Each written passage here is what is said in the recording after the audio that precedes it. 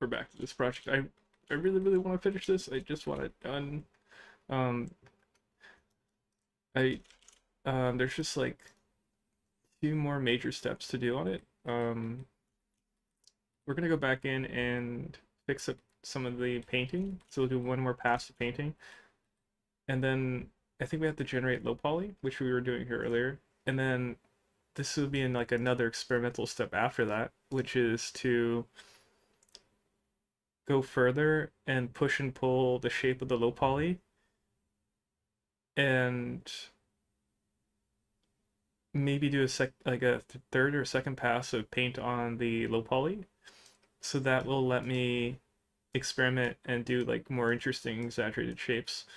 But the sign, I think its purpose is to be very straight, orderly.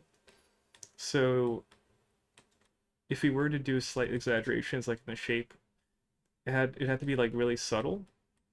And also like the more I stylize it, the less it would conform to a universal style.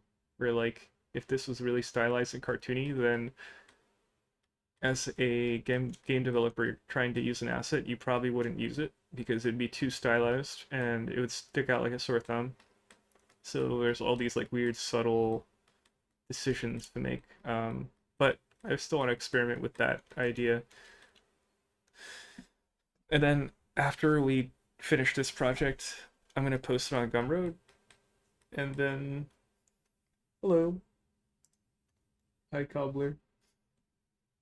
And then after this is posted, then I was gonna move on to something else, and then I think you could do something more sexy in terms of like what the project is. It's like, for example, like if a female face is much more attractive and sexy to work on versus like a trash can or like a sign. Um, but kind of forgot what I was doing. We'd have to, I guess I'd open 3D Coat.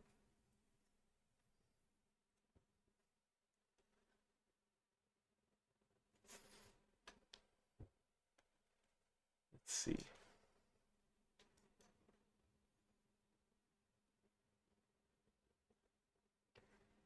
Let's see if I could tab over. Does it work? Okay.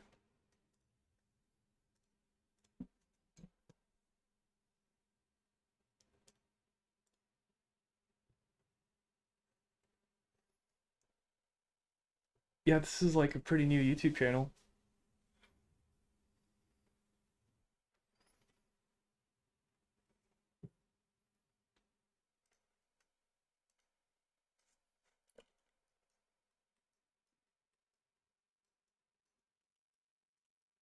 Oh, we saw this piece there. I'm gonna lower the music I have. It'll be an interesting test to reload the model and see if anything breaks. And I'm gonna save out a new version, and then I'll replace the model and see. I think I can easily replace it, but I think I have to like merge all the colors down, I think, or like re-import the colors. So I'm gonna replace this model without a sticker. We ended up deciding not to do the sticker.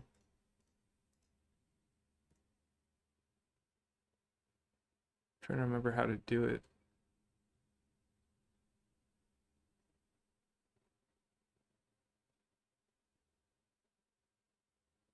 One of the downsides to like re-uploading the model and like merging all the layers is you lose the layer control.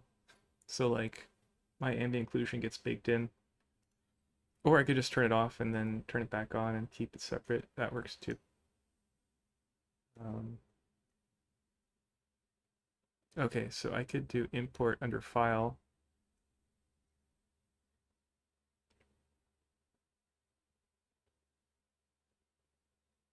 There's two options. I could import like a new model, import per pixel painting, or I could do import Where is it? I swear there was a second option. I'll just do this one. Import model per pixel painting.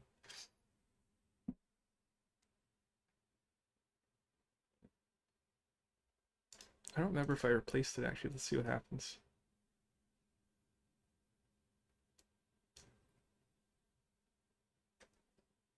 If nothing changes, then I think I have to export the model again from Blender. Oh, thanks. Thanks for being the first subscriber. Okay. Several UVs. See if that broke anything. Oh wow, it brought materials in. Hmm. Oh, it's overlapping. It's like it's Z fighting and flickering. Interesting.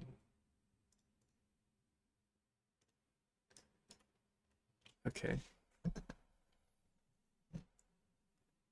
There was a way to do it.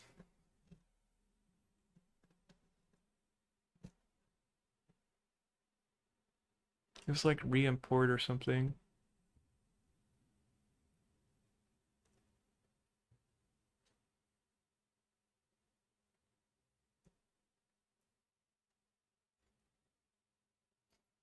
I have like a long-term project planned to work on, which would be really fun, which is like a demon succubus character. And I'm gonna try to build it from scratch. And it's gonna be kind of it'll have like multiple steps like the sculpting and then the texture painting and then like rigging and animation, but I just know there's gonna be like at least three like stuck in the mud points where it's like I should move on but I can't, or I'll like how do I solve this issue? But it'll be interesting to see how it goes. Um, oh, okay, import to replace geometry only. That was the option. So it's under File, Import, Import to replace geometry. So I'm gonna restart this one because I brought in a second copy. Yeah, I made the sign. I actually streamed making it from scratch. I think it's in some of the older videos.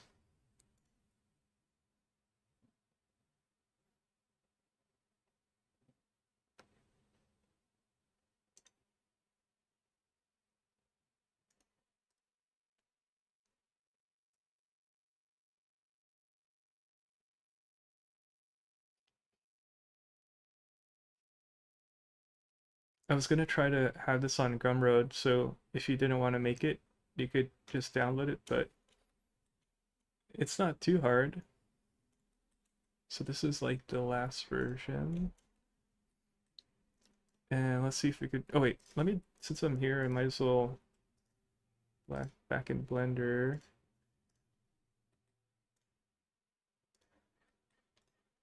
Is it frozen? Oh yeah, it's frozen. Okay. I'm gonna hide the lights for now.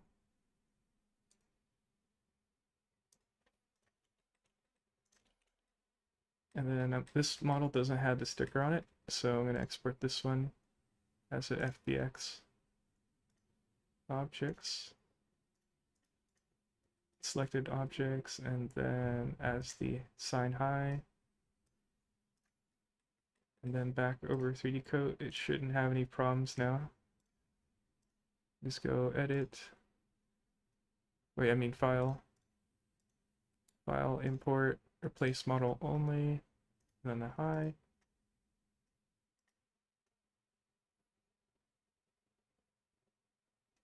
Um, oh, that's not good. It was probably in the import settings. I've been using Blender for I think a little over a year now,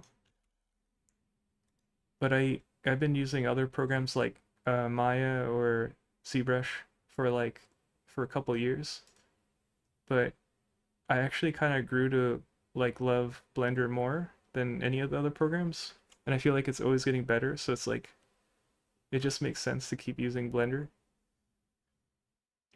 Let me try this again. I think something was wrong.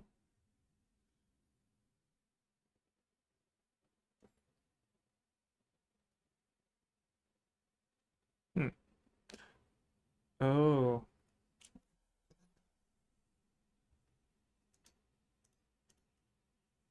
Hmm. This is weird. Why doesn't this work? I did it before, and the other project was like immensely more complex. It had like 12 separate parts, and then this one's just like three.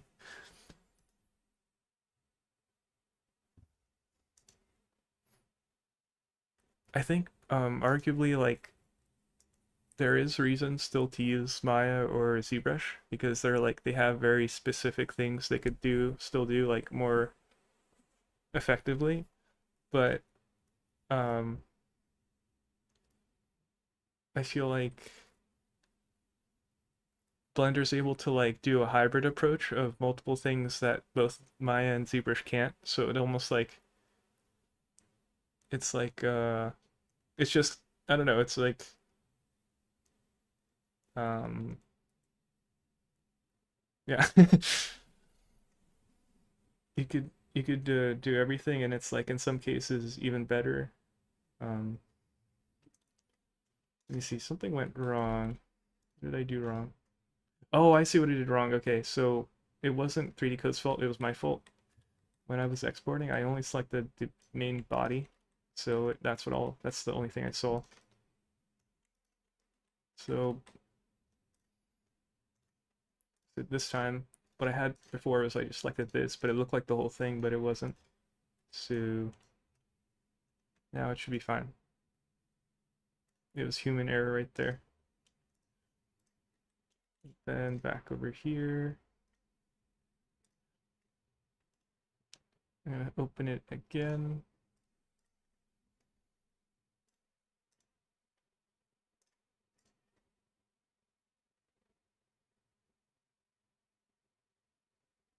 Oh, you're learning Octane.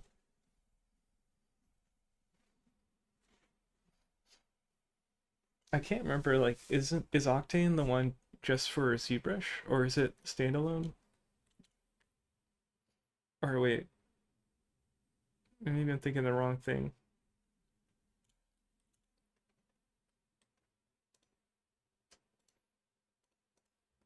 There's a couple of them that sound kind of similar. Place geometry. So this time it should import correctly, but the problem is the textures won't work. So I just have to like re-import the textures. Yeah, so the model's there. And the like associated textures are like not placed correctly, I think. Just want to see what this looks like. Yeah, so this is only showing it's like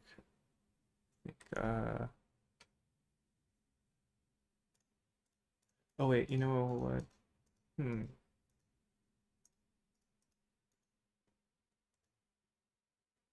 Has these.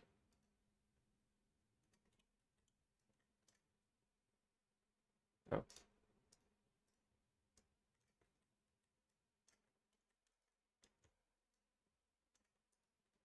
trying to remember. Okay, so if I go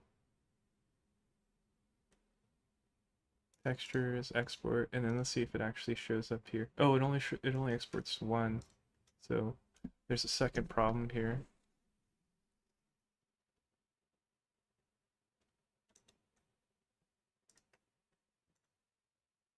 It's only like bringing in one material.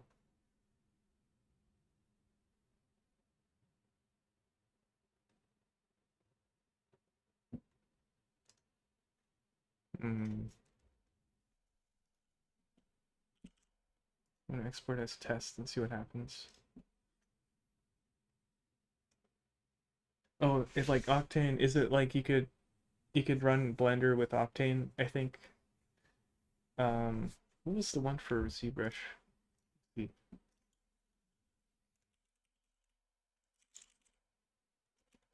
Was it Octane?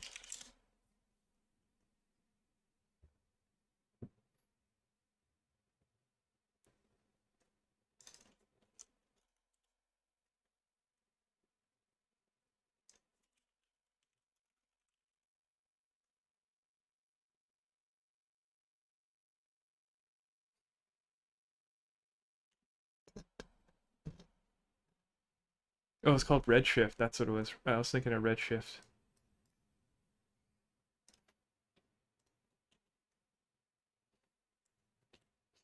I think like I kind of dipped my toe into trying a plugin render for Blender called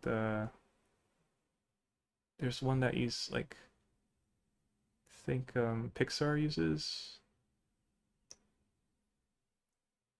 but what kind of like maybe not want to try it was like the shader setup was completely different where it's not like a metallic color and roughness. Instead, it's like different parameters, and it was like, oh god, I had to like reconnect and like learn how to do this, and then I think also another part of it was like I think there was more and more like um, there's gonna be like support for what was that? It's like a really good one that Maya uses, I think. Um, what was the one that Maya?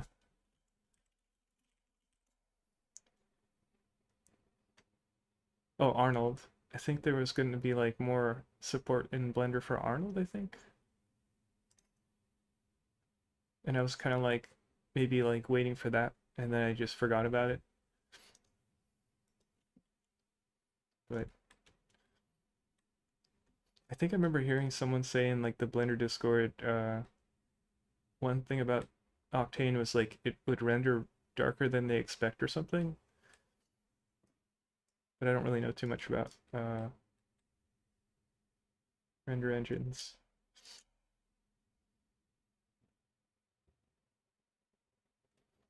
Oh yeah. So I guess once you pass that first threshold of like learning how to set it up, then everything works out better. With the Octane setup, do you have to kind of like is it not real time or is it also real time kind of like meteor cycles? I can't. I'm not sure. Let me see. Let me try this again. I think the model's probably fine this time. I have to like change the import settings, so I'm gonna try that really quick. Like slowly, like piece by piece, I'm trying to like get this to work and then it'll be easier next time. Port, replace geometry, select that guy, and then here I have to do something.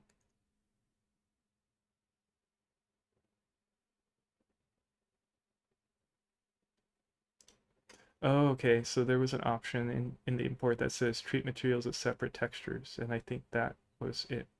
So now I won't import the model with just one texture. Oh yeah, that's it. Yeah, V-Ray. All right, cool. I think it worked. Um, Finally. So there was like two steps in that whole system process. Let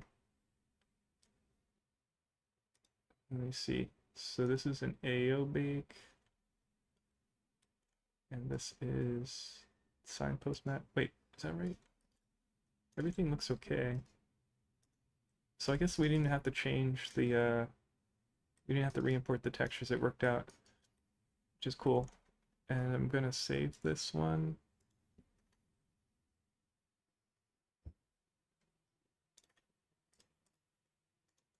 I think another part of it too is like when I was exploring the different like render engines, I kind of felt like a more and more of a pull towards like trying to go more stylized and like just doing like hand painted color.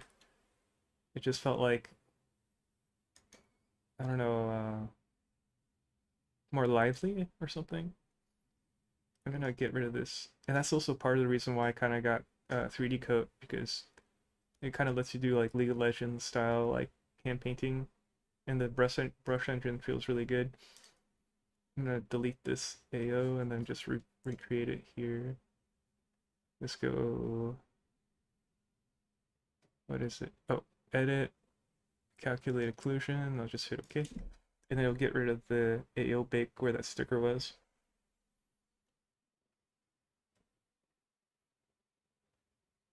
Yeah, there's no more sticker shadow there. You can see before and after.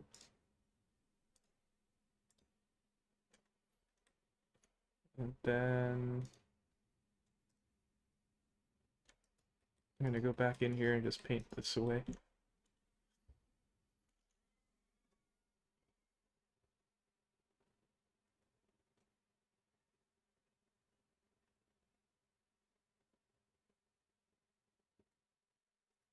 Oh, okay.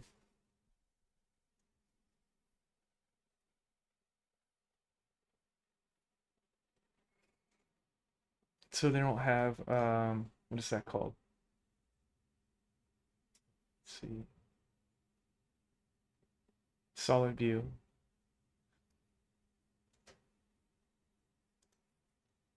I actually really like solid view for like sculpting though, but um,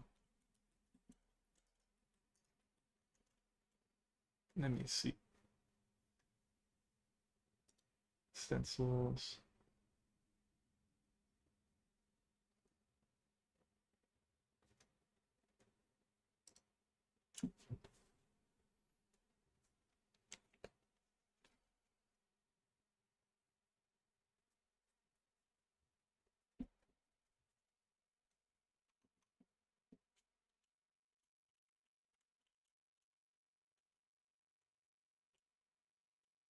Wait, is that right? Yeah, I think it's okay. I forget. I have to like memorize the hotkeys again. Uh, oh, C is color graph.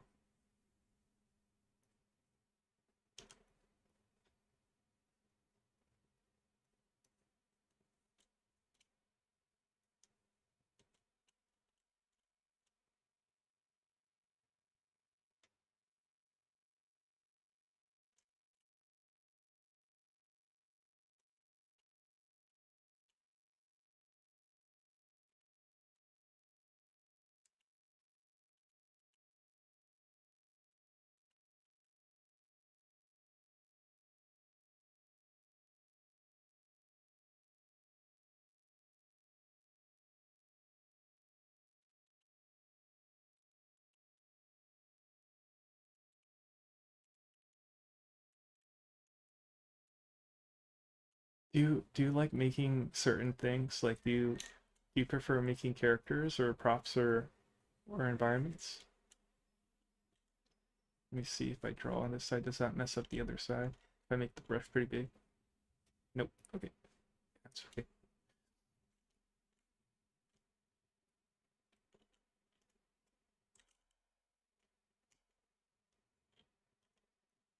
Hmm. Let's see.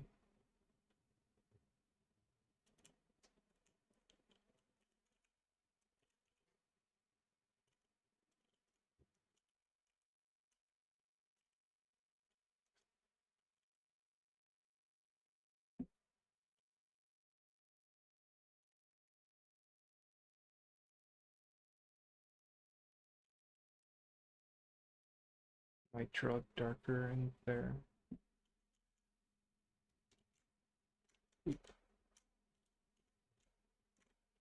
Hmm.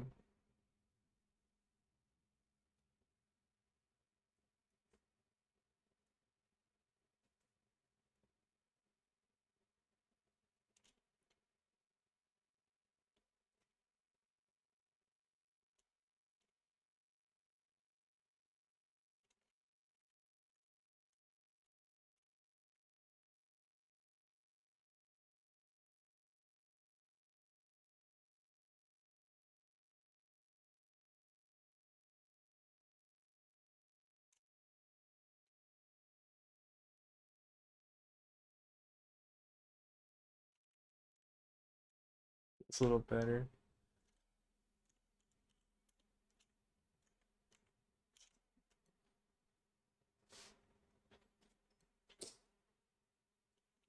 Oh, that's cool. Like making props and stuff.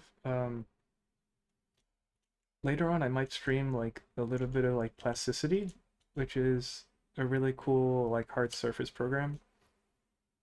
It kind of does like a hybrid of like CAD, and it almost feels like Blender, but it's like really really good at making like rounded edges, and you can like mesh together different shapes. You can like grab an edge and bevel it, and it's like it's almost like it's been boolean together, but it's like it's done mathematically, so it's really smooth. And then later you just export it, and it'll triangulate it into a model, and then you could use it in Blender.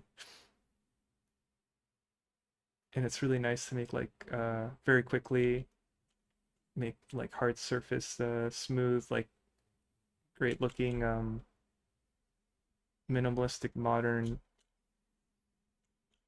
uh, drinkware or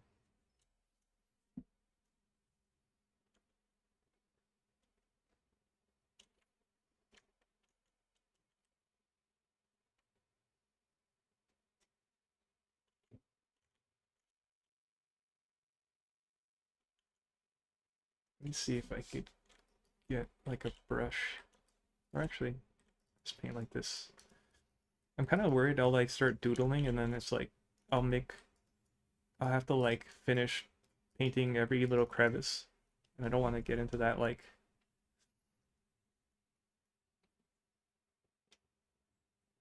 just hand paint the whole thing. Right now I'm using like a 3D mouse, and I feel like it feels really good in 3D coat. And also like sculpting, sometimes like when I'm trying to get a very specific shape, I'll just get that exact angle.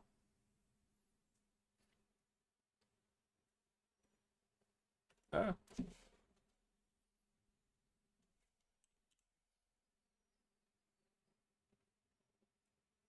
I think I forgot to paint one of these little divot things on the bottom, so I'll just do that in a sec. I'm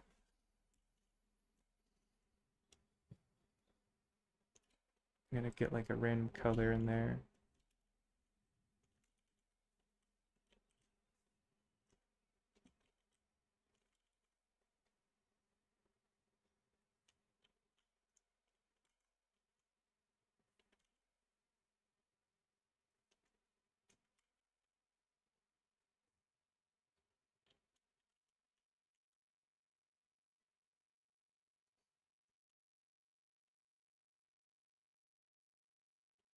Yeah.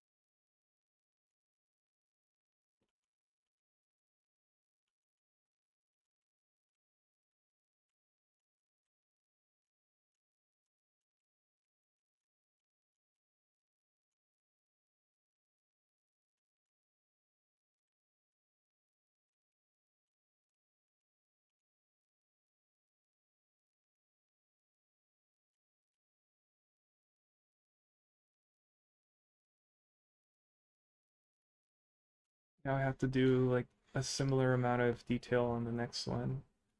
And it's like, oh no, I set a bar.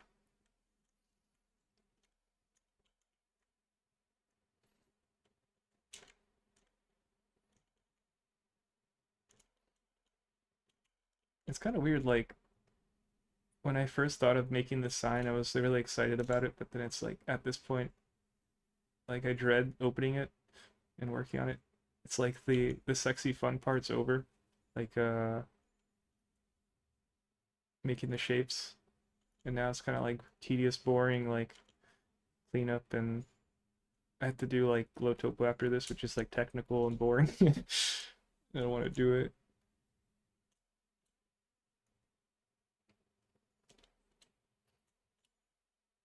But what's kind of cool is like when you stream, it's like, well, I gotta finish like I need to finish like the whole series and like see it come to like a conclusion. So it's like motivation too.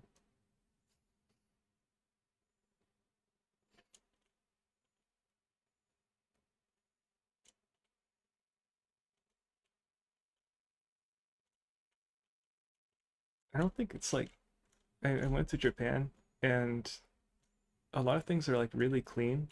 So like it's kind of I feel like it can't make it too dirty because I feel like it's gonna be like post-apocalyptic where like everything's rusted and no one's taking care of it.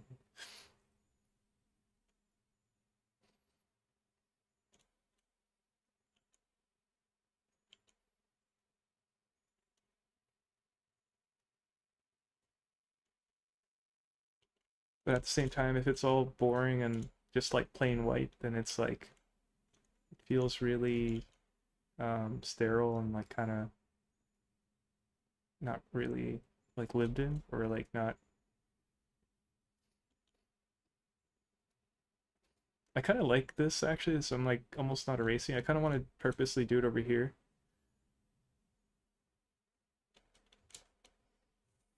I kind of want to experiment and mess around a little bit. I want to see what if I grab another random texture on Pinterest here.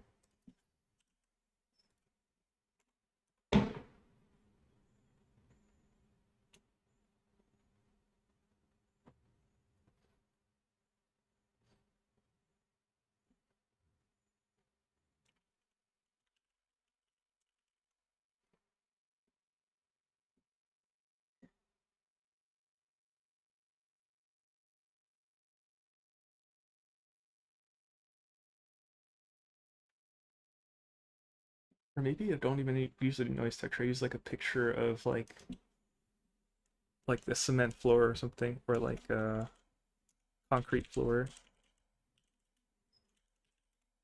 And I don't mind if it has perspective. It could just I could just use part of it,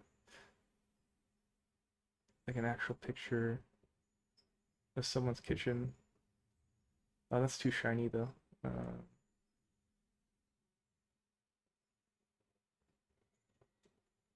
Just like just introduce like randomness to it.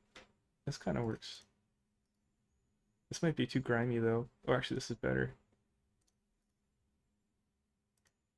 I'm gonna save it to download.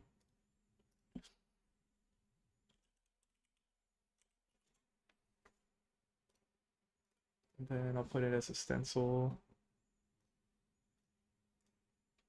This. And now I have this concrete wall thing. Can make it super low res. And now the brush looks more interesting. Maybe I can like just temporarily make it more exaggerated. Let's see.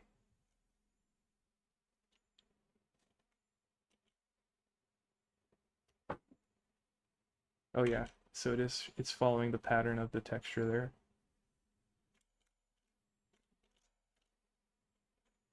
It kind of is like seizure inducing, where like every time I move the camera it brings it back. So that's a little distracting.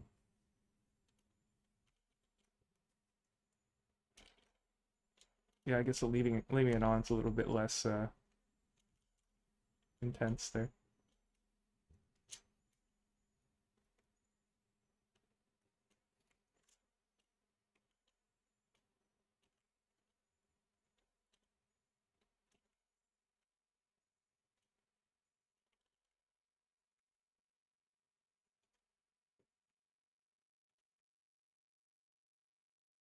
I was watching what's it called on Netflix. There's that Love, Death, and Robots, and there's like a newer episode where it's really cute, where it's like this sci-fi chick, and she has like this like cute alien teddy bear, uh, or like what is that called? It's like is like that cute looking fish lizard, a xylo or something, xylitol, exoltol looking lizard alien, and there was like this. It literally only happened for like 2 seconds where there was like this bus shot, and you could see like her like around her clavicle, and you could see her skin texture, and it was like you could just tell like it was like that texture of the skin, like the bumps were too big for like where that was, and it just really like made me like not happy. Like they just painted that generic skin bump that's like it was really bumpy. It would have matched maybe it would match like I'm trying to think where like around your between your thumb and your like pointing finger, like all those wrinkles, like maybe there where it's more Xy, like it's like has X shape. But that was like kind of on her chest area, and like it was like notably different. But then it's just kind of being picky, or like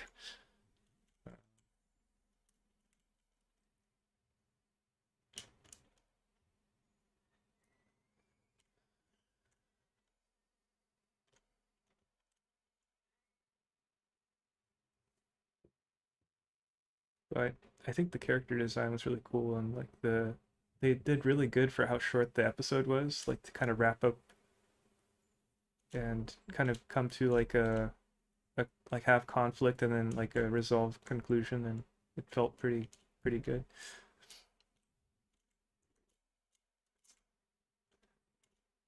It wasn't really like a scar. It was like it's kind of like when you get goosebumps on your arm and then your skin like prickles up and you have like those little bumps, and it was kind of notably bumpy on her like around her chest, like where her clavicle is, where it's supposed to be really flat, and you don't really see that happening in the skin there. And it just happened for like 2 seconds. I'm like, oh no.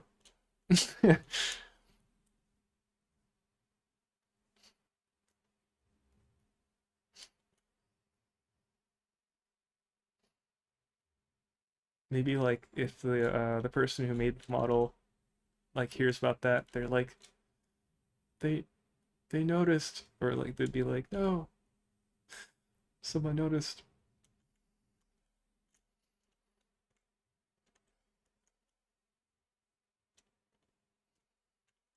I think I want to try like maybe a blotchy thing. Like try to find like a blotchy oily texture, like a oil can or oily can. Let's see if that comes up.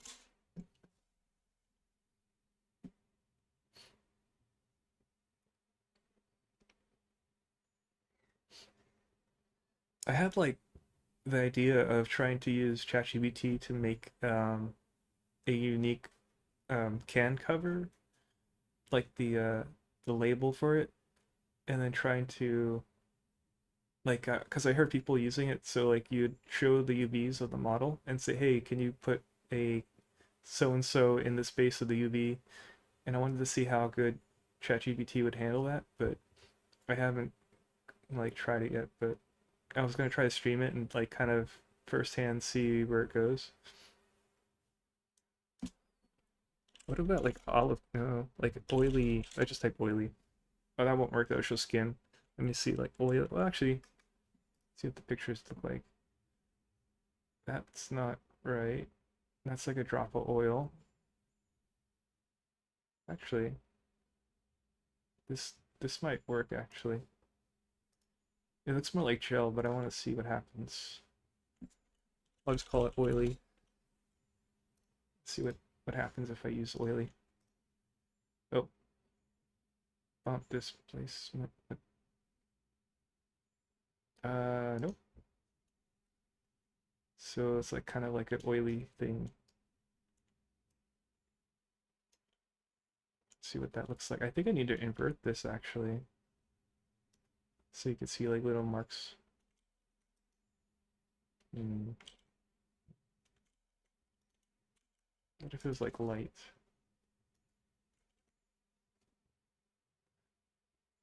Can I flip it?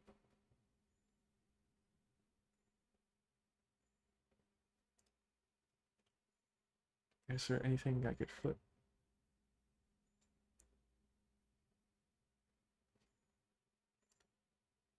Oh, I could do like a negative or something probably. Negative lightness? No. Oh, what happened? It's gone.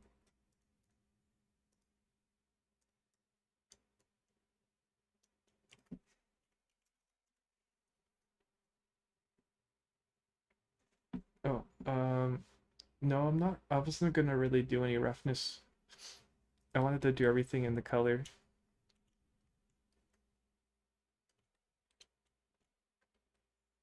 Oh, what's this? Oh, that's opacity. Shift middle mouse is controlling that. I set it up so that my E and R also change it, so I don't have to like hold that button.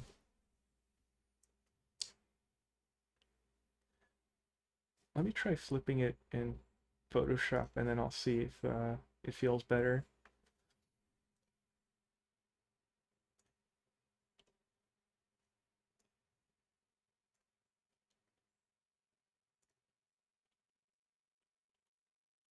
And then it's not too big of a deal if like this doesn't work. It's just kind of to add like noise, so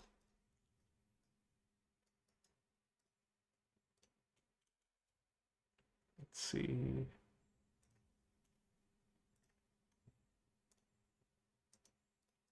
I'm gonna call it oily 2.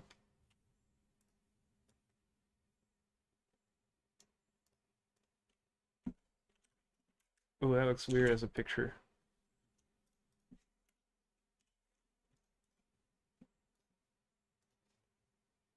And then I'm just gonna go import. Is that doing what I want? Let's see. I'm gonna make it really exaggerated. Yeah, I think, yeah, that's what I wanted. So basically all the black areas get ignored and now the whiter outline gets put in. So you get this weird bubbly,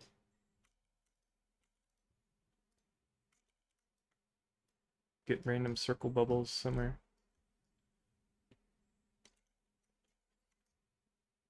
Oh, I forgot about this menu. There's like one of these buttons that I feel like intuitively should be flipped. I think it was like there's something like what is it? So this magnifying glass, I can't remember what it was. It's like it felt like it didn't make sense, but it works. But so that pans or that rotates. What was it?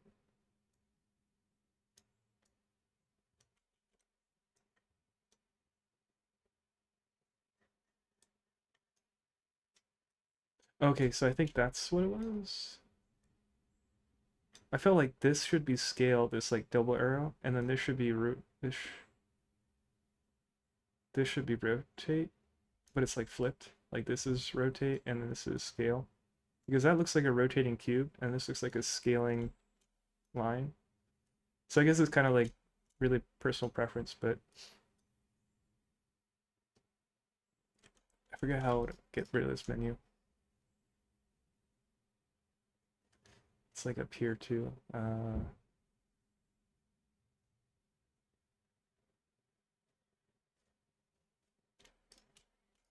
did I summon it?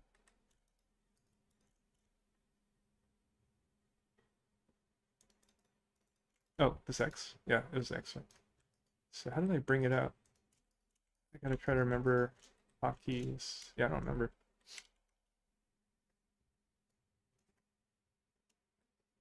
Just kind of going on these really random tangents. Okay.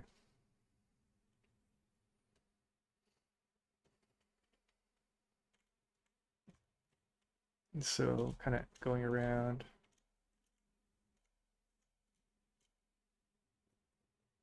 I'm just gonna add some like random shapes here and there.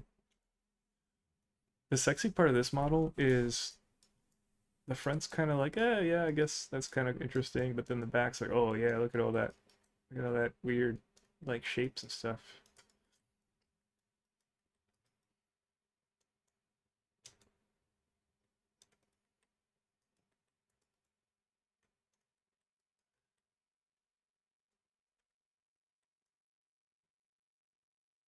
Oh yeah, yeah, the dots, the the little icons are really tiny. I think that little icon basically summarizes these, so like you could do everything here. I don't even remember how to open it. Is it? Oh, it's that little button. It's this green button. That's what it was. I think. No, it wasn't. Wasn't it? trying to click it. Oh yeah, it is. So control right clicking it opens the menu, and then you could move the, I think it's this stuff. Yeah, it's the same thing as this. So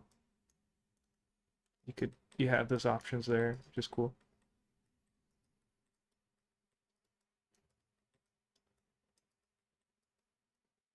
I feel like this doesn't look metal enough, but we could probably like, I really kind of don't want it because then I have to do it for each one, but like you could do, I'll go back to like concrete and then go with like lighter tones on and just kind of do like almost like a cavity map thing. Maybe I should get rid of the, undo, hide the stencil for now, and then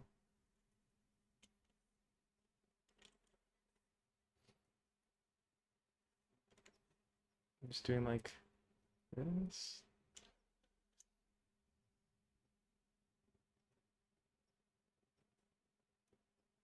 Maybe you could just do the top to see how it feels.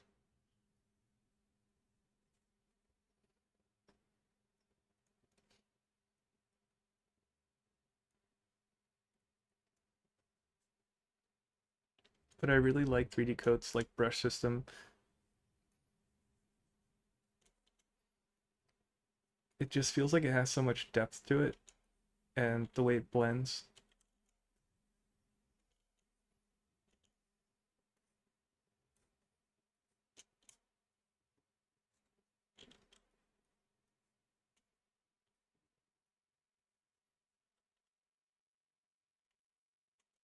That's really dark.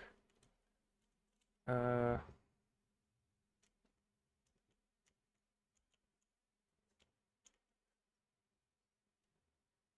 could also do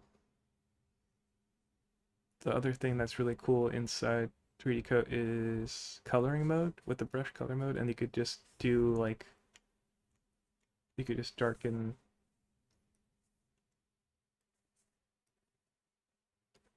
Oh, that's too strong.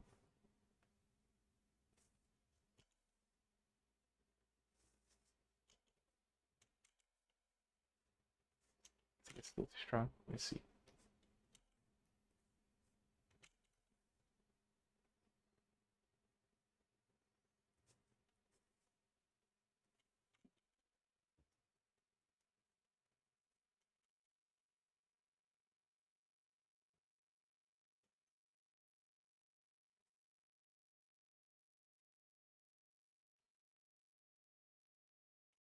You just go like 2% on the opacity, but you can build like complexity in the color by like using this brush. So like, uh, just like slowly shift the colors.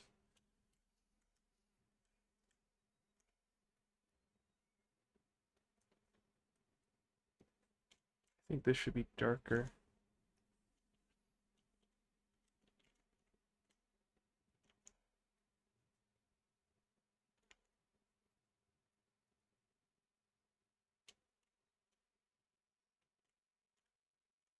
I could probably just do a model fill that might be better, or like masking fill.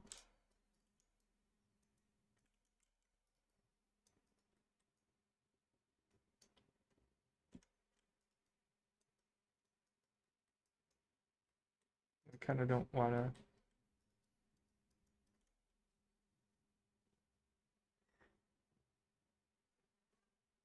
look at the brushes. What if I, what if I make the concrete brush as well? See what that looks like. Oh, it's like a nice square brush. And then just like make it so it goes the same direction as the stroke.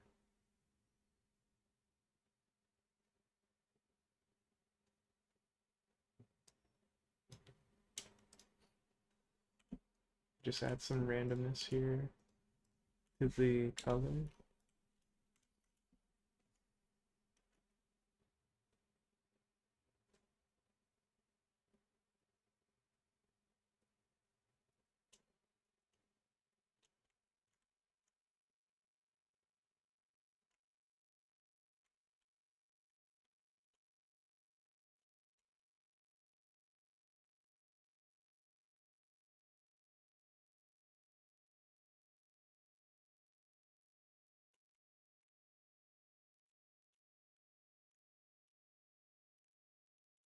Let's save.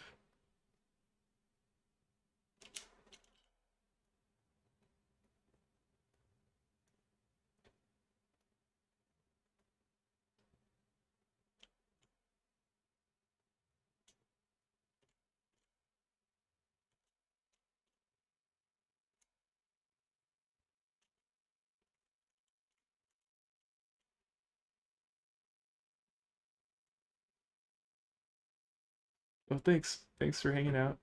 Have a good one.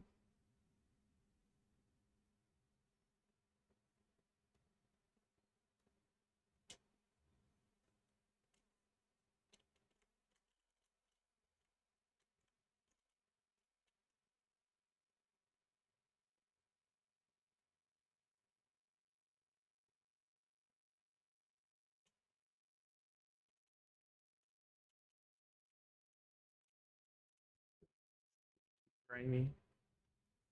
Let's get back to the circle brush.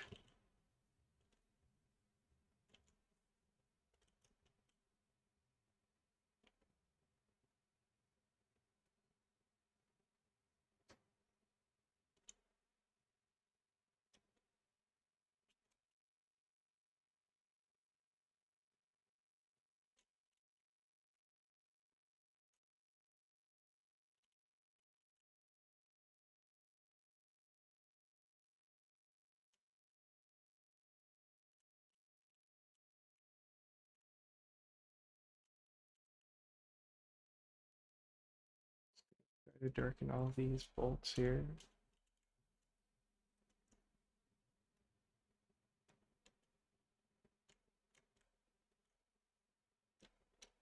So there's a bit more visual contrast there. I might purposely darken the inside of these areas.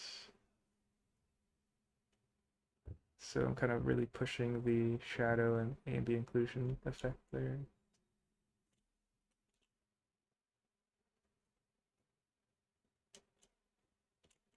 This one has like no space between it. I'll just draw right there.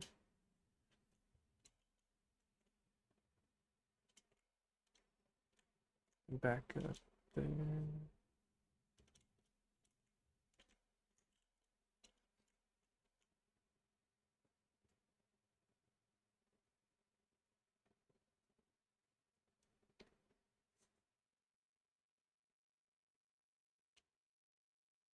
A part of me is thinking like maybe I did too much noise and I could just do like a overall color fill to like blend everything together, but I'm not too sure.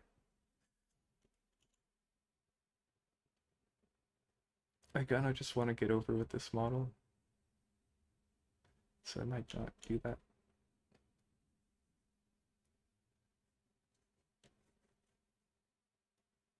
It's kind of drawing back there.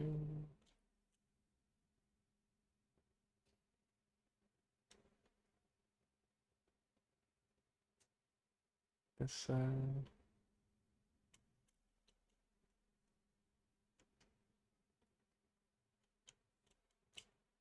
I might draw a little bit on these. Go with a pretty low opacity, like 40.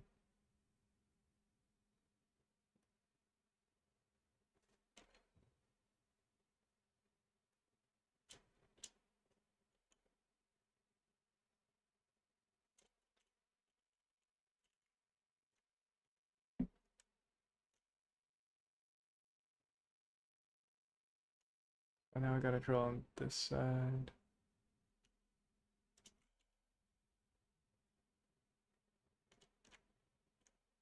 Okay.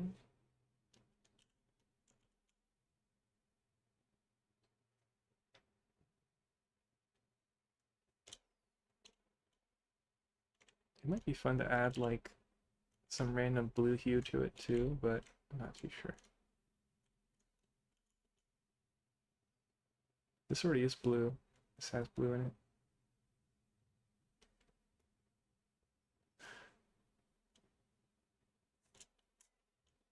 That last one over there. Just help add some more interest there.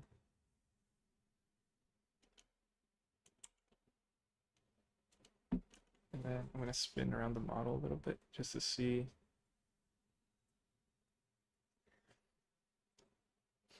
I kind of feel like I should make this color more similar to the white.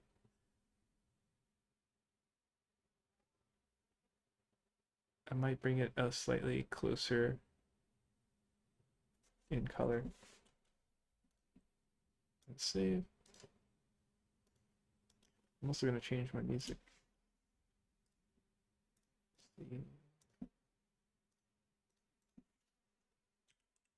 I'm going to listen to the Inception soundtrack.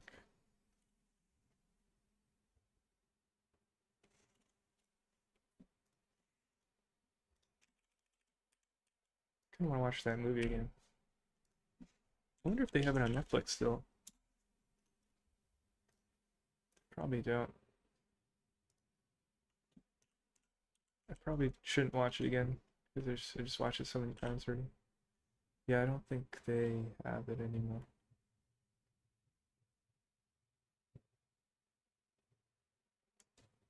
Yeah, well.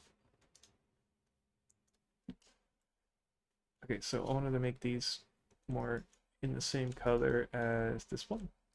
So we'll use the masking approach. Magic wand. Let's see. Let's save. And we're going to start selecting these guys. Oh.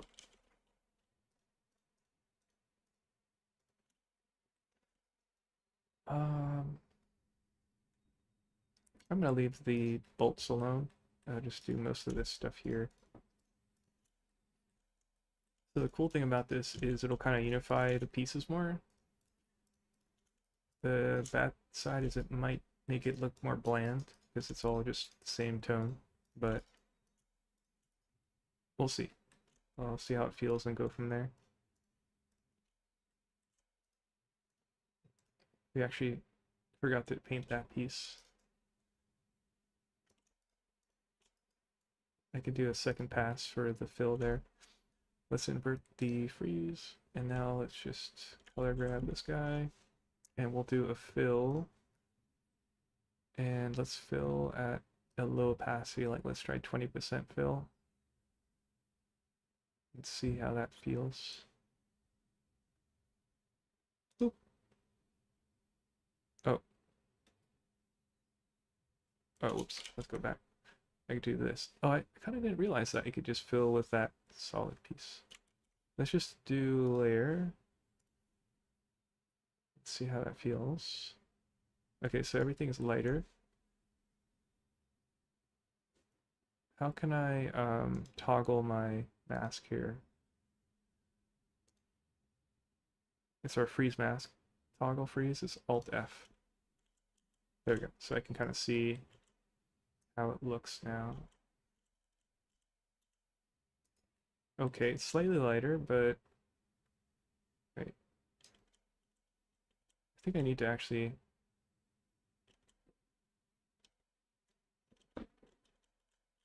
Wait, let me see. What options are there? So we can show hide it. Control F. What's the other option? Can we unfreeze? Let's see. Freeze. Show hide is Control F. Toggle freeze. Unfreeze all. Okay, so Control D unfreezes. So Control F hides it. There you go. So we made it 20% lighter. That honestly feels better already. And maybe we're kind of going through the realm of diminishing returns where, you know, making these subtle changes and like painting little crevice cracks is like not really notable. I'm gonna say I'm happy with this. And let's do Control D to get rid of the mask and go back to brush, and I'll save this. Let me open my where is this? Where are you?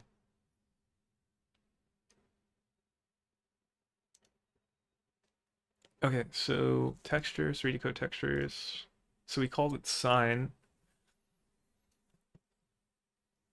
I could replace these by just calling it sign again.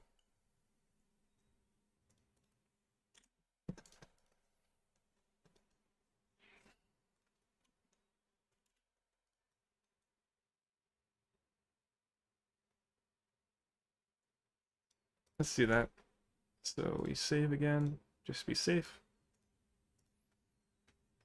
And then go to textures, export textures, albedo, and I'll do all save textures, okay. And I'll call it sign. Video textures in here, I'll call it sign. Let's see if it asks me to replace it. Should. Okay, it didn't. It probably just did it. Let me see. Oh yeah, it did. It just did it. So let's just save what we did. We'll jump back over to Blender.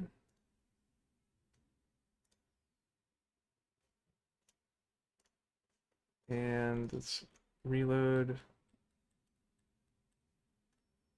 the textures. Unless it already reloaded it. Let's see. Oh, I forgot what I did in here. Okay, so we loaded up the AO. And this one is the color texture. Let's see if it might have replaced them for me. Maybe not. This one was 1, 2, 3, 4. I think this is 4. Let's do the main one because it's the most notable probably. Let's see if that. So click on this guy. 3D code textures, sign, post, map. Oh yeah, so we have to manually update it. I saw the change happen right there. It's interesting that I didn't notice this in 3D code, but I noticed it here. I feel like that's too extreme. The cool thing is we can now, since we have everything set up, we can easily go back and forth. So I feel like that's too extreme. So I'm purposely going to go back now to 3D code. 3D code, where are you? There you go. I might move this up here. Yeah. So back here, this was too extreme. We can also preview this in flat color mode.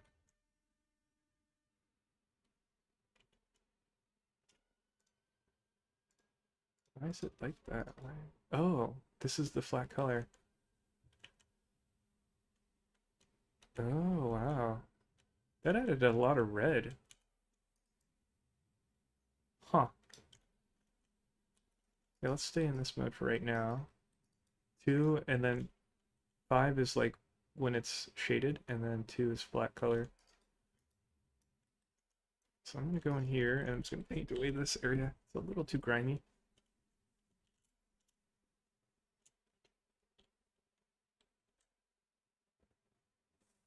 Let's try to get a grimy brush and then paint the grime away.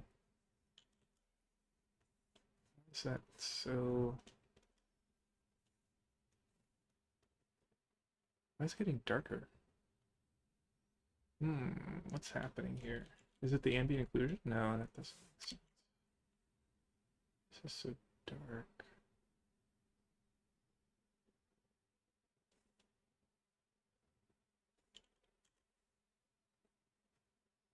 Oh, you know what it is? It's the texture itself. The texture of the brush. That's what it was.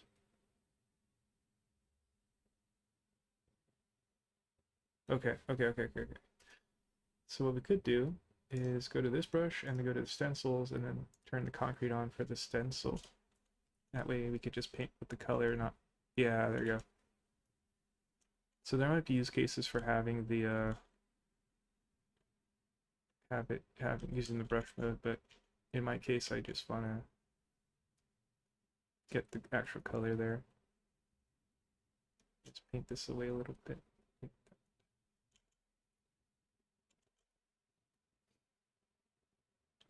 Yeah. I might paint like this.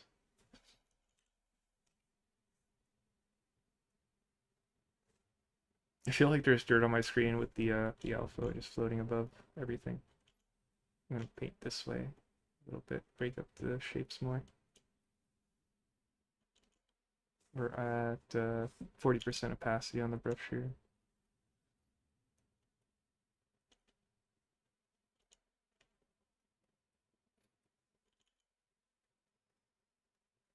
There's something like really peaceful about like brush like painting.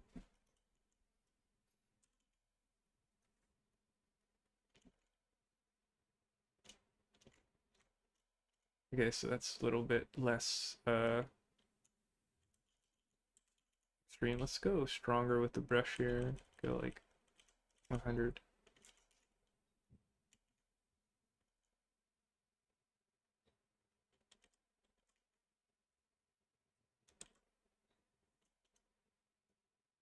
Let's maybe make this area a bit more darker.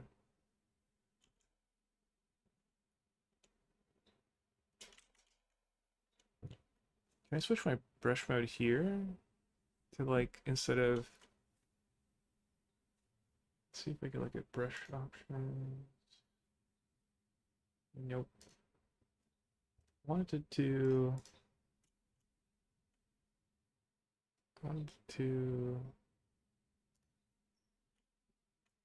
see what that does. Okay. Why is so much color going through there? That's interesting. Oh, it's red. Why is it red? Oh. Huh. Let's see. I feel like that's too much red though. Let's see. Let's go blue. Let's see how that feels if I do that. We can also maybe color this one while we're here. Let's fill. Let's color grab. Fill. I'm just spamming 20% fill on that. Bring that up. There you go.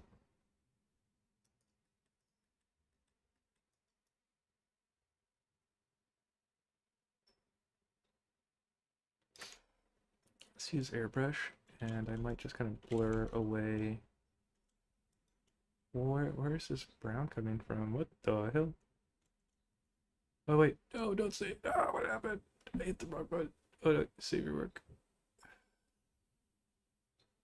Oh my god, I hit Control X and it crashed it. That's not good. Maybe it's because I spammed? No, I think I hit Control S, that's why.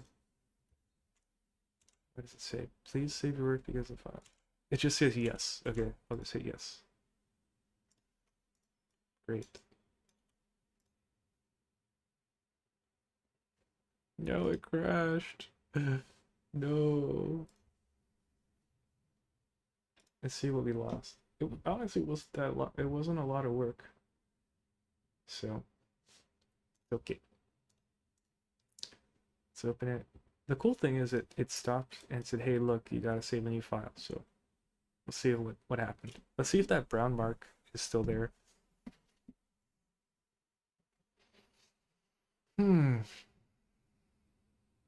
Oh wow, the brown mark is there. So it saved up to the very last stroke until I crashed it with Control X. Okay. I have to give a golf clap to 3D Coat for saving the file. The downside is I don't think we can undo that. We have to paint that out, which is okay. It's like, whatever. See how it looks here.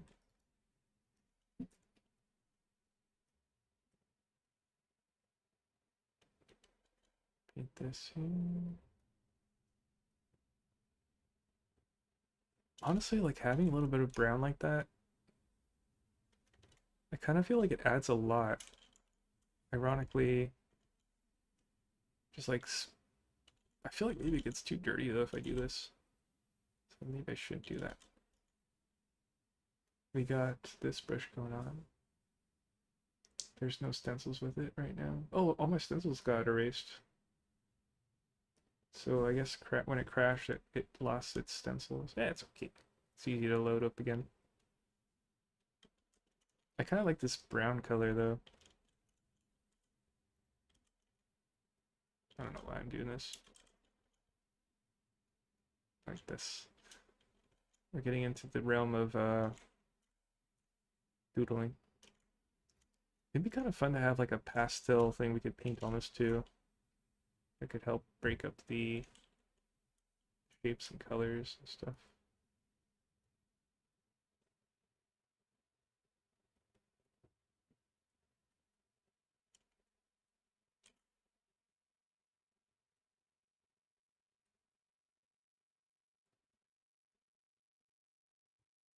Something like this.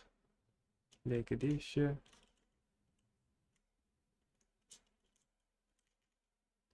I'm getting into the zone, like kind of listen to Hans Zimmer's music here.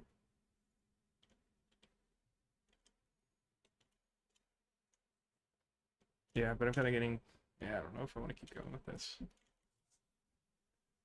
Okay, because we can go in there, we could do more of these highlights. Kind of want to do it. Do like these upper highlights. The problem though is like if I start getting more and more into these highlights, it kind of dictates what's happening with the colors, and it might not match with the person's light setup. So it's like, where is this blue coming from? But if you have like a blue sky, then it kind of works. But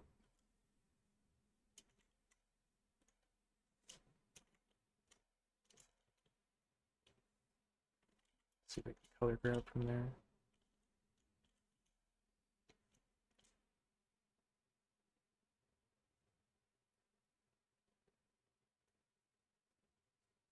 Maybe put some up there, right here.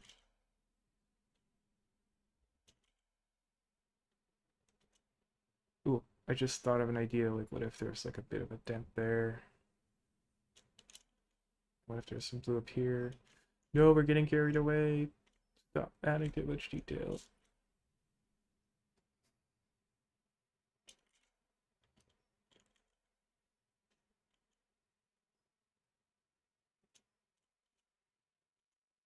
And then what I could do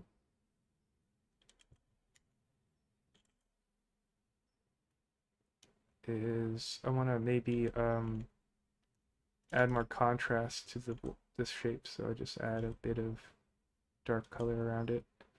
And now that light color next to the dark color creates that like high contrast pop.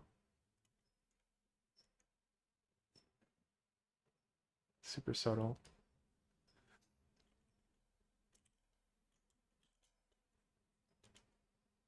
Let's add more here.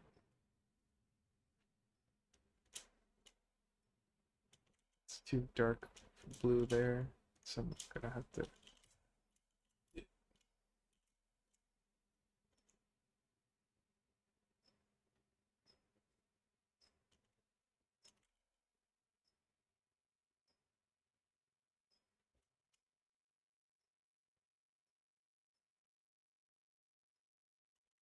Yes.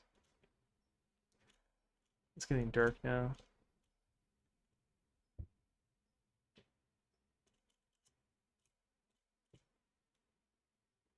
I like this kind of shape that's happening there.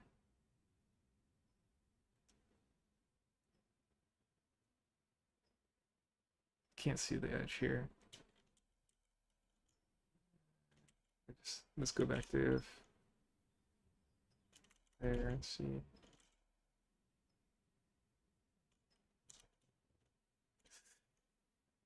Okay, so can maybe make the bottom one a bit more dark, dirty.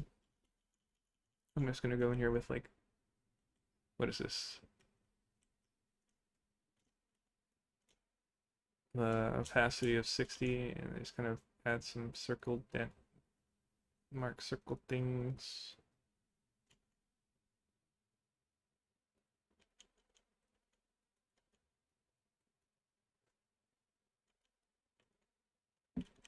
Go back to shaded view and kind of add it to the edge there.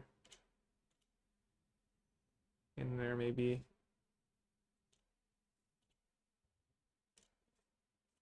Maybe like dust settles in there and catches.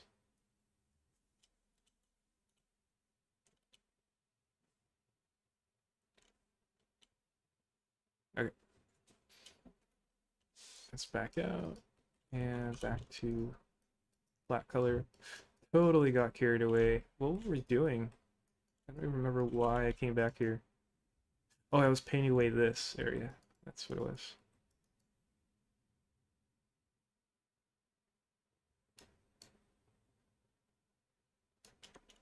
Anyways, let's hit save again. Actually, you know what?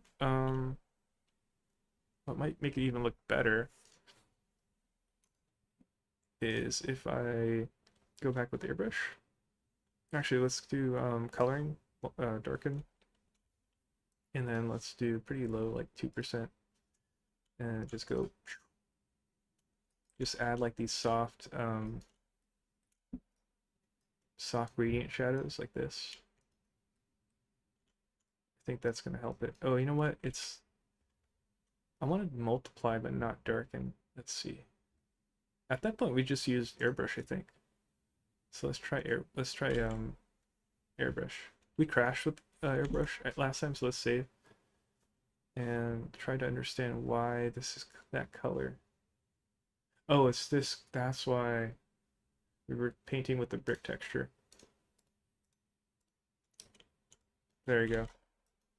That's why. Let's experiment with the brush here. Let's go really weak. Let's go like 30% or 40%. Let's see. Get rid of the color. Let's go with the weaker brush. Yeah, like that. That feels like maybe too grainy. Hmm, maybe it works actually. So we're just adding this like really soft, like overcast shadow effect. I'm using my mouse right now. We're just like really pushing what ambient occlusion would do. And we're in flat color mode, so we're really able to kind of see where we could support in color. And this is more of like a broad stroke approach, so it's a bit more quicker, I guess. Let's see, maybe something there. Paint in there.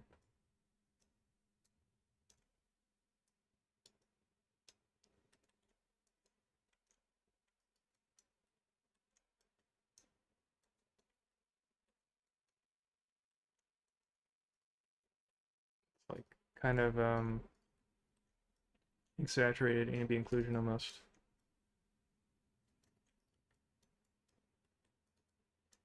Paint on the inside there.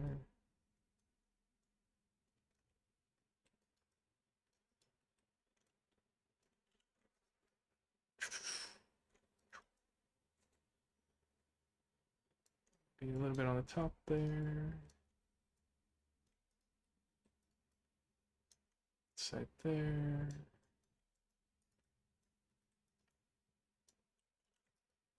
Maybe down here. I kind of like this brush a lot. What is this? Oh, it's a fabric.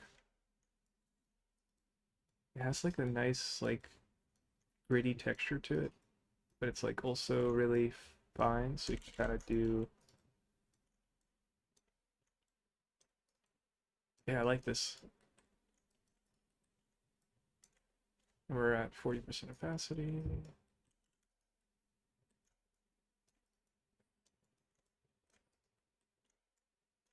Yeah. It really does feel like an airbrush where you like stick it in a cavity and you're like,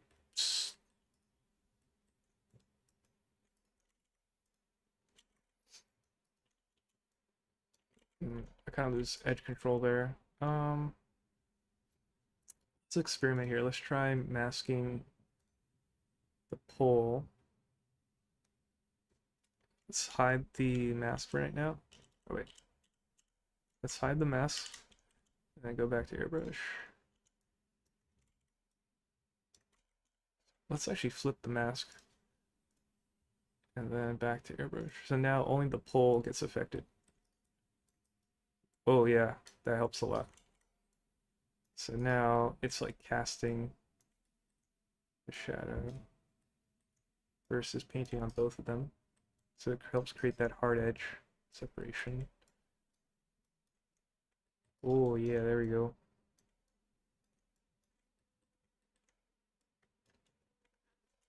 Okay.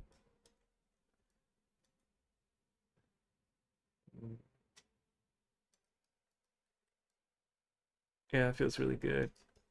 Um, we could do this somewhere else here. Where else could we do this? I could do it here.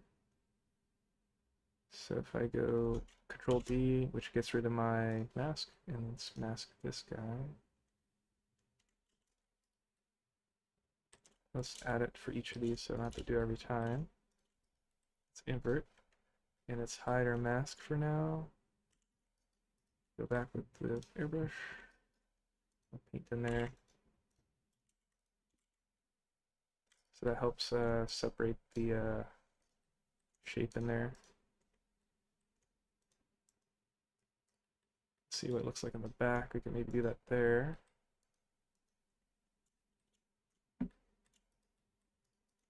There. Oops. Right there.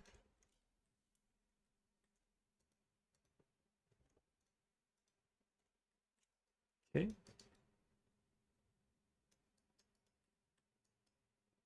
Yeah. Kind of grimy. I kind of like it. Um,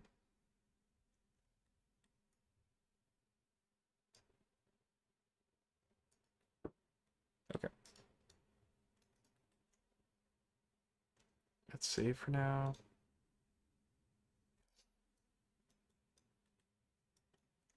Let's re-export the textures, export a beetle map, and I'll do all textures. Okay. We'll replace it as sign. Save. Back to Blender. Blender. And then we just go back to this guy and open it again. There we go. I'll save, and then let's replace these as well. This is support 1. This is support 2. This is support 3. The other one's fine. We don't have to change anything. It's just the bake out from Marmoset we did earlier. Like 2 streams ago or a stream ago, I don't remember.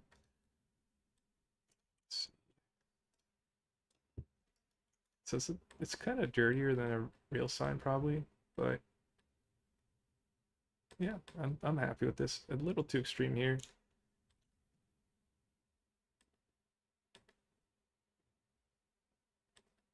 Yeah, it kind of gives a character though. So I'm gonna leave it. I kind of like this effect that happened. I think we painted that purposely, like a long time ago, but it kind of like it got layered up. Kind of looks like a drip. So I'm done with this one. We didn't really paint on this part, but it's okay. So the texture side is done. Let's just tuck that away. We're not doing that anymore. Let's save a new version of this because we're gonna start doing more topology stuff.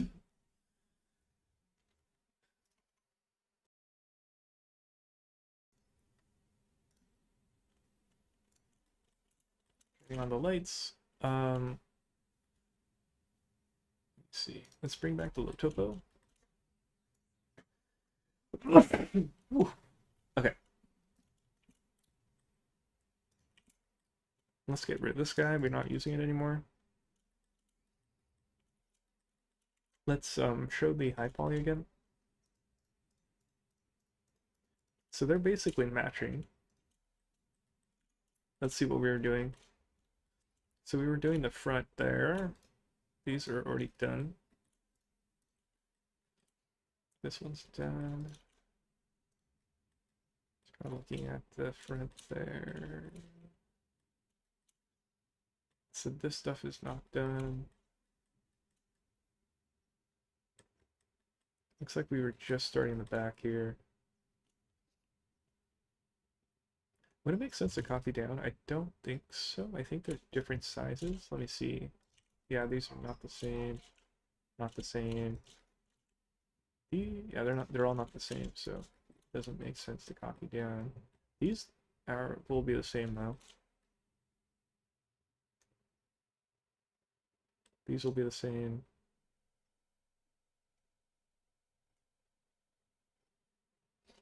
There's a couple of different levels of low topo I could do.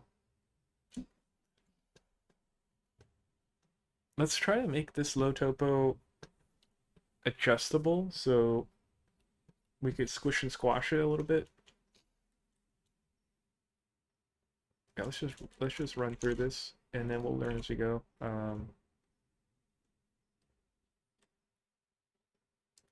What are these parts looking like that we already did? That we did so far. 2K. 2K. That's kind of high. Yeah. I mean, these are cylinders though. Yeah. This part could be simplified down to like a plane. 2K so far, and this would probably double it even more, so it's like 4K. 4K for a sign's pretty high, I think.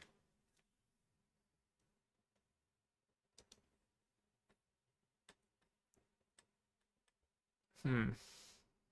Let's just go with it. Let's see what happens.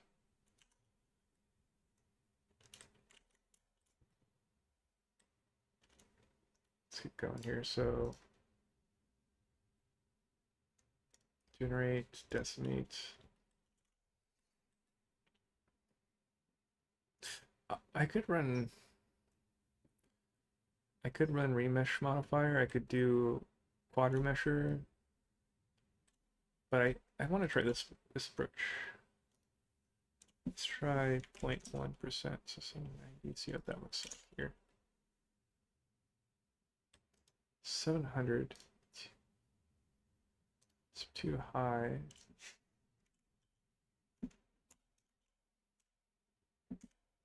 See what that is now. 400.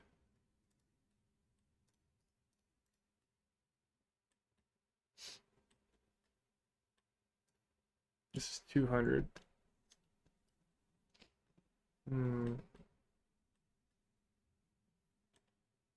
It's really high.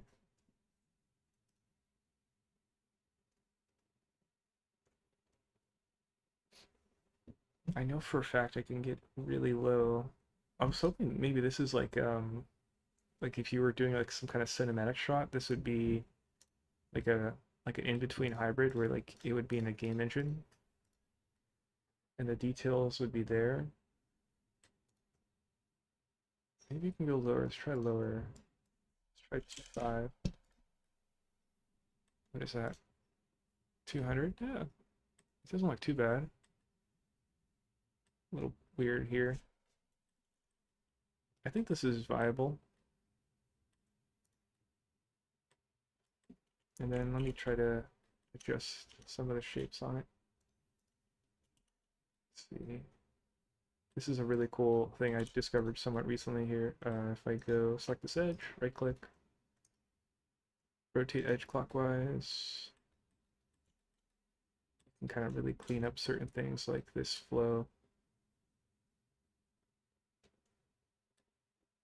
Trying to see where else I could do this. Like right here. I just did Shift R to repeat it. What else? What else? Looking for other spots here. This is weird. Where else? Something's a little weird here. Let's see what happens if we do this. You know? This one. Yeah, it feels a little better. Yeah. Okay. And then we could maybe even go further and control select this edge and go this way and then go sharp, mark sharp. So that kind of helps a bit with the shading of the low topo. Let's go. Where's it? Rotate.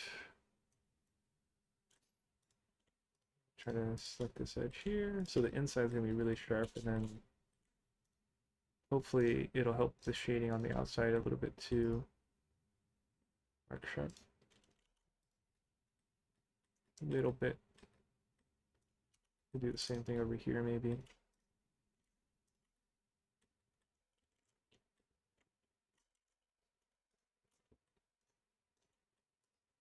Mark sharp. Yeah. And then we could also maybe do this. If I go L and then flip, hide, H. Oh, it's already deleted. I was gonna delete the faces in there, but it's already gone. Okay, never mind. It still has like this dark edge. I kind of don't like that.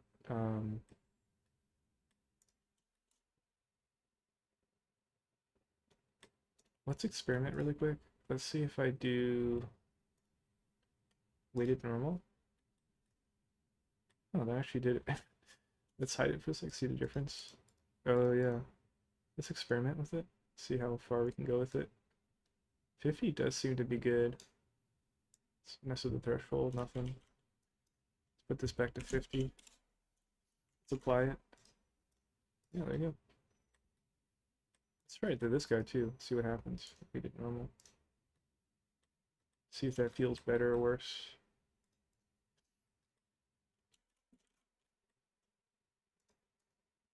Oh yeah, it does feel better. Okay. Yeah, I hoped it. I'll apply that. Yeah.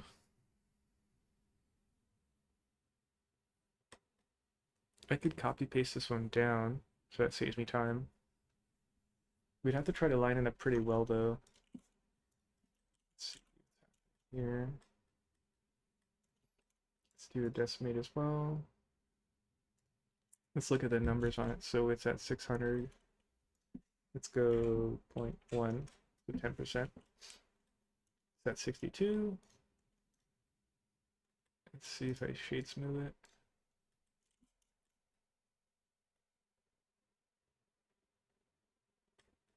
I mean, for the size, 60 is not, I mean, yeah. Let's go a little bit higher just to see what it does. It feels good at 20.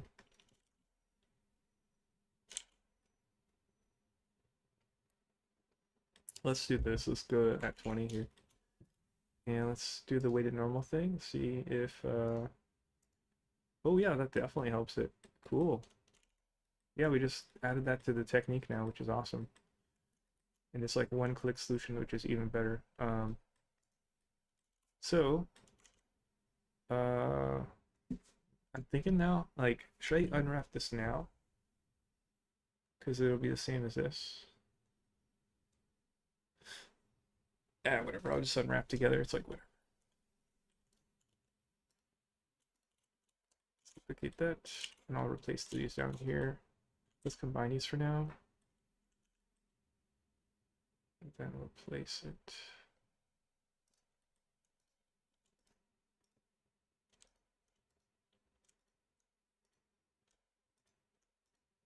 Trying to get this piece. Where are you?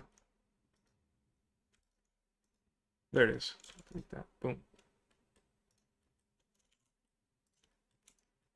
Save.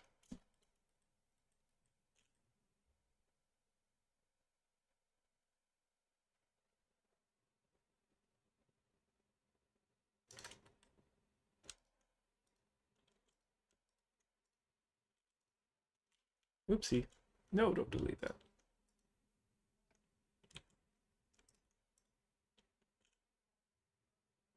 Okay, this is okay. Boop.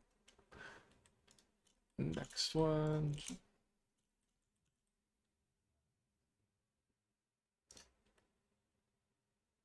Is that right? It feels kind of short. Wait, what? Why is this different? Why is this so different?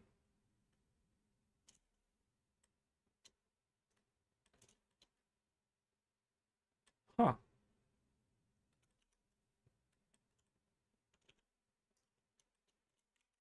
Let me think here. Okay, so I'm gonna separate parts of it. Let's undo. Press L, select these, remove selection. Then back over here, I'll just pull these down. There you go. Delete those. Delete. Oh, okay. Oh, I thought I selected the wrong one. Cool.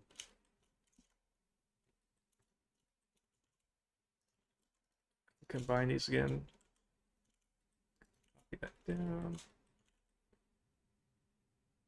Yeah, it's weird. They don't match. Let me I guess I modified that one. I don't remember modifying.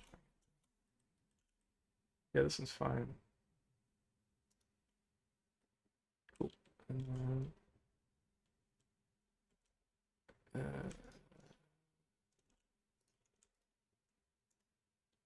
delete. Delete.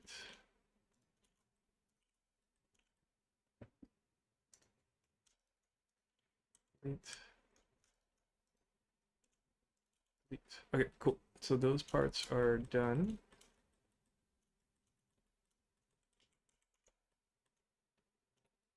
So we basically added, it was 2K plus 4, 1, 2, 3, 4, 5, 200. Wait, I'm so bad at math. 200. Wait, uh, so bad. Okay, it wasn't 200, it was 300 times 1, 2, 3, 4, 5, 6, 18. So we basically doubled our geometry. So far it's like 4,000. But this will be kind of like, we'll just make the excuse it's like a game engine cinematic piece, and then we'll do one more lower res after this. What happened to the music? It stopped on my side. I'm gonna change it to like house music. It's copyrighted, so I can't stream it. I might resubscribe to Artlist later, and I can play music. But sometimes I get bored of Artlist music like in an hour, so it's kind of almost not worth getting again. But I kind of wanted to get it for sound effects too, so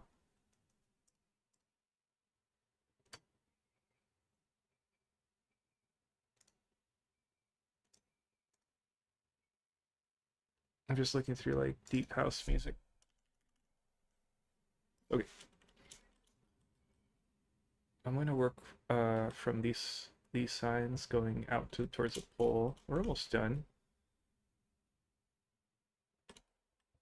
Let's go top down. So let's do the poles. Actually, let's do this piece.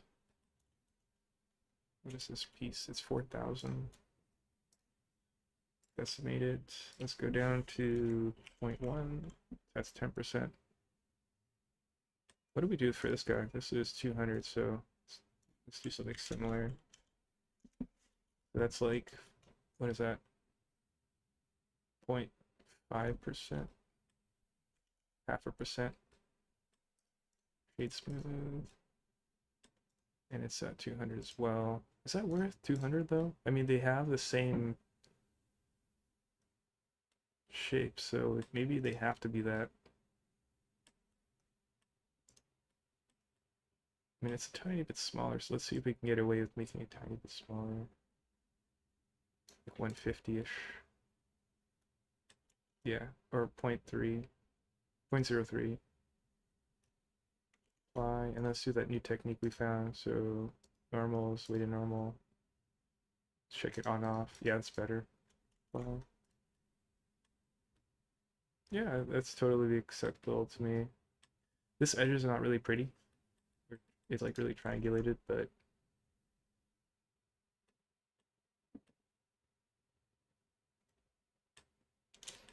let's just assume that we don't like this edge to the point where we wanted to change it. Let's see.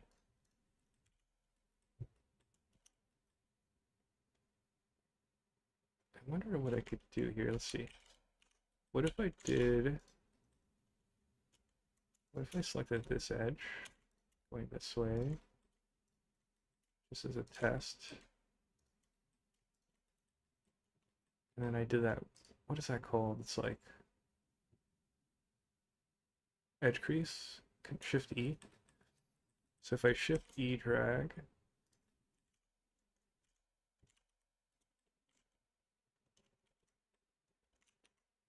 let me see, Shift E.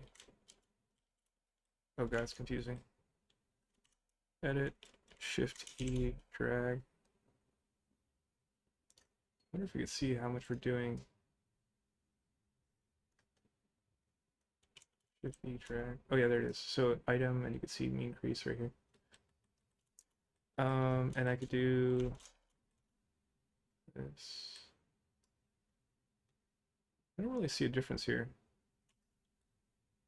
It might be the weighted normal just kind of dominating it all. Let's see.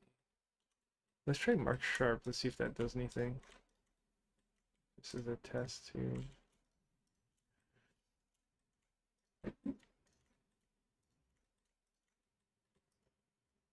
Sharp. Oh yeah, I see that. And then if I did it down here, just to see what happens.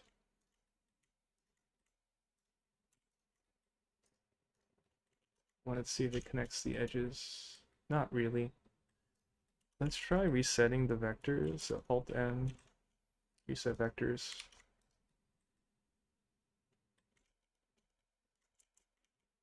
So that's resetting vectors right there.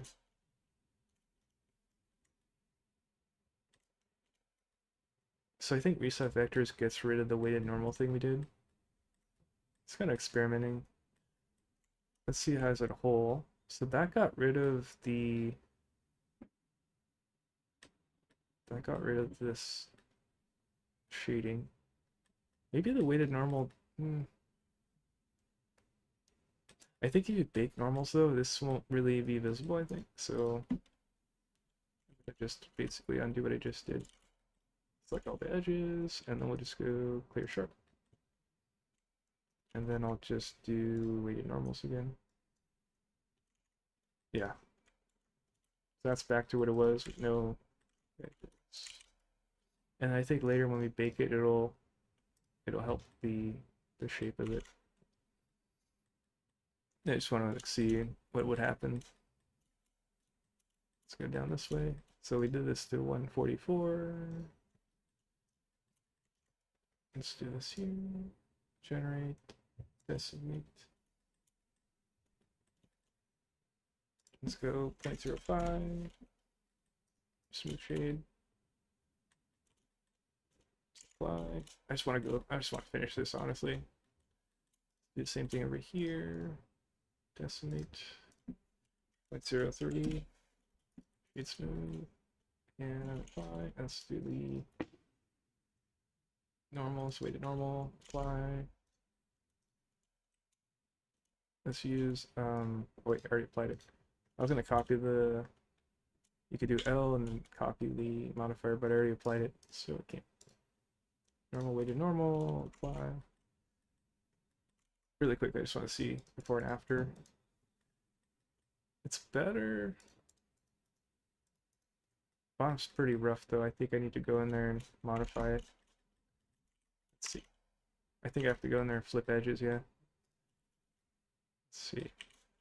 So right click, rotate edge,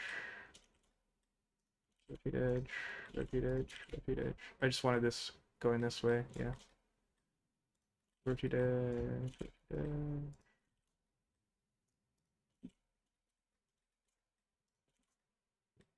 That looks better to me. Yeah. See what it do there. Rotate clockwise. Oh, this one can't rotate anywhere. Oh, can't. Okay, cool. That one. Maybe this side. That looks better.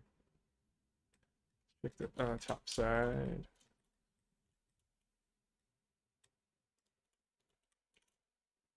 Oh. Trying to press zoom. There you go. Rotate, rotate.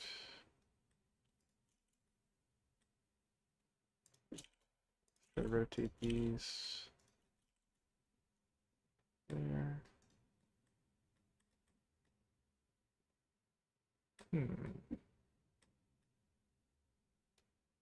Yeah, cool. Save. I wonder if after doing that, let's see what weighted normal. Oh, okay, so reapplying weighted normal works even better. That's interesting. Kind of like how this actually doesn't work perfectly. It kind of gives it more character. But again, I think when you bake the normals, it'll be better. Sometimes, oh yeah. It's just in case I'm gonna do the normal thing here too. This guy, generate, decimate, and let's go 0.05. It's kind of small, so I'm gonna go 0.4 actually. Fly, smooth, and let's look at it really quick. Oh god, this has really bad edges here. Rotate clockwise.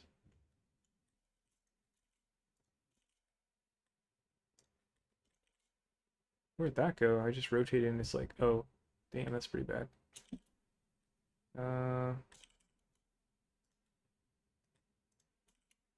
Ooh, that's bad. Ooh, this one's really weird. Oh, okay. What the? I might have to just merge that one away. This is on, so I just double tap G, I squish it away. They merge there.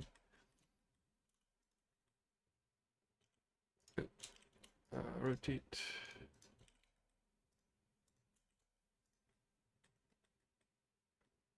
This is kind of messy. I might just double tap G. This one up a bit. Yeah. I might merge these two as well. That feels better overall. I might rotate this edge. Rotate this edge. This one feels weird.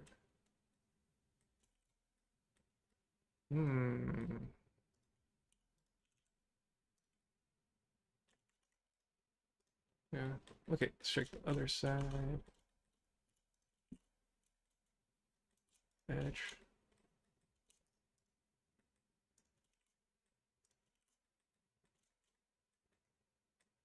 Ooh, that's a really weird one. It's like a ledge right there. There you go. Rotate, rotate.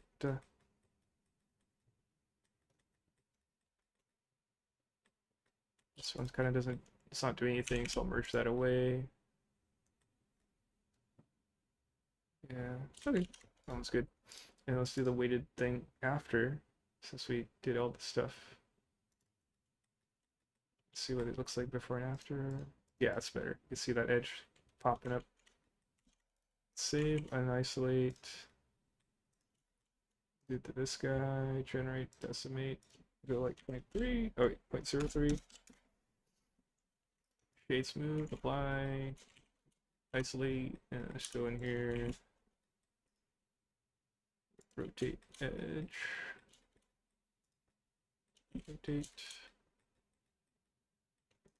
Rotate. Let's see where else. I want this to rotate this way. Yeah.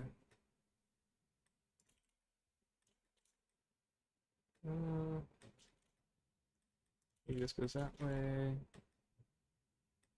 This way. I feel like. Oh, yeah, this is not really doing much. Let's go to this side. Oh, this is really bad.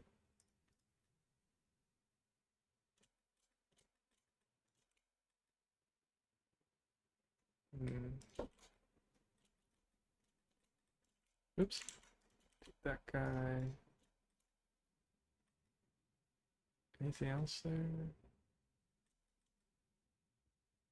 Yeah, that's pretty good. This one is doing a lot of work right here, so I kind of don't like that. Pull some edges away from that one.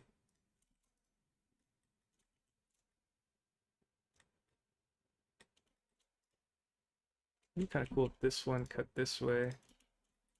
I just used the knife tool. Uh,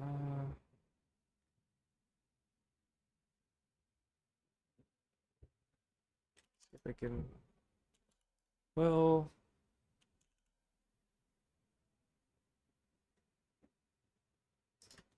trying to decide.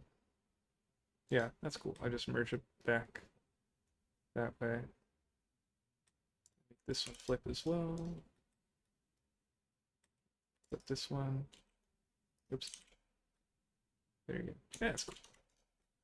And then save, and let's do the normals, weighted normal. Fine. Save.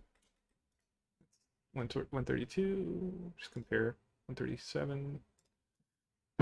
200. Yeah, I think we're okay. See how much more there is. So this is kind of done. This is kind of done. This is kind of done. These two poles, and then we start doing it inside. I might just copy paste these, so it's almost like one piece. So it's almost like 1, 2, and that's it.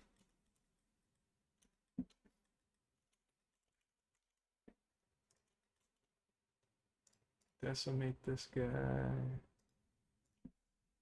It's really tiny, so 0.03, apply, create smooth, isolate, and then edge, right click, rotate clockwise. I could probably merge this guy away, rotate edge, rotate this, rotate this. This guy's doing a lot, so I kind of want to split the work there. Split the work there. Ooh, this feels like it's missing something. Oh, there you go.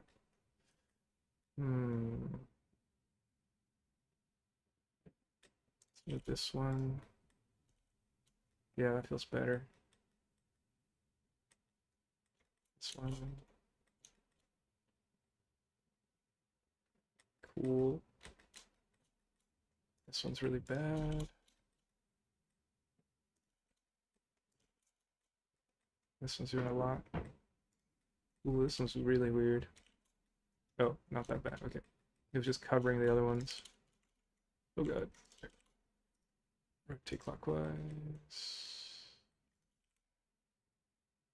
This one's doing a lot too. Rotate that. This feels like a puzzle game.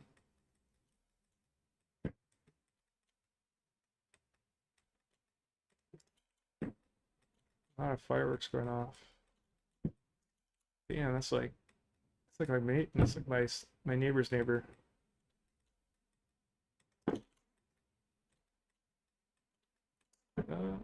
This guy's still doing a lot. Let's see if we could split some away from him.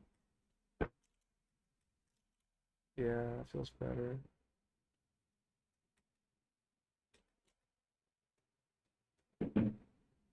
Let's look on this side one more time. Double check. This one. Just kind of double tap double tap G and move that over a little. I kind of like that it has a little bit of a bevel, so I'm keeping it. Let's isolate. Normals, weighted normal. So that one's done. This guy, decimate. Let's go 0.05 because it's pretty big, so that's 300. Smooth, isolate. Apply the decimate. Control A. Let's clamp the top here. Rotate clockwise. Whoa, this is really weird. Ooh, this is weird. Okay, there you go. Still weird. There you go. I'm gonna grab these and then change my focus to this part of the model.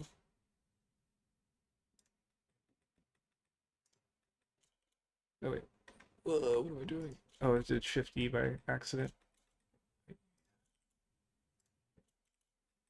see. Let's see what this can do. Hmm. Let's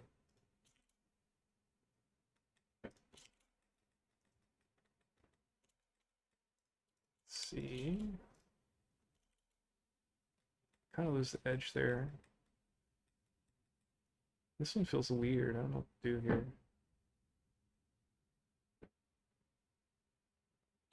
Might just merge that away.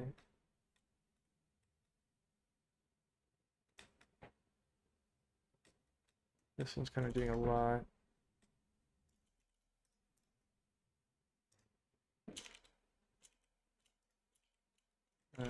Hmm. There you go.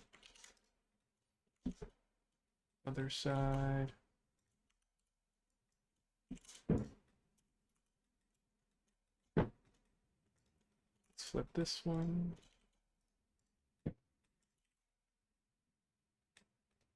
This one. Flip this one. Flip that.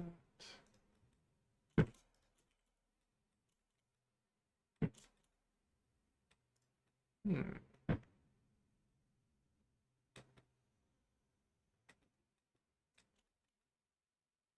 Take this.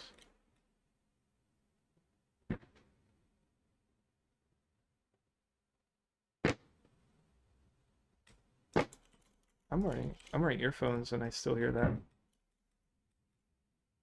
Damn. Feels like more and more people are doing like illegal fireworks at home.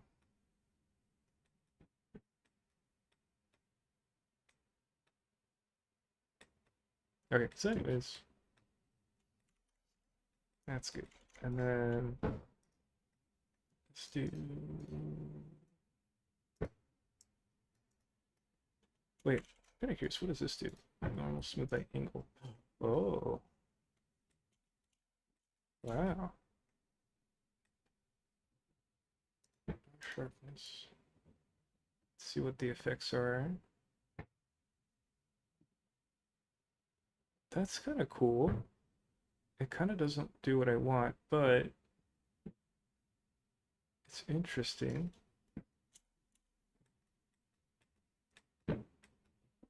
Huh. Let's undo that. Let's try normal edit, see what that does. Whoa. This direction I'll do. Oh, we can target it. Huh. Interesting. I don't know what this does yet. Let's go back to weighted normal.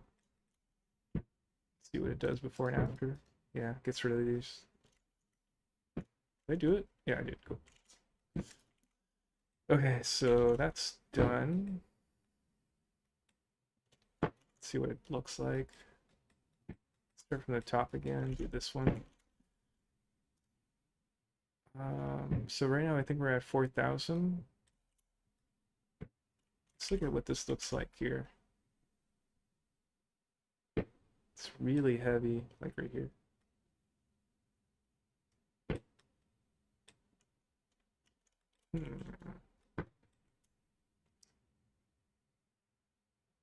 We would have overlapping parts, like this piece, for example. This is a square, though, so yeah, I think it's fine. This one overlaps on the back, though. Here. Hmm. It is beveled for no reason, really.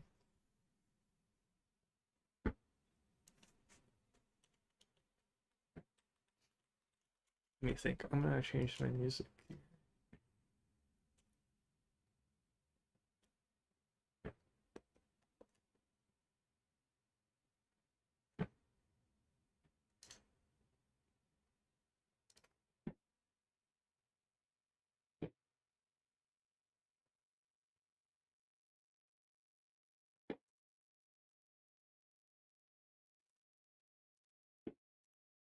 Okay. So just run Decimate on it and see the results, and then we'll kind of decide from there.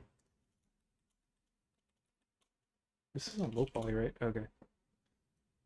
I don't want to like do the high poly. Okay, Decimate. Let's try 0.1. See what that looks like. What the numbers are. 500. If we since we have two of these, it's like 1,000 right there. That's kind of high.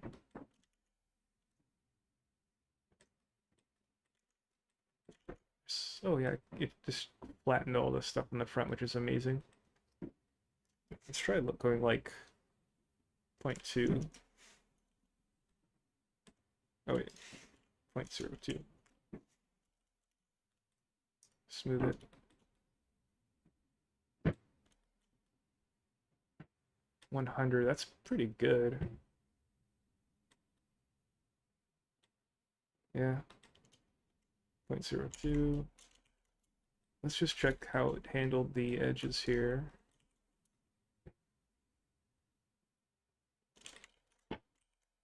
It's covered a lot, but you still see it, so I'm not going to delete it. Yeah, you still see it, so.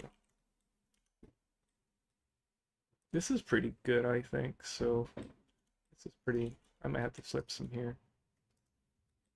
A little bit. A little bit, yeah. It's not bad, though.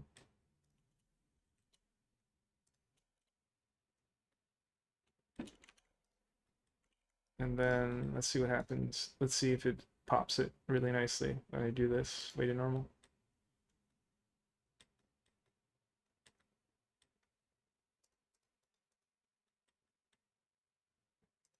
Oh yeah, that corrects it nicely. So that was 100. Let's do the same thing here. Decimate. I think that's 0.02. Edit. You know what? Let's kind of speedrun this. I'm not gonna fix the triangles. Way to normal. Y. This is a box, so let's just leave it alone. Let's delete these faces. So this one, try to isolate it for a sec. Hide that.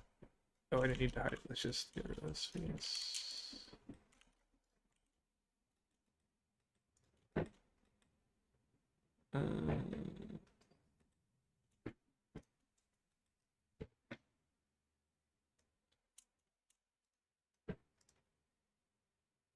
Decimate it.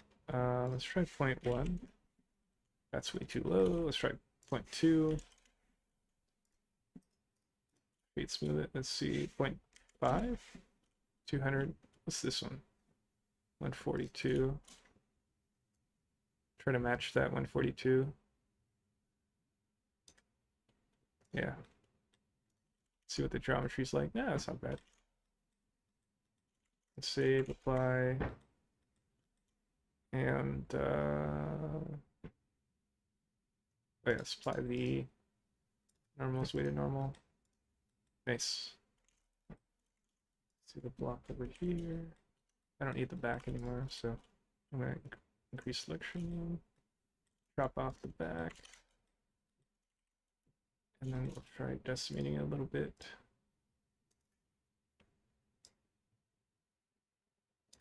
It's 32. That's really decent. 32. Let's try going lower. 22.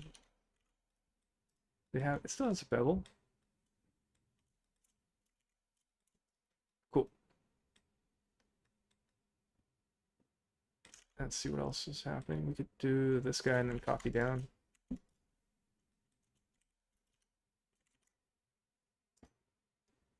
Decimate.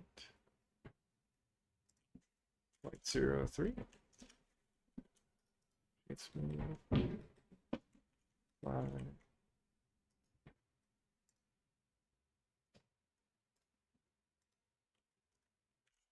See how it looks. I think we can go higher actually. 34. Let's go a little higher. Let's try 0.5. Oh wait, 0.05.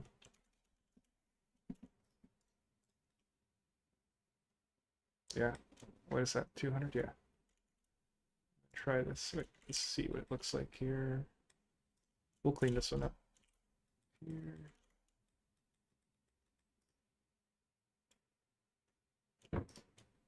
Rotate clockwise.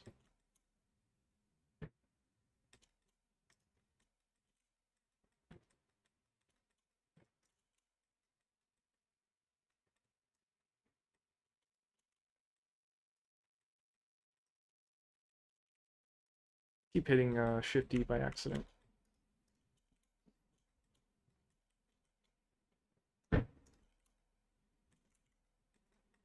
Might keep that there. Get rid of that guy. Get rid of that guy. Grab this head, rotate that.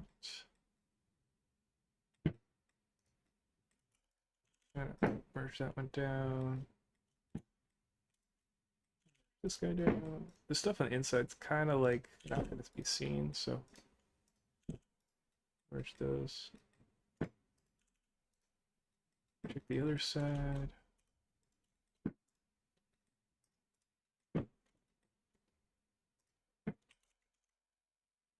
Save.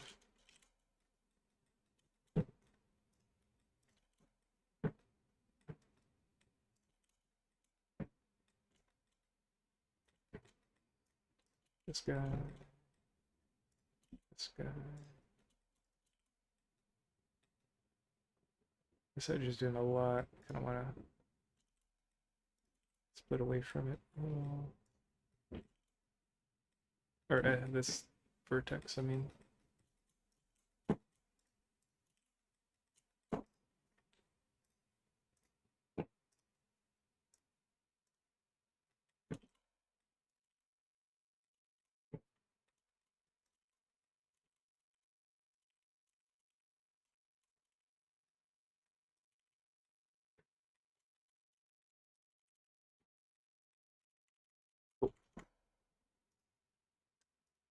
Way to normal, apply, back out, save. And then I'm going to copy these guys down. This one.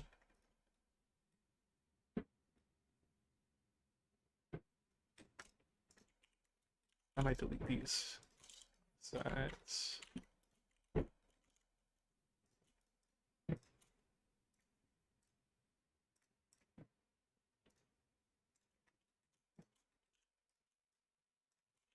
Okay. Combine them. Let's clear the transforms and back to the geometry center.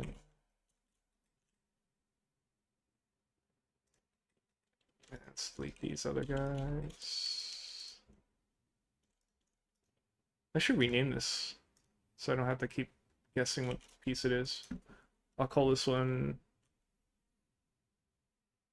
that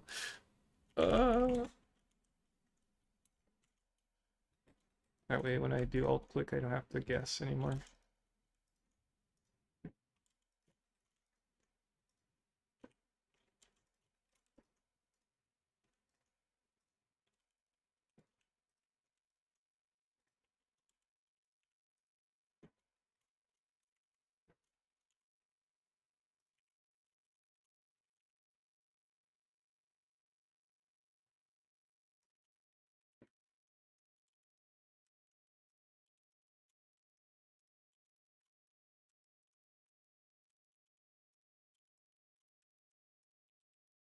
Placing the high poly.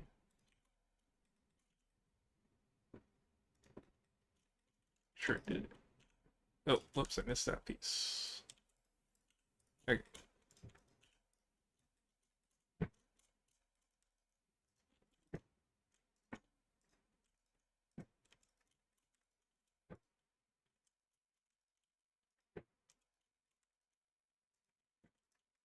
There, replace it. Oh, this guy. Yeah, I just right click, it snaps back. Okay, save. So let's see what everything is so far. 7.8 triangles. 7.5. Wait, what am I saying? 7.8K triangles.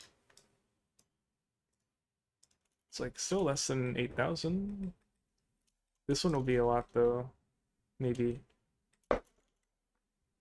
Let's see what decimate does to it. Decimate. Let's try 0.1. 600. I think 600 is honestly, I mean, it's a pretty big piece of the model, so. Ooh, that's weird. Why is it like doing that? Looks like a cucumber with the ribbed edges. What the hell? What is this, 600? Yeah, let's try this. And then let's see what happens when I weight normal. There you go. So weighted normal gets the cucumber ribbed edge away. That's weird. I never noticed, I never knew that was such a big thing, the weighted normal thing. Let's go in here, this edge up, rotate, rotate, rotate.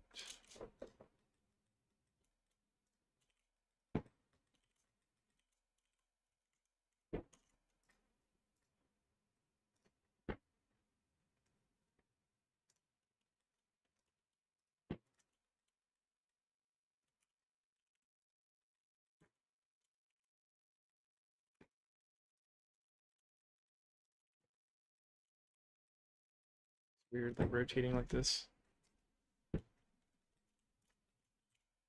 I'm like tilting and panning at the same time because it's like a small surface. It's like this is like the top facing side, so I'm gonna leave a lot of these edges alone to add that extra bevel instead of like merging away. Well, this inside might be get away with this one maybe. Let's get rid of this one maybe a little bit. Yeah. Save. Okay, what else? What else? What else? There's that bottom piece. We have to unwrap as well this piece. Estimate this one. Probably like 0.05. 200. Does. Yeah, that's cool. 200. What's the bottom look like? Oh. That's kind of a lot of detail. Yeah, mostly. Let's see what the inside looks like. Oh, you know what? I forgot to do this bottom part.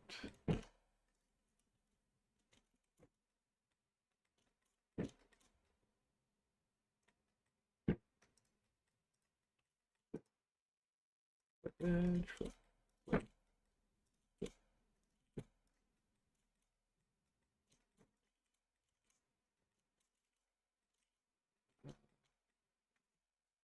Did I get bit by a mosquito? My hand itches.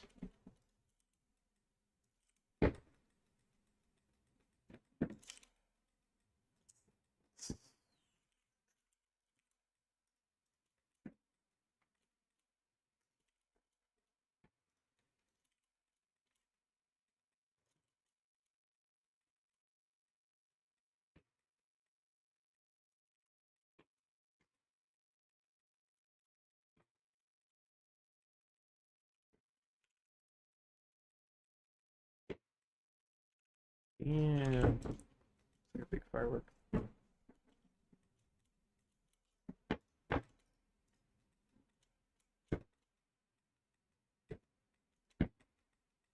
Kind of weird, like I'm kind of over the whole fireworks looking thing.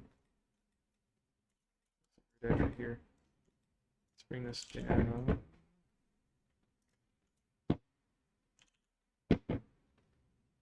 This. And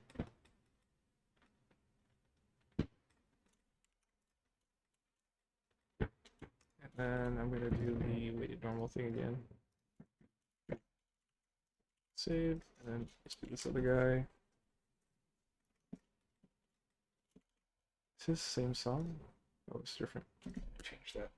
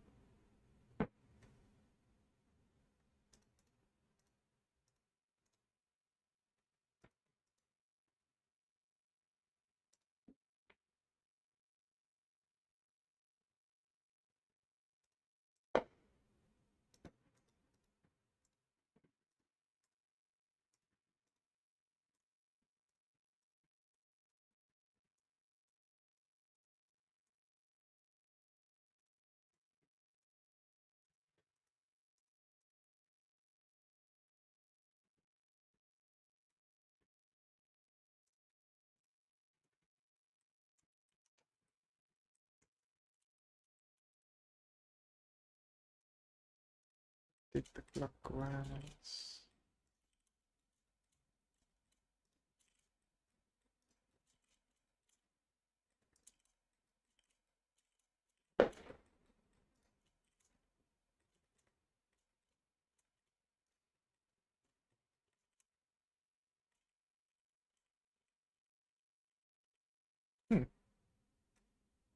I wanted this to go this way, but it's trying to maintain a square. That's interesting. What if I did this? Forced it to be there. And I flip this.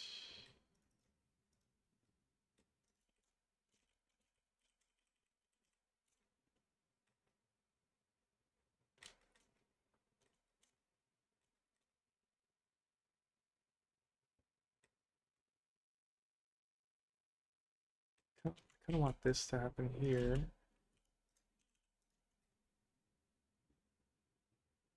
This can come up higher. Was this the top? Wait. I can't tell if that was the top or bottom. Yeah, it doesn't matter really.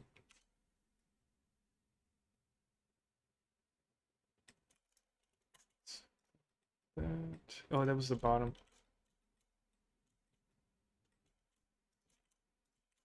Let me think here. This is pretty messy.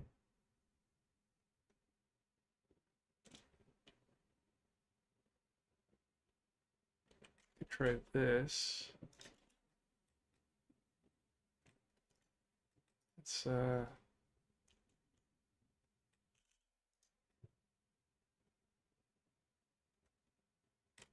could rotate this one. Cut this way.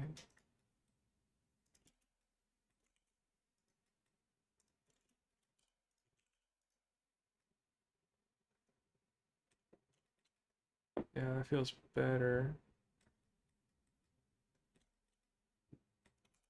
Hmm.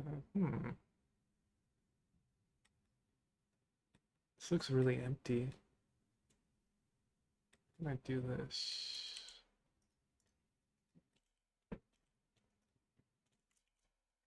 Draw it this way.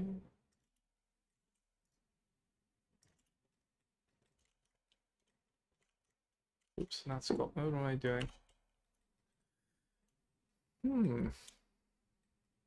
Yeah, it's okay. Save, back out, and let's do the weighted normal. Right. Nice, we're done. Cool. So let me grab everything. It was 6 point, oh wait, what am I saying? 8.6K triangles. That's not bad. And then we can compare what this one looks like to the high poly. Yeah, it's pretty spot on. It's flickering, which is cool. It's overlapping. Let's unwrap this. We could unwrap, UV unwrap, I mean, auto unwrap it like we did the last one. Let's see what we did. I'm trying to think how I want to do this. We could follow the same format we did with the other one. So basically this, this, this, this, that. Like all this was one texture.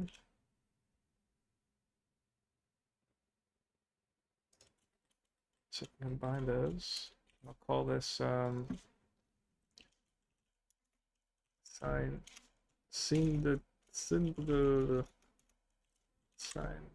sign post body.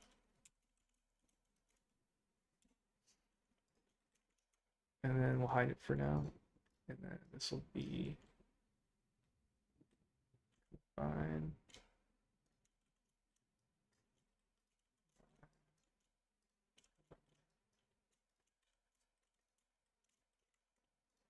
I should probably say sign body low.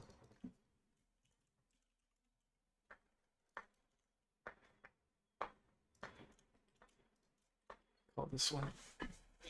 Get this out the way. I don't like the song. Let me change it. Let me actually dislike that song. So cool. Go. I accidentally dislike the next song. I undid that.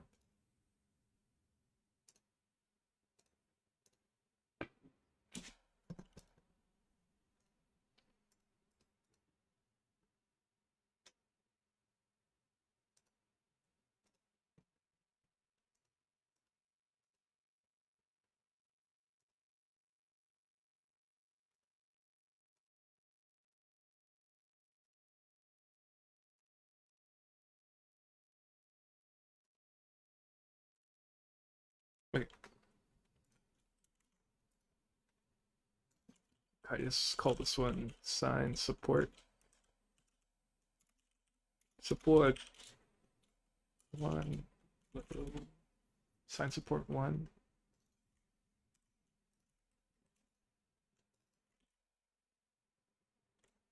Two. Three. Four. Save. Let's reopen. Let me maximize the textures, and we're gonna use the really powerful Packmaster for this.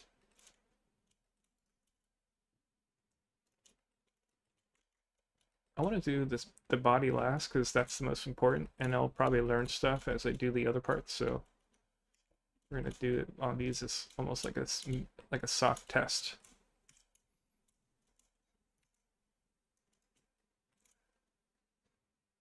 Put this over. Let's do a automatic unwrap and see how it does. Smart project to see what it does. That's pretty good. Let's see what Packmaster does though. Where's the margin thing? Margin. Pixel margin.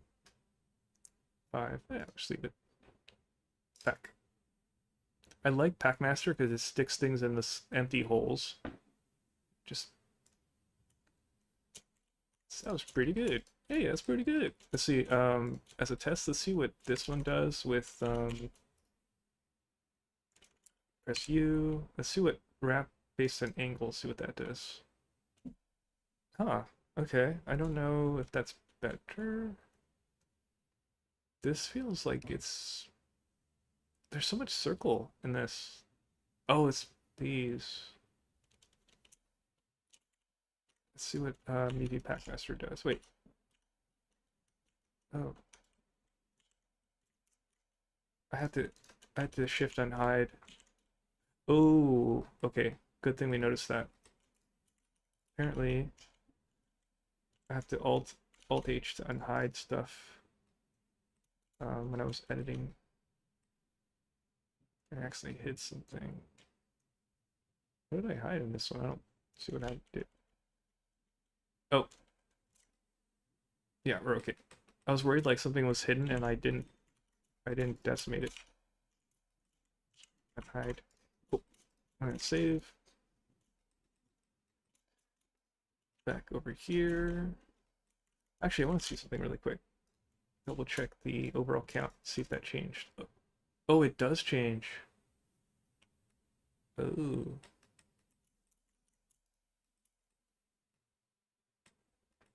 So we actually have more shop tree. So it's 7.4. Still under 8 though. Wait, is that less? I don't remember what I said earlier. It might be less. I don't remember what I said. Whatever, let's keep going here. Let's keep unwrapping. Save. So I'm gonna compare.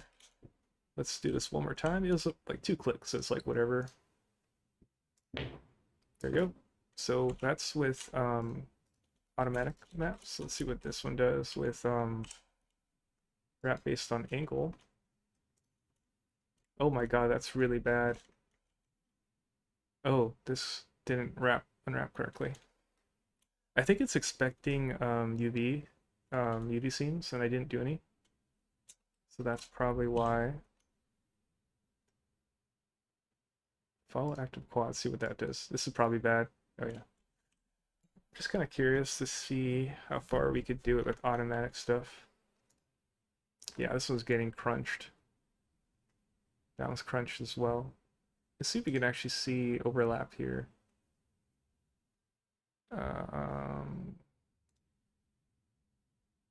There's a way to preview overlap.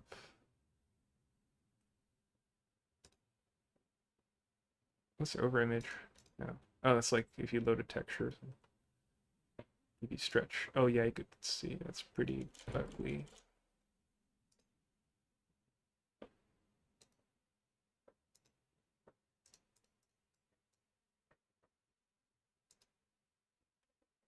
Metadata. Oh.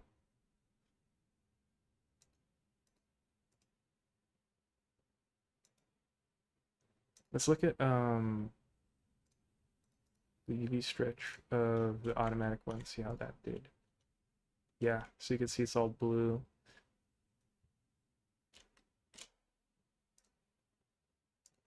Want this to not be seen.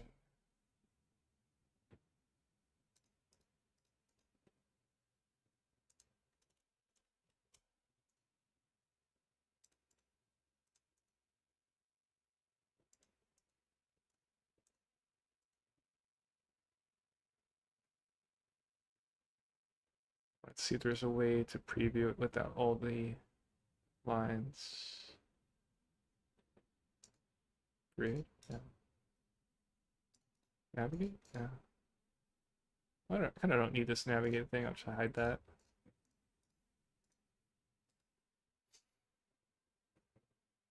Faces. Outline. Oh, here we go. Ooh, that's painful to look at. Black's kind of cool. I'll just leave it at outline for now. Ooh. Yeah, that's pretty good. That shows you how much stretching is happening. And then this one, all that green is probably overlapping. And you can actually check here. Check overlap. It's like showing all the selections with overlap, which is like all of this. Bam. I don't even know what this is. Oh, yeah.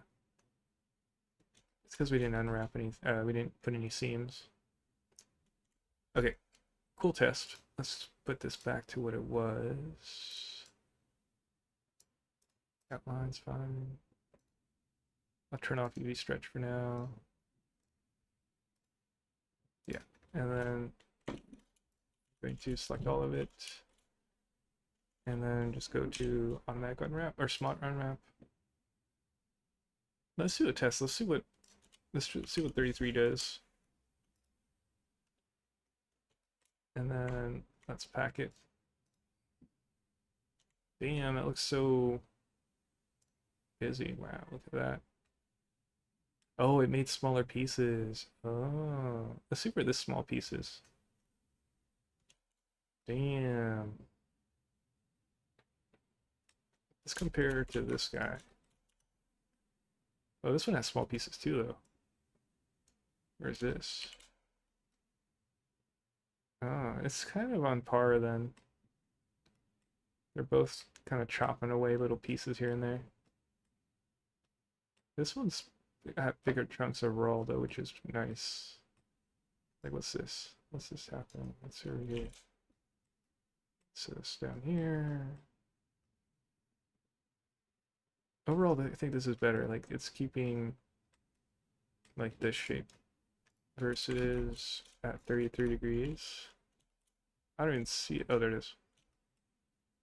So there's probably less deformation, but there's more pieces, more smaller pieces. Like, I swear there's more pieces here. Like these. That's so tiny. What even is this? Oh, it's like a corner. Wow. Let's see. Let's just kind of look at an overview of how many pieces there are. Yeah, on average smaller. Let's go higher. Let's see what that does. So if I went U smart and then go 99 degrees or 90 degrees. Wait, we can't go past 90? Let's try 100 degrees. Oh, it stops at 90. Okay, let's see what it does. Whoa. Oh. These pieces are big. Wow. Oh, it's overlapping here. Oh, let's see if it catches it. If I go, we'll check overlap. Yeah, it does catch it. Oh, it's even showing over here. Wow. Oh, that's weird. Yeah, it didn't really do good there. There's overlap right there. I can't tell what's happening here. Oh yeah, this is overlapping. This is overlapping this. Wait, did I even pack it? Let's see what happens when I pack it. Oops. Select everything, pack. And check for overlap, see if it helped it. Is everything overlapping? No overlapping islands. What? Oh, it's overlapping right here. Oh, I guess it means like overlapping other islands, so it's checking this to this. Not like self-overlap. So 90 degrees is definitely still too high, but the pieces are bigger. Well, there's actually, yeah. I mean, yeah, the pieces are bigger. Huh. You're getting weird. Which one's really weird? What's this? Oh. Hmm.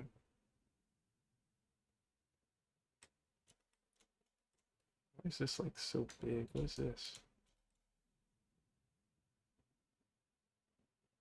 Oh, wait. What is this piece here? Oh, it runs all the way along the inside. Okay.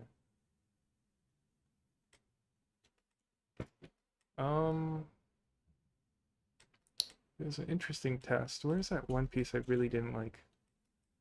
I want to find that piece. It's like, it's this piece right here.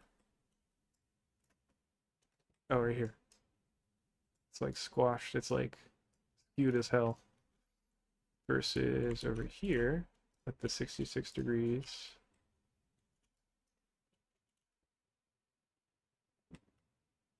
There's it. Oh, right here. We like separated it nicely. So yeah, 66 is probably a nice spot to be. So let's try it again.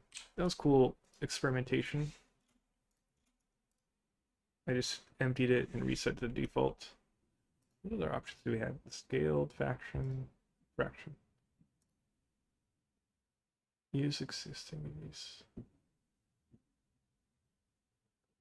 What's fraction do? I'll just leave it default for now. Yeah, let's leave default. And let's do pack. Well, look at that, nice. They separated those pieces. I love it because it's like a two-step solution, especially for something that's like not super important.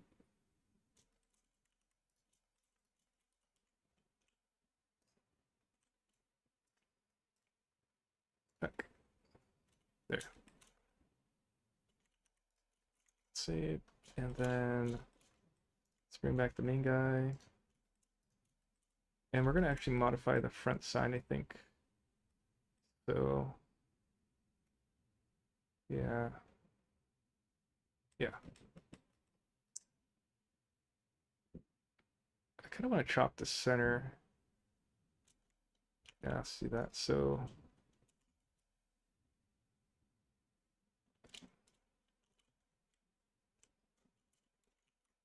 I want to see what this looks like here. I want to add a chop right in the middle. It'll add more geometry, but it'll let me cut the UVs in half, so I guess if I was really adamant, I could do like quarters, like 1, 2, 3.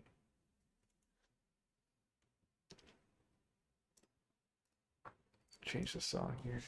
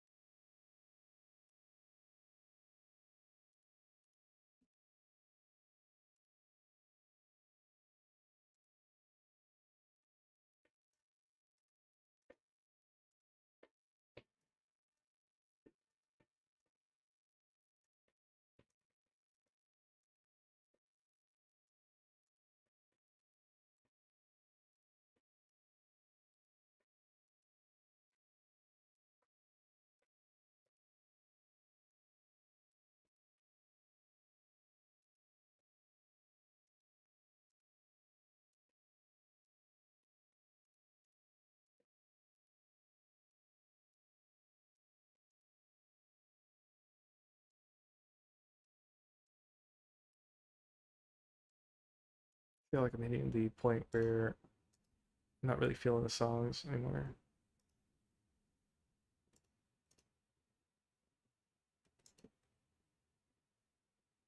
Alright, this one's pretty cool. Okay, so there's a cool trick where we could use a knife tool and kind of draw across, but there's a faster way.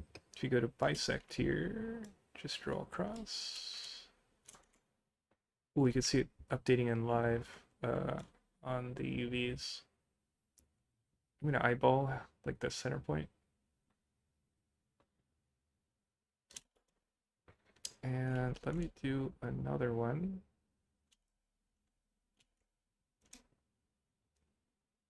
Right about there.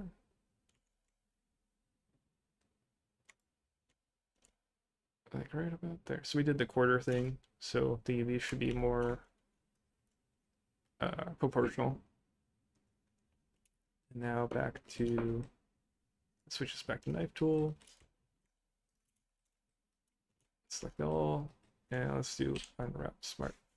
Project unwrap.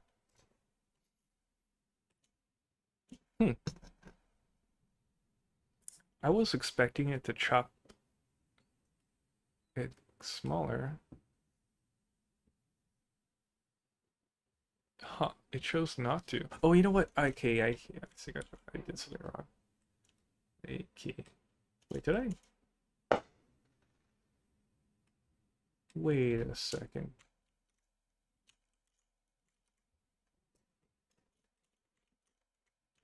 Wait a second.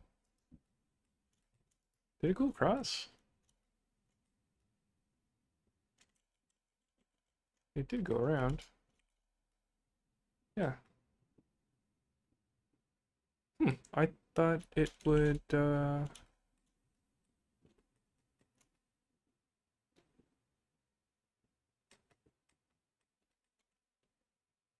I thought it was gonna split right there. It did not split.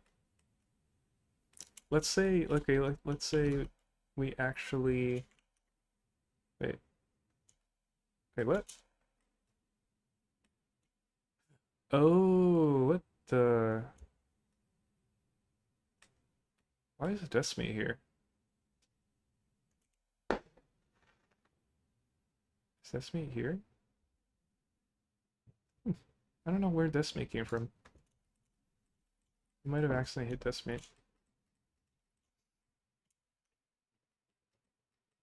So let's say we draw this, and I say mark seam. So let's see if that the automatic unwrap takes that into consideration. Did it? Did it actually consider it?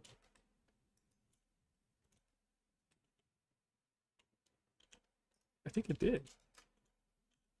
Oops. It didn't cut there. It did cut here. Interesting. I don't know if it actually did consider what I did. Let's mark seam. Let's keep going and see if it does it again. So that'll be cool if it does. So I'm telling it, hey, look, make sure to cut at these seams. See if it works.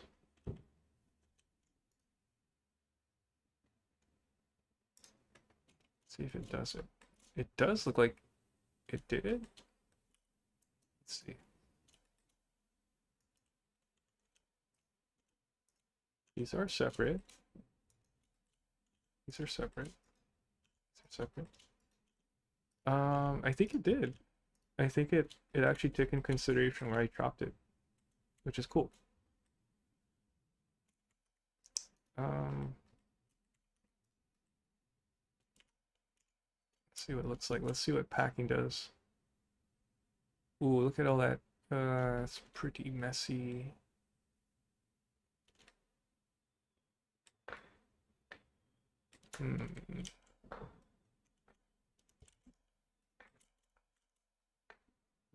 Ooh.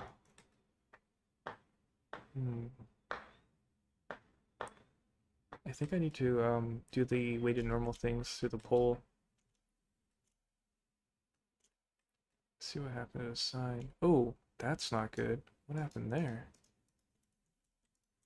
This edge does not look right. Did it just cut across the whole thing? Oh, it did. Oh, it's because it went this way. Oh. Cut it like a samurai sword. Chia.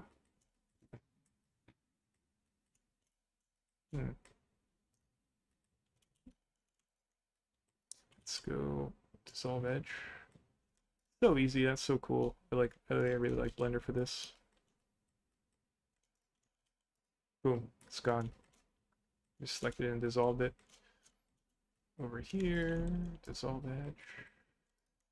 Dissolve. Dissolve. Dissolve. There you go. Oh, oh, something went wrong.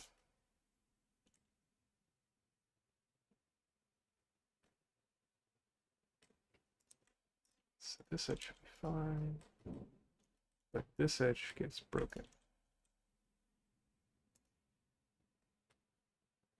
This side's fine. What I'll do is let's go face.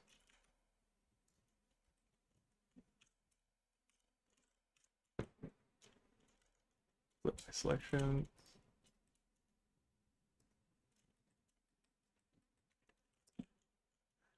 Hide, and then we'll go. I'll add an edge there. That's gonna pull it out. And now if I do that, yeah, it's good. And then, so confusing. I think I'm slowly losing steam here. So we fix that edge. Is there anything else wrong? Chop. Just double check. We chop this way. Chop that way. 1, 2, and then this one didn't have anything in front of it, so we're fine. That is something to remember to consider. I forgot. Okay, so how much geometry did that add, by the way? So let's double check the total count. 8.9. So it's almost 9K.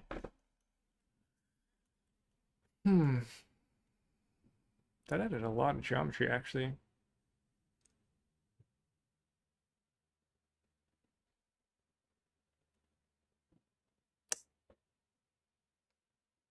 That added like 1,000, I think. 7.9. Yeah, I'll just say it's okay. And then let's isolate this guy.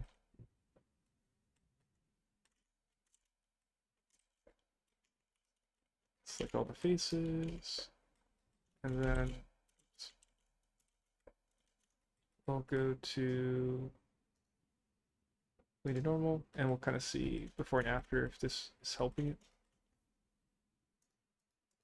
It helps the pole. It doesn't help these guys. What about these? I don't really see a difference in the front there.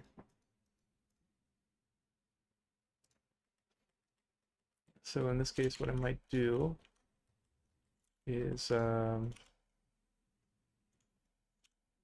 separate these guys temporarily. And I'll just do the weighted normal thing on this. Apply it, and then we'll just combine them back.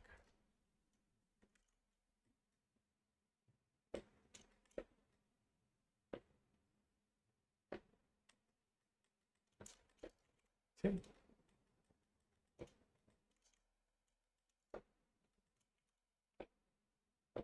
So we pack this. I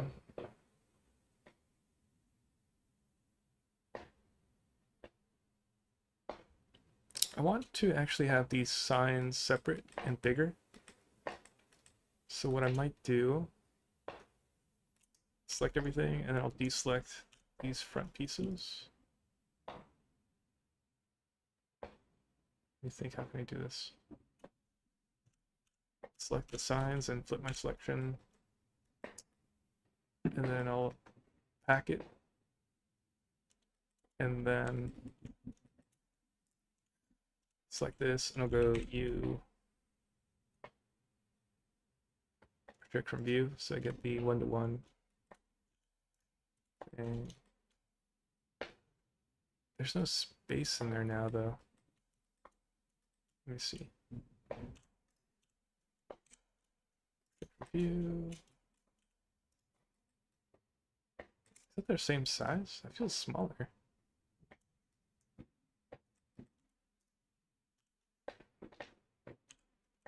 Check from view. Check from view. This. Is this sign bigger than this?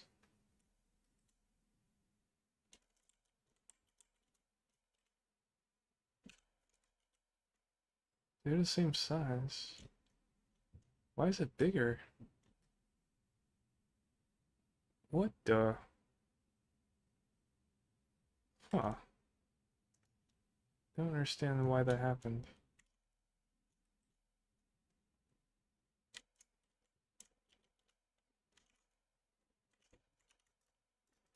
Okay, so let's see what's happening with this. Let's pack everything. See how it handled the pack. This is the front, right? But that might be why. Oh. I must have selected the back. Let's see. It's the front. Wait, what?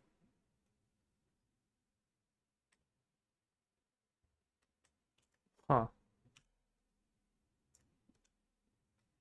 Oh, never mind. I don't know. That's weird. I don't know why they're smaller. That's perplexing me. Okay, so this packed it. Last time it left room on the top for us. So we were able to like use that space, but this time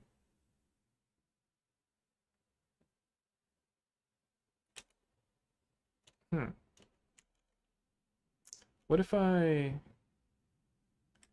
let's purposely make this even size. Might make this a little smaller. But let's see what happens now when I pack it all. So it's stuck it in there. It's a little random. These pieces kind of scare me though. This might be too small. But it might be fine. So all the boring technical stuff is done. Yay. I'm gonna try baking. Well, actually no, we still have to bake, so that's kind of boring. The goal is to get to the point where we bake down to the low and then um sculpt it a little bit.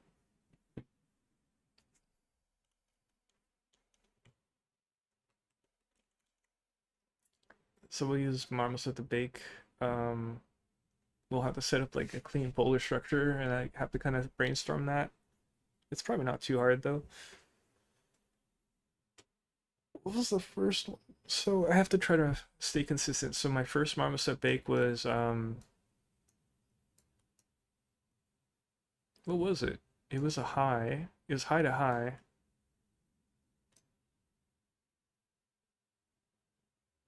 Oh, why I forgot why I baked high to high.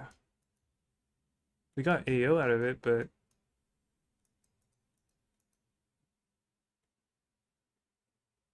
yeah, I guess I put high to high and I just baked the AO and cavity or something. The second one will be high to low. Let's see, so I have 3D code textures. There's a folder here. Oh wait, no. We have a Marmoset bake text. I mean, Marmoset folder.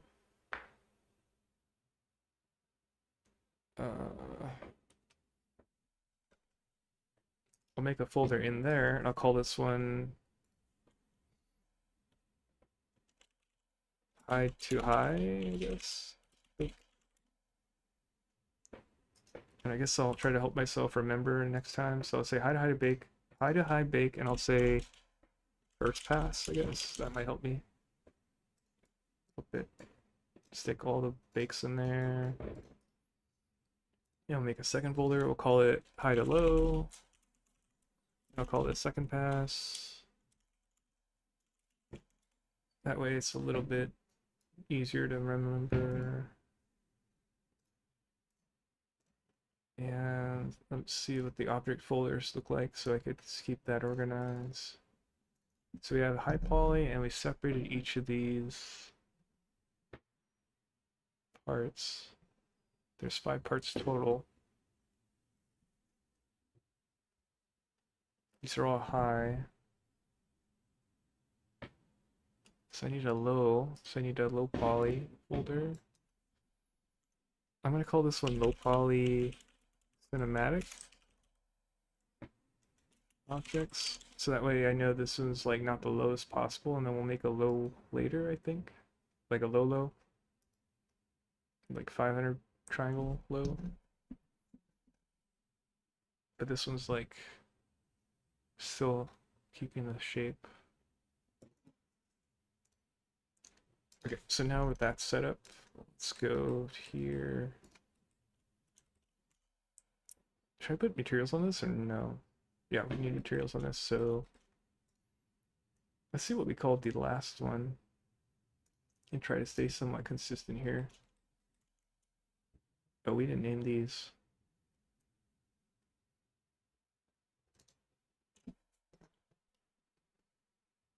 I'll just kind of copy paste the name over.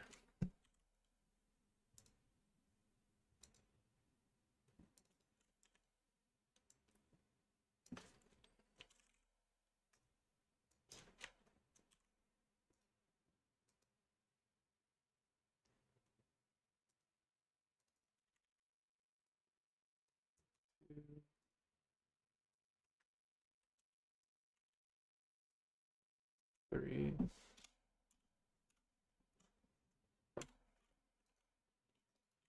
Four.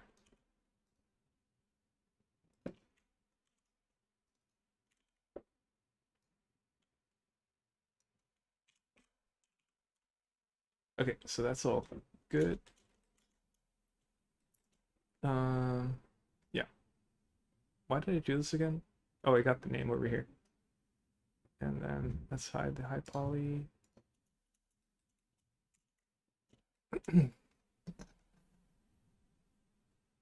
There's a chance the high poly has a sticker. No, it doesn't. No, we're good. Because it would have been on the AO and the texture, so we're good.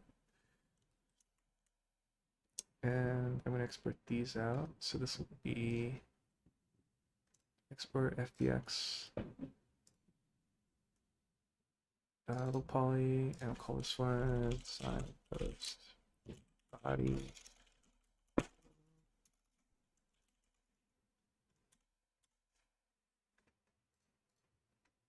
just going to copy the name.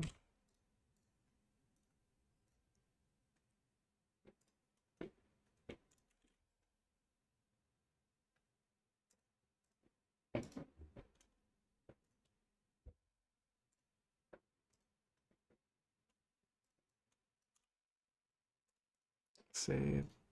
Just in case, I'll save. This is really boring. 3.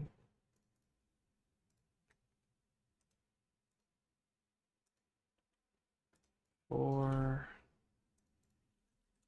Okay, so body 1, 2, 3, 4. Save. And I gotta open Marmoset. I'll move the stream over there. I wonder if I should open up the previous setup. Would that be more confusing? No, I think I can. I can open up the previous one. So Marmoset, will it open? Oh, it does. Okay. Cool. And let's see.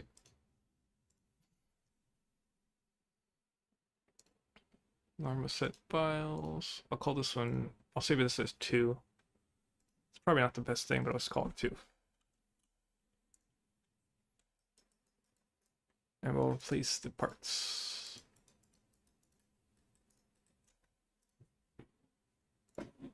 Change the music. Why is it the cursor feels really like strong now? It's weird.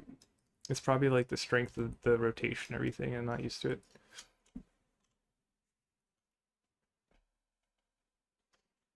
Let's switch out the music again. Getting bored of that.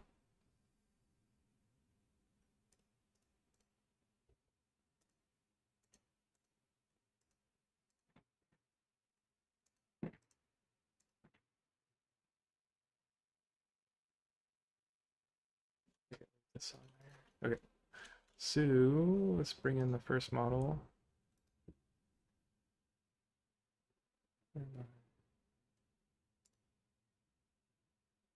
Objects, low poly, and let's bring in the body first.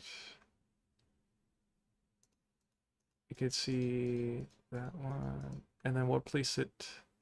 I probably should have named these. Let's see what this one does. Yeah. Signpost, I kind of don't remember. Okay, so yeah, I can kind of see it. What's this? So what I gotta do is replace. Oh, yeah. We're gonna replace the low.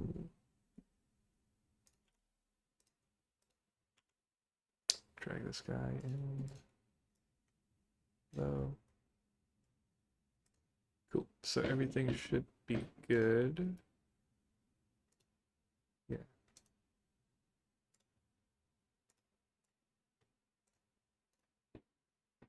So this first one's good.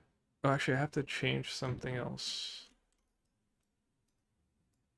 Let's look at the cage size here. We'll show the high as well.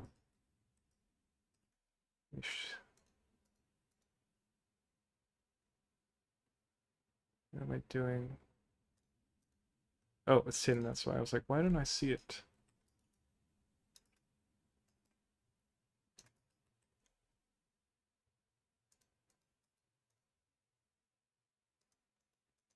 Yeah, this is the high. And then we show the low. Just make sure nothing is intersecting in the big. I think these look fine. Oh, wait. Oh, no, it's intersecting here. So I just increase the minimum offset.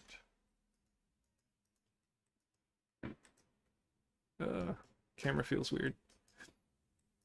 This one's not big enough here. Ooh, that's weird. That's like off. How did that happen? That's like too far off. I'll just do a re-export out of the high and see if that lines up better. That was a good thing we caught it there. It would have been like, what is happening? Yeah, everything else looks fine, but that sign is like messed up. Ooh, that's weird. I lost the camera. In 3D Cut, what's really cool is when you press F, you could tell it where the center of rotation is, but you can't in Marmoset, I think. I don't know. It's a little wonky. It's hard to focus on small stuff. Like, that's way off from the center of the model. Okay, so anyways, let's fix this thing. See if we can get this to work. I'm gonna save really quick. Back in Blender. I don't know, I guess at one point I moved it. Yeah. Let's see. Yeah, it's actually offset in Blender. Hmm. I guess I moved it by mistake when I was editing the low topo. So we'll leave the high topo alone and I'll just edit the low topo.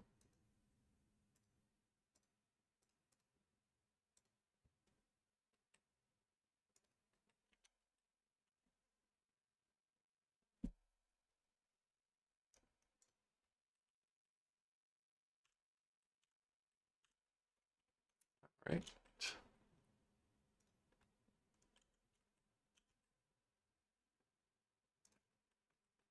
I just moved the front of the sign. I can tab over, let's see. Just grabbed it and moved it down.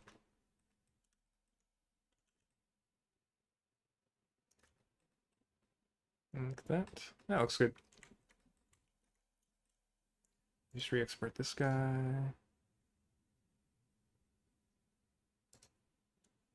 This is the low poly. This is the body.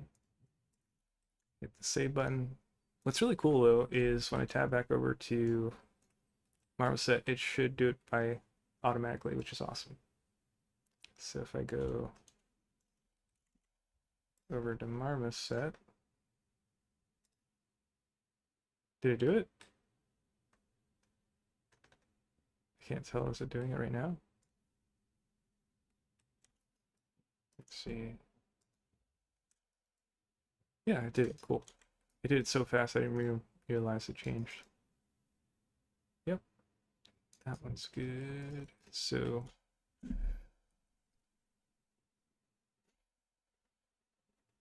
the high doesn't have to change, the low changed already. I could tuck that away.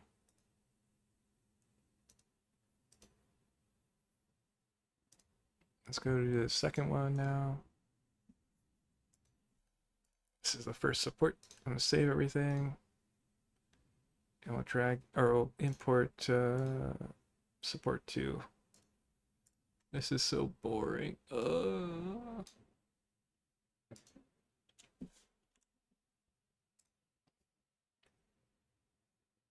Where am I? First one. This one.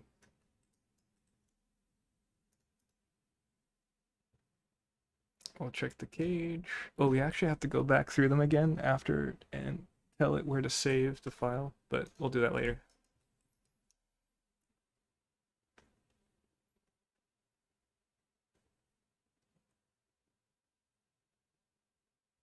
What is it?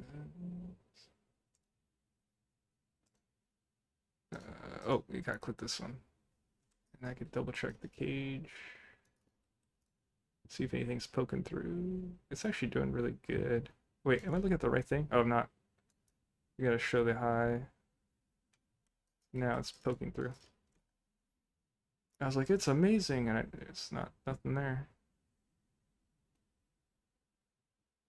There you go.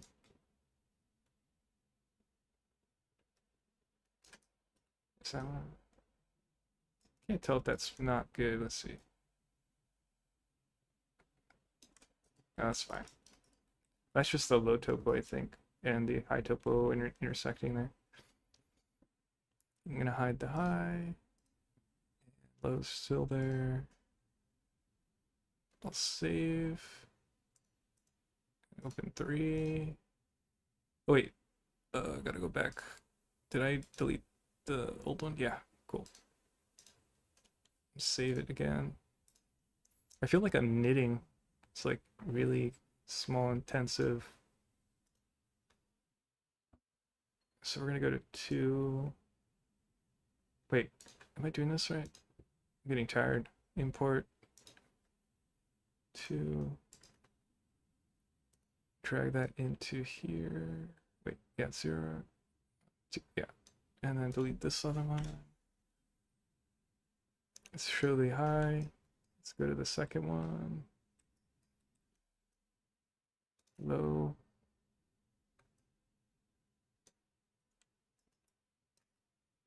Let's make sure they don't overlap anymore. Let's increase the opacity. The cage. Yeah, looks good.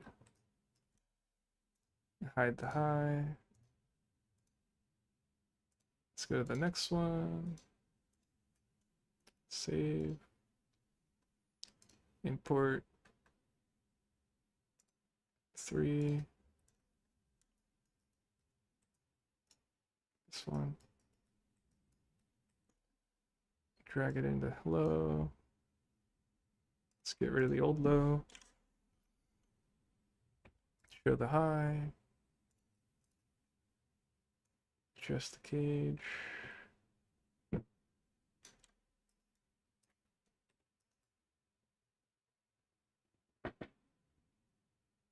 Yeah. Tuck it away. Last one.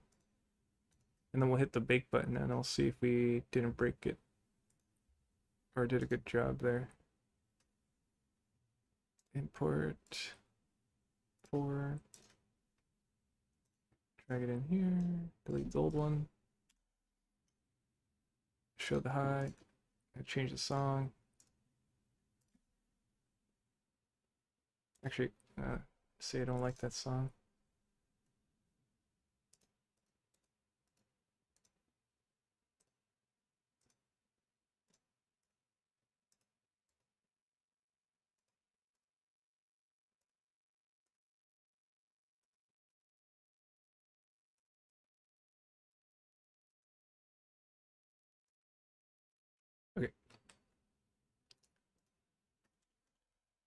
Let's go with this one. Let's make sure the high is visible.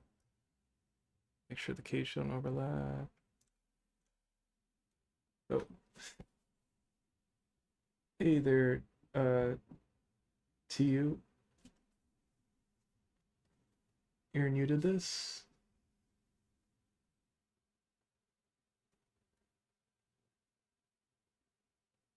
Oh, so I think what you're thinking of is like LOD. So like, I guess like this isn't LOD. It's actually going to be making textures. So this will be basically what I'm doing is I'm making like this the geometry that you can see right now. It's kind of the low poly, and then what it's going to do is bake down the shape detail from the high to the low. So all the like if I hide it, wait, if I hide this all this like curvature detail, like these rounded shading effects will be on the normal, and that'll get baked into this low poly. That's this one. So that'll turn into a texture and go onto this. So like when you're playing a game and you're looking at this, it'll look like the other one, but this is the actual polygons. But I think what you're thinking is like LOD, where like in Unreal, for example, you could decimate this model and make it even a lower one. So like when the camera's like this far, it's like this level. But if it's like this far, it switches to the other model, the other level of detail, and it goes even lower. And if you get really close, it could load up the high poly, like really close like this, and it'll change the geometry to the. So that's but this is like textures. It's really boring and technical and like um but you'll see like the next step. The main goal for this one is to get like the normal map and ambient occlusion and maybe like a curvature map out of it.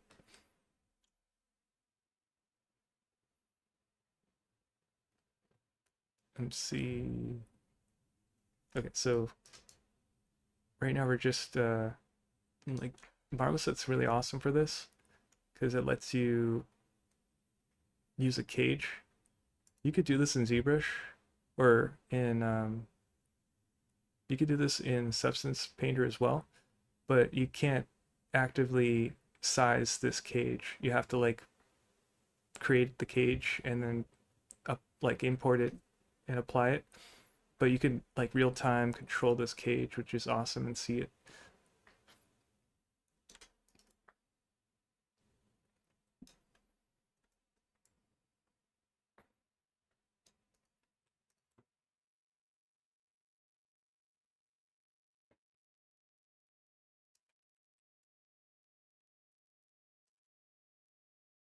Okay, so I think that's a good size. So I'm gonna hide the high and then tuck everything away. I'm gonna save again.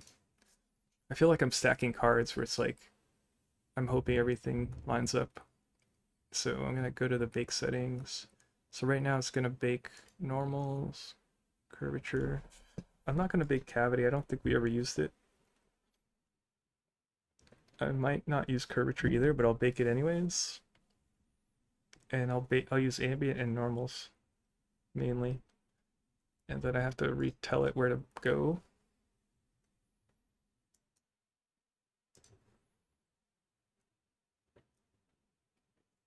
Textures, Marmoset bakes, and then it's high to low second pass. I'm gonna bake it as a PNG. I'm just gonna call it sign. I could do a test run and then show it in Blender, and that way we don't like set everything up and they all fail because of the same problem. So we'll see. I'll save and then we'll do, where's this bake? So it baked it. Let me look in the folders and see if it worked.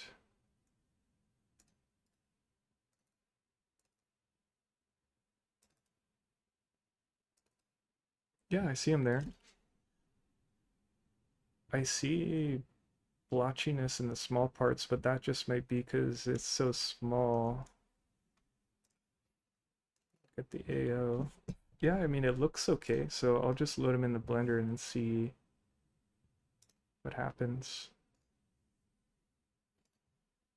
Oh, you know what? I forgot to load in the texture color, so that's a good thing we didn't do everything. But we'll do this as a test to see if it actually baked. So,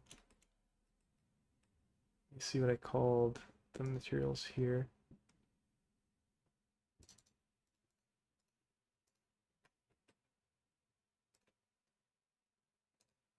What did I call? The song's too intense. I'm gonna switch.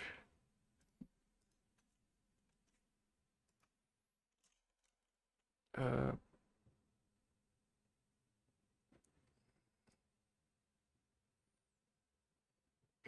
forget what that song's called. I'm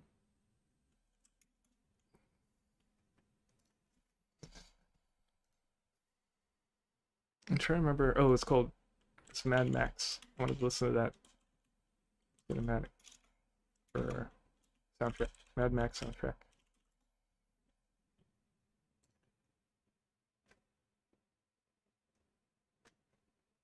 Okay. Uh, so I wanted to see what the name of the material I made was. So we called this signpost mat. I'm gonna say signpost mat I, and that way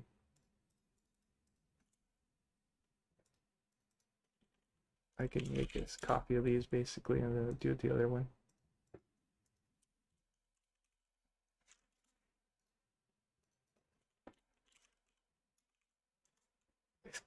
I hope I don't spell these wrong. I can't. My eyes starting to blur. getting getting tired. Signpost I.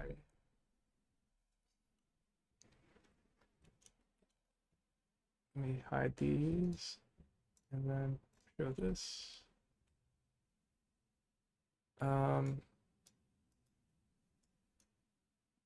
Trying to think. Our setup is going to be different because in this one we kind of did a blender combo with the ambient occlusion. So like this, it's actually really subtle though.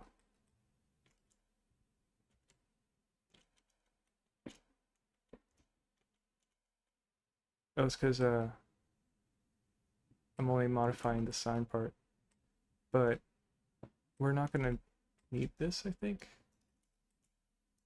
So that's gonna be, there's like so many layers of confusing. Okay, so I'm gonna hide this for now.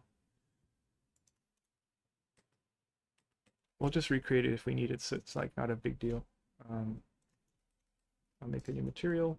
I'm gonna call it sign post body low mat.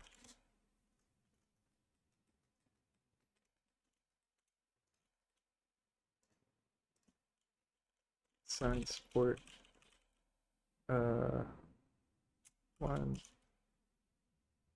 no sign sign support low one. Oh god, it's getting confusing. Sign support low one.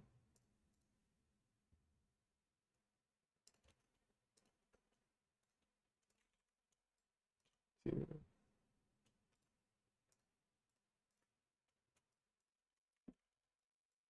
Three. And four. Okay, so they all have materials now.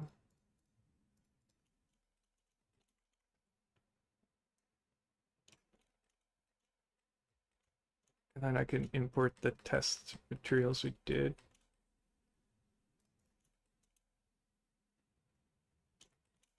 With Node Wrangler, it's Control Shift T, and I could select texture. Uh, texture, Marmoset bake, the high to low, and let's do it normal, see what happens. So it makes all the connections for us, which is cool. And you can kind of see how it feels.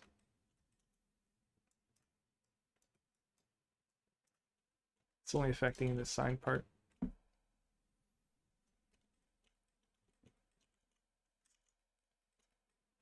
And we can see like before and after as well. So if I chop it away, that's before, and then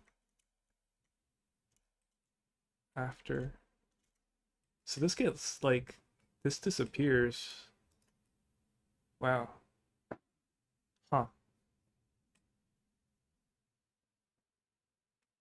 But this part looks really good. That's kind of interesting that happens. Let me see in Marmoset what's happening.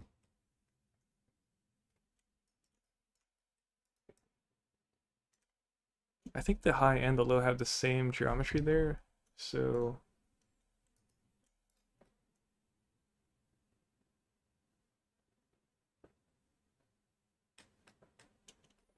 it baked out nicely on these parts though. But I lose the edges here. Let me see what it looks like with like rendering. Let's bring the lights back.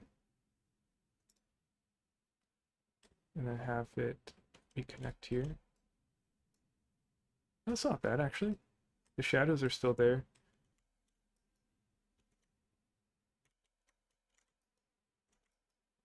Oh. Well, yeah. I don't like it. That's kind of a problem. Okay, so that's a problem. I think the cage didn't bake this perfectly. Here. And right here. But it did pretty good overall. Like here looks good. Like it really fixed the shape of it. But there's some spots that are not baked right. I have to think about how to fix this issue though. I know in Photoshop if I just select this area and like erase the normal map on the texture, I could fix it that way, but it'd be cool if I could do it in inside Marmoset, so it's just like a one-click bake. Why does this happen though? Why does it kind of disappear? I mean, I guess it's, if I could find out how to control that, that would be amazing, because when I want it to disappear like this, then it's perfect, but in this case I don't want it to disappear, so that's kind of interesting.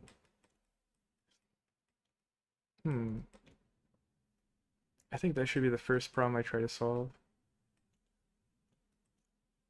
Let me see, let's go back to Marmoset and see. That's, yeah. What's happening?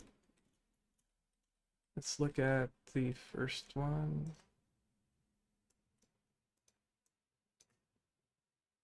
Can I make this bigger? No. Kind of want this bigger. Yeah, whatever. So let's look at the high. Let's hide the low for a sec. Oh. Oh.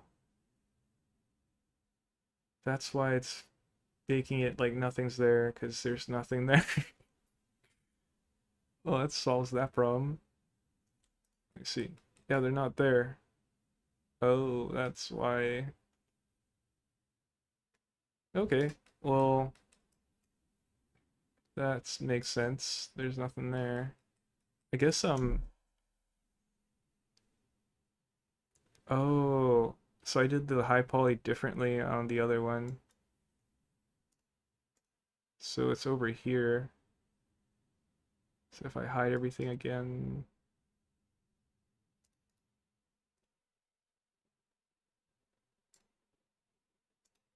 this, if I hide everything, and I show this one.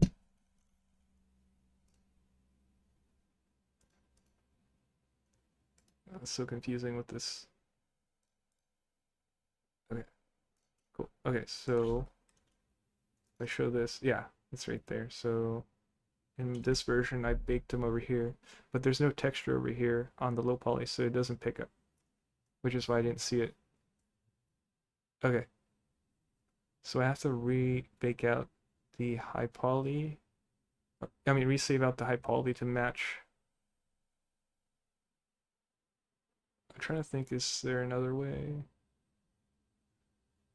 If I saved out the low poly differently, no. If I did the low poly, then I'd have to remake the maps.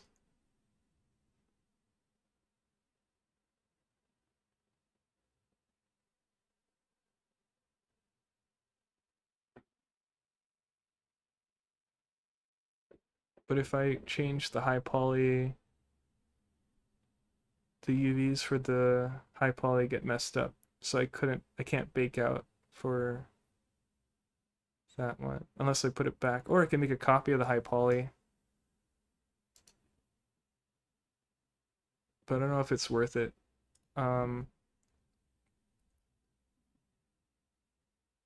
Yeah, I'm gonna be destructive and I'll let the high poly be destroyed and I'll save out the correct version for here. So yeah, I'll be quick, kinda.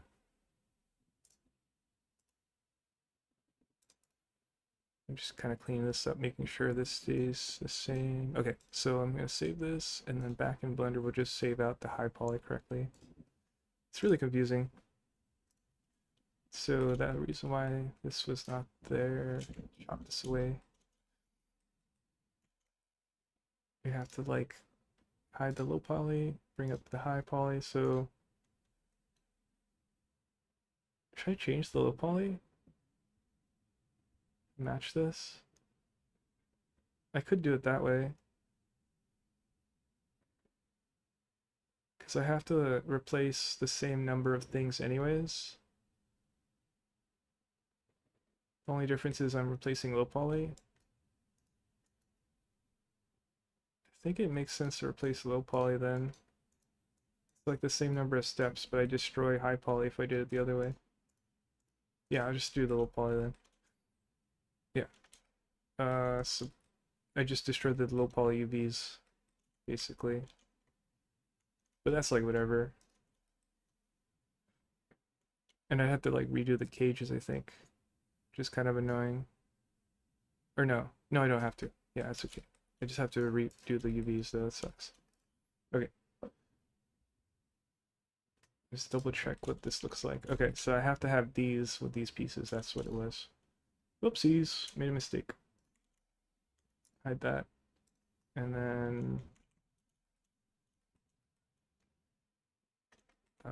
so basically let's tuck this away.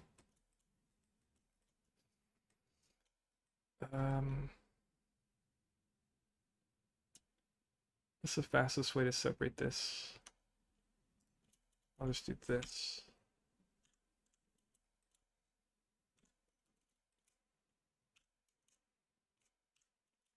Separate these guys, go selection. So now this one is fine.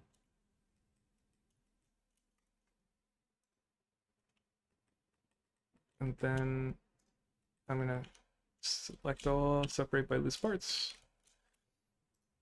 I'll combine these to these guys.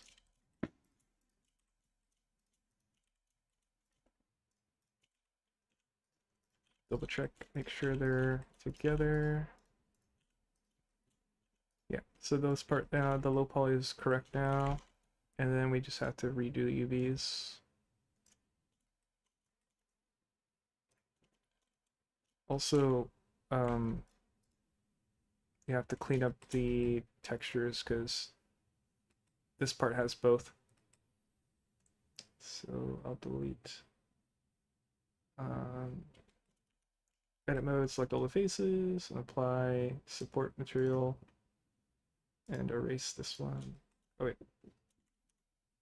Erase that one. You have to erase in object mode apparently. Select all the faces, assign support.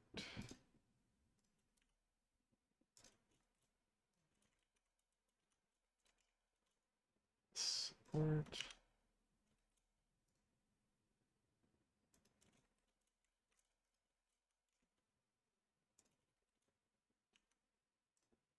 Okay, so now the materials are clean on these guys. This one's fine. The materials are fine. Now I have to do the UVs really quick. So again, it's not too bad because it's all automated. If it wasn't automated, that would really suck, kinda. Kinda. Well,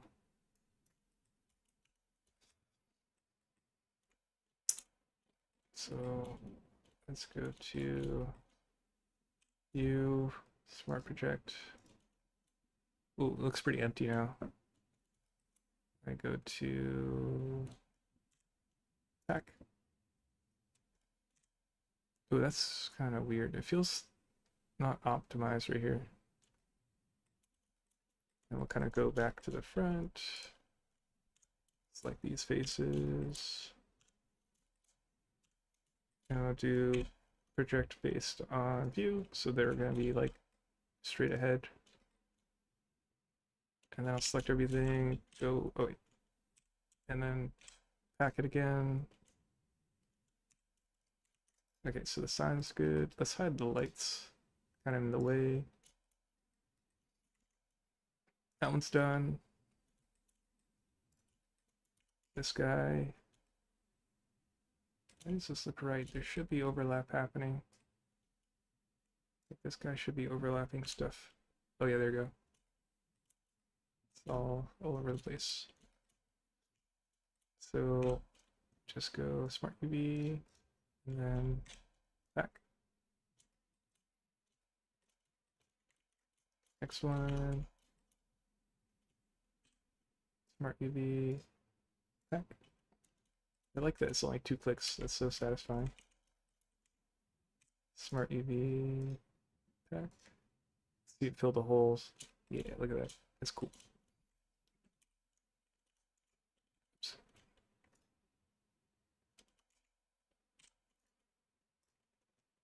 Back. Cool. So that was quick.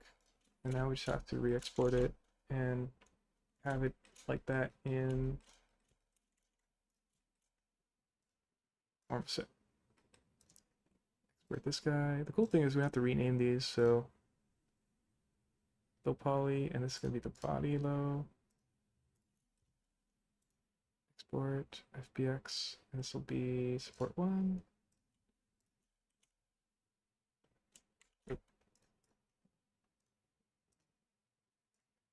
Support 2.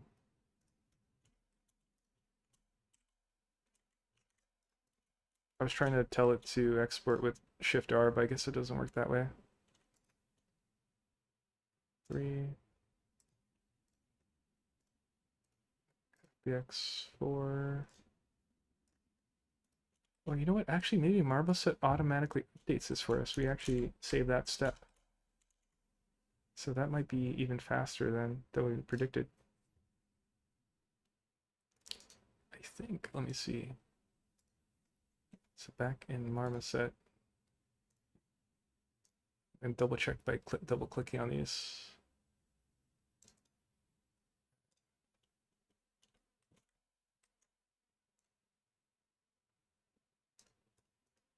Yeah, I think it updated. Yeah. So we actually don't have to do all that. All the setup is done here. Marmoset's awesome. Save, and then we'll bake the first one again, and it has normals, curvature, and ambient occlusion. And we're saving it the right thingy majiggy. Start. And let's go see back in Blender. Click on this guy, and we'll re-import the normal. And we'll see what happens here. Let's move this, make this bigger again. This. Zoom in here, save. And should be affecting this guy. Oh, we forgot to make the cage bigger. But let's just test to see. So this looks fine now, which is awesome. So you can see before and after. It really cleaned up this flow, which is awesome. And it kept this, which is awesome. So it basically worked like 98%, and then the cage is a little messed up here and there. You can see right there. It really cleans up this form. So we're gonna do, let's keep an eye on like this spot right here. And we'll jump into Marmoset one more time.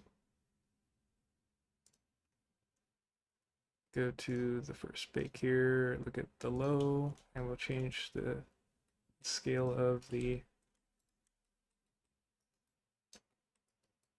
cage. Let's show the high as well. So it's messing up. Let me tab over to, okay. Let's make the cage opacity more notable.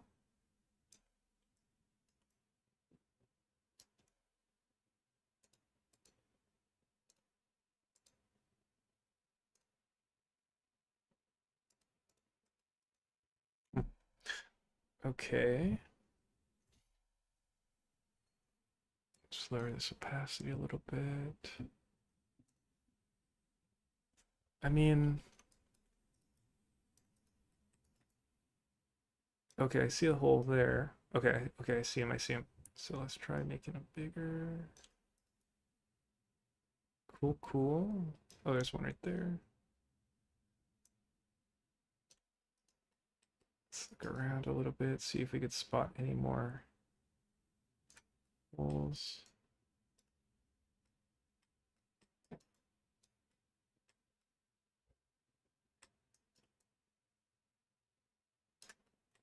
Probably like super tiny holes will be like ants or whatever. You'll get lost in the texture detail.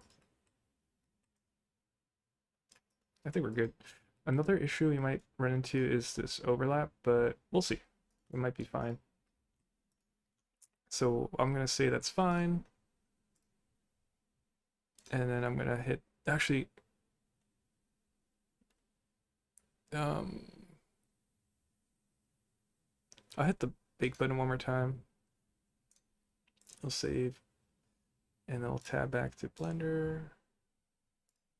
And we're gonna see if these disappear. So if I go texture, open, actually, let's see, can I was hoping there'd be like a refresh button, I guess not.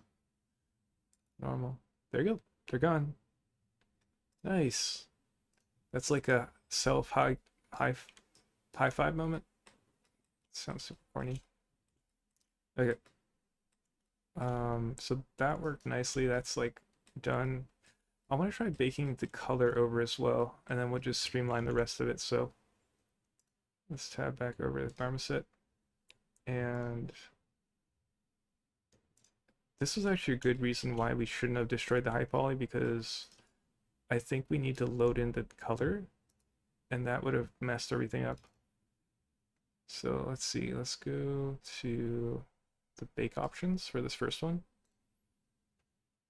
Let's incorporate color,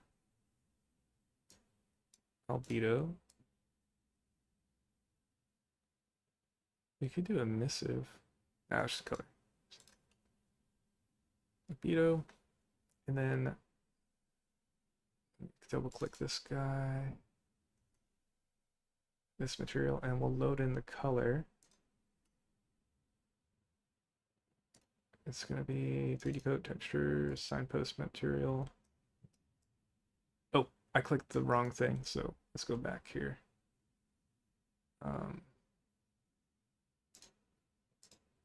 It's not this one. It's actually going to be the high poly, not the low poly. This one.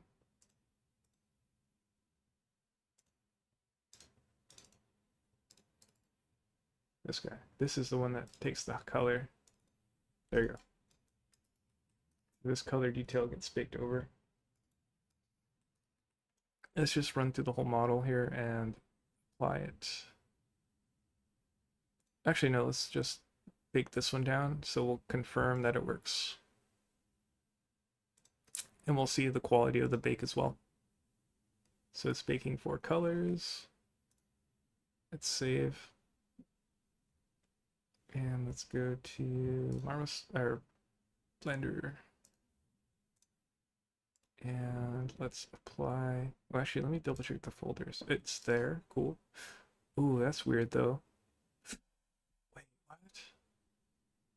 Why is it baking sideways? Oh, that's weird. It's baking sideways. Hmm. That might be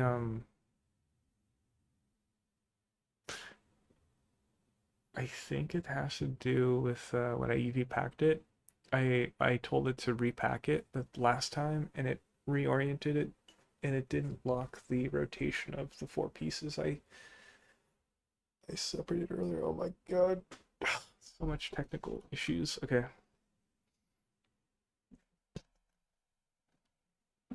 So I could go back over this and I could unwrap UVs. Or we could skip over it. I think we should go back and fix this. So I'm gonna do that, but I want to make sure this works. So let's bring in this color and see if it works. We're gonna delete this one anyway, so but let's see how it worked. Yeah, it baked out nicely. The only problem is if you look at this guy,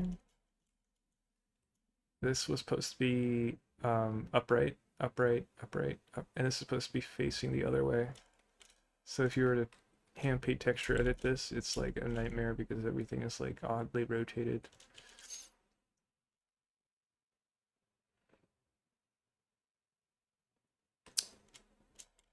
Yeah, but it worked, which is cool.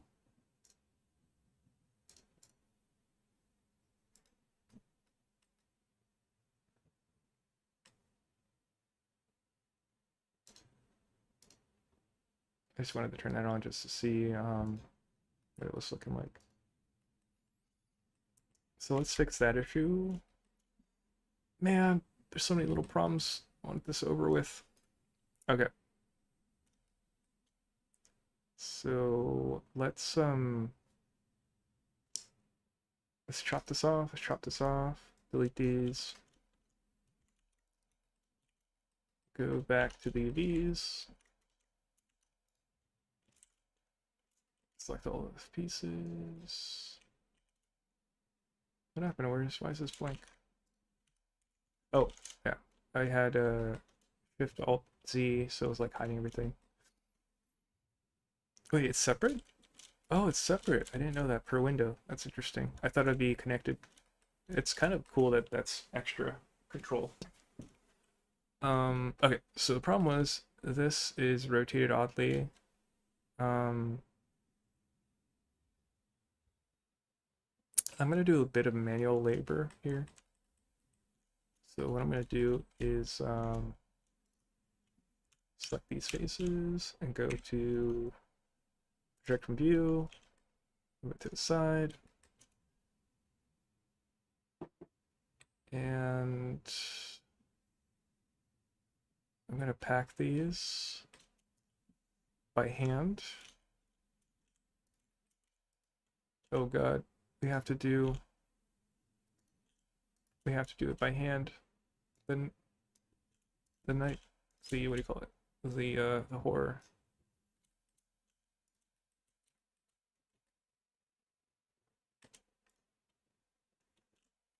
What's this? Okay, that's kind of important.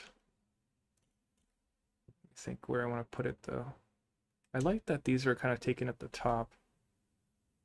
I could put these out sideways. Let me see. Where can I put this? Right here, maybe. Yeah, right there. Look at that spot. Nice. Um, This was a lot of room though. Pressing L on these. I kind of want to overlap them this way. This might be a really smart thing to do. 200 IQ right there. Oh wait.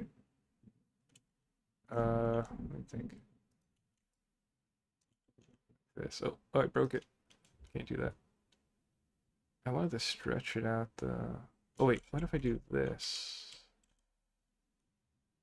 Like Y. Yeah. Look at that. Super efficient space there. And squish it in this way. Yeah.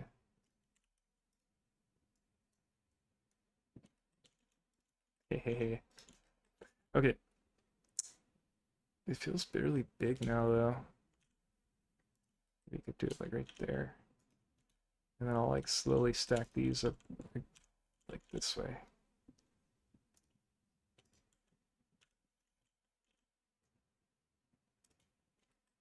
And now there's space right here. Or I could do this. I could bring these down.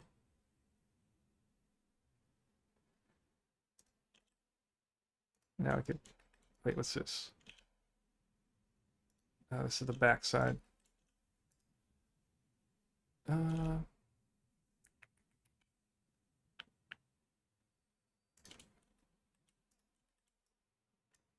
don't like the fact that this is bigger. Let me try making it smaller.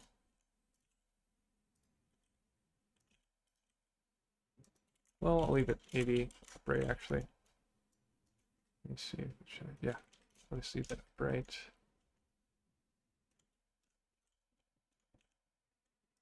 Cool. And then I'll just put this over here. So we did a little bit of hands-on. Nothing to kill us really. Oh, that's perfect. Kind of fit right there. Nice. There's a little extra room there. Kind of bugs me that there's extra room there. I just move this over. There you go. Nice. Now hopefully we don't have to redo this because now we invested actual effort into making the UVs. So let's save everything and export it again. VX body, body, body, body, body.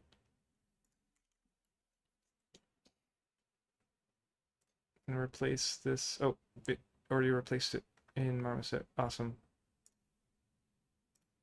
So now we applied the applied the texture in the high, and then the lows already imported again. So now we just do a test bake, and now if you go to the folder, it updated correctly. Let's go back to so much tabbing, Blender, and then we can finally get away from UVs and focus on textures again. Normal, albedo.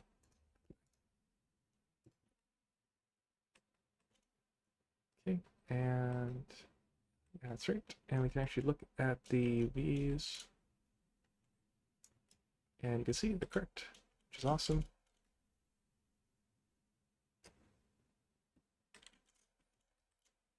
And tuck that away a little bit. Okay, so color and normal is applied. We didn't apply the, so I guess we would have to apply the ambient occlusion like we did with the last one. But right now I don't want to do it, so we'll just focus on getting the other maps working. So you got all the details from the high there. It says we've been streaming for 3 hours, so that's pretty long. It's 11. We don't work till afternoon tomorrow, which is awesome. So you don't feel so guilty working late. Let me set my alarm though. What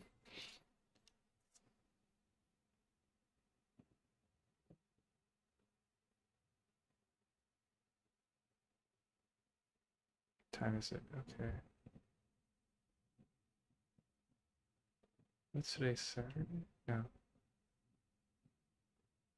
Saturday.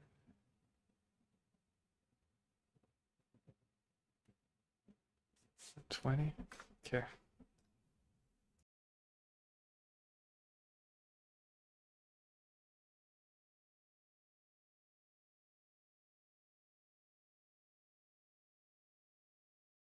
Kind of sucks because like we have a rotating schedule where we work in the morning and then we work at night. So it sucks. Like, and then mid shifts are sucky too, where like you can't really sit down and do something for a few hours because you have to get up, maybe eat something, and then go to work, and then you're tired. You come back and your day's like 80% done. Anyways,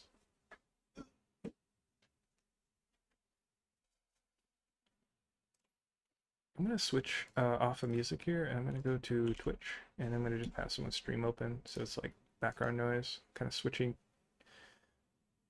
tempo here.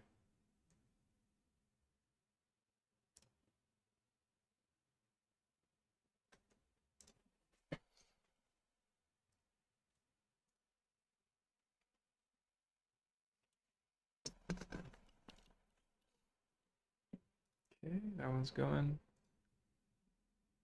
What am I doing? Okay, so let's tab back over to Marmoset again.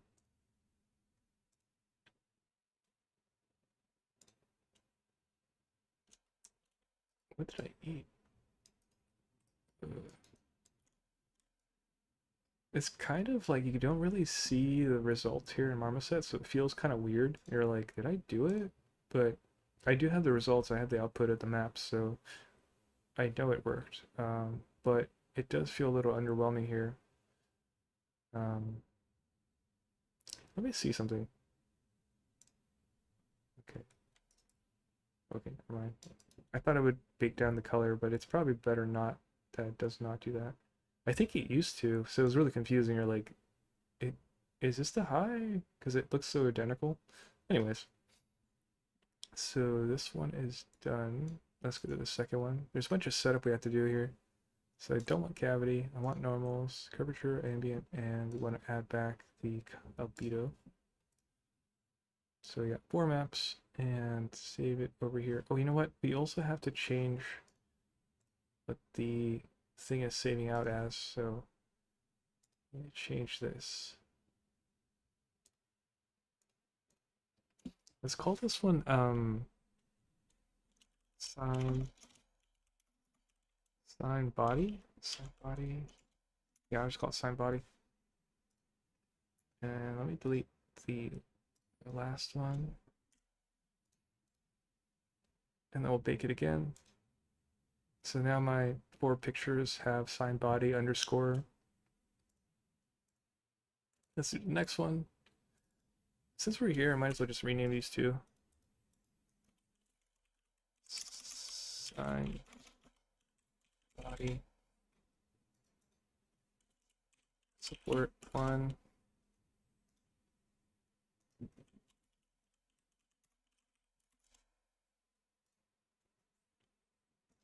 I kind of don't like how you have to like double click, but it's like a delay double click, so it doesn't feel very good. Sometimes it just works in Marmoset, but it feels weird. It feels like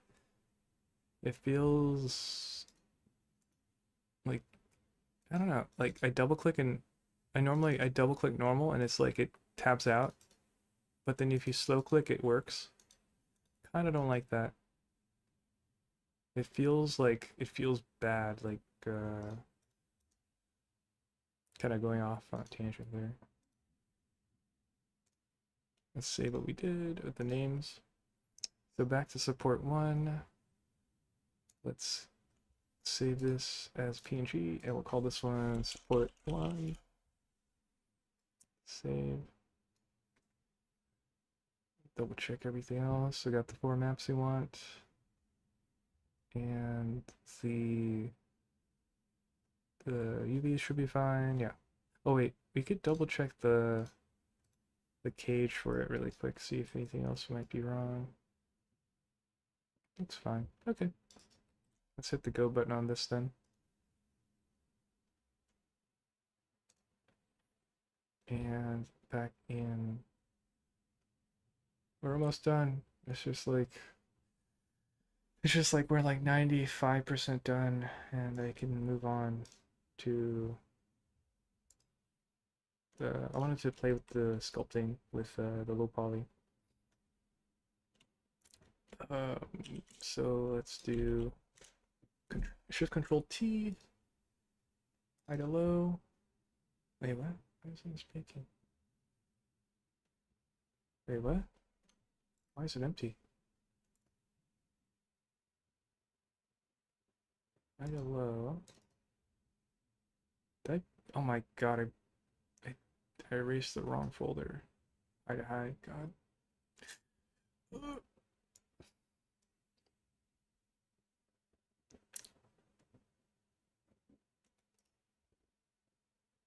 Wait. Wait, what? Did I erase the wrong one? Wait. Support 3, support. Oh yeah, I did. Okay, so wait, did I? I'm so confused. Support signpost. Support. So this is baking in the wrong spot.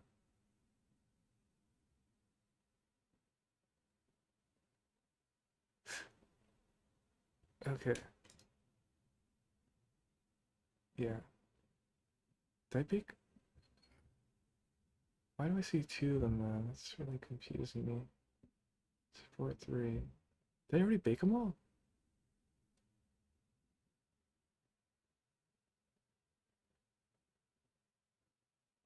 I'm really confused. What happened? My low's gone. I messed up somewhere with the. Where's this going? Output. 3D code textures. What? What did I do? Oh, I baked it into the wrong folder. Oh, that's why I was empty. Oh, I'm getting tired. Okay. Okay. So it's gonna be called sign body textures. Marmoset bakes. High to low. Sign body. Okay, so that one should be fine. We'll bake it. Then let's go to the next guy. Make sure this goes to the right folder. High to low. PNG. Call this one support 1. Save, and we'll bake that. And then let's go back to our folder structure, double check so they're in the right folder here. Let's go back to the other folder that we were saving into, and we'll clear those out. We'll delete those. Support, sign body.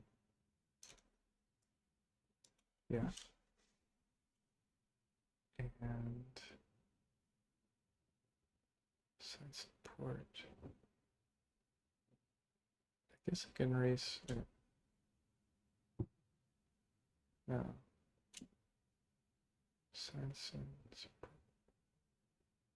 Yeah, I'll just erase the ones we made in that folder. So confusing. Okay. So now we should be fine. I have to reconnect it correctly in Blender, but that's fine. Back to Blender. Oh. So much tabbing. Okay, so this one needs to be reconnected correctly, so let's delete these. Control Shift T, and I'll go back to the right folder, high to low, second pass, sign body, albedo, and normal. There you go. We're in the right folders now. Let's save, and then we'll do this guy. This is going to be support, albedo, and normal. Huh, that doesn't look right. Why doesn't this look right?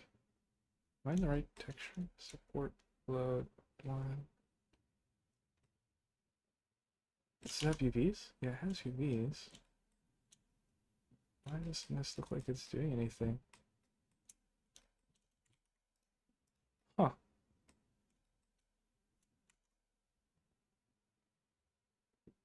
That's interesting. Does not seem to be working. Are the normals right? No, they're fine. Ancient space. Let's look at the textures and see what's happening there. Textures, Marmoset bakes, high to low. Okay, the albedo looks really blank and empty. Oh, right, I didn't plug in the albedo, that's why it looks so empty. Okay, okay. So if we disconnect that for a sec. Yeah, there we go. So the normal works. But we forgot to plug in the color in Marmoset, that's fine. So the normals are awesome. That's great. That really cleaned up this triangulation that we saw earlier, which is awesome. There was no color on this, and that's why the what's this though? Why is there a dot there? What is that dot? What? Where'd that dot come from? How's that happening? Is that texture? How am I seeing that? What is that? It's here. Oh, it's loading this. Okay, so it's still connected there. I was like, what? How does that have a texture? I disconnected it. That is so interesting. Why is that still loaded though? That shouldn't be connected. What? Let me see. It's still there. What? How does that make any sense? That's really interesting. That is confusing me. It's still showing that texture there.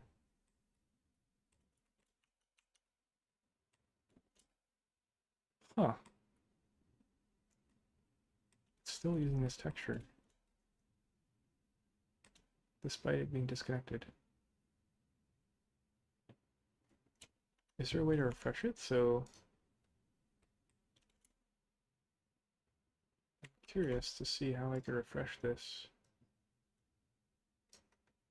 We can hit X here. Still, it's not disconnected. Huh. What if we added a texture image and it was blank and we plug that in? What? It's still there.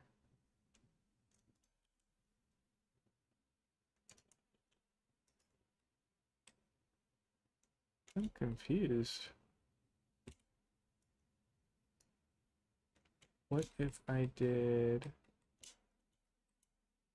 this? Okay, it does move it. Huh. That is so confusing.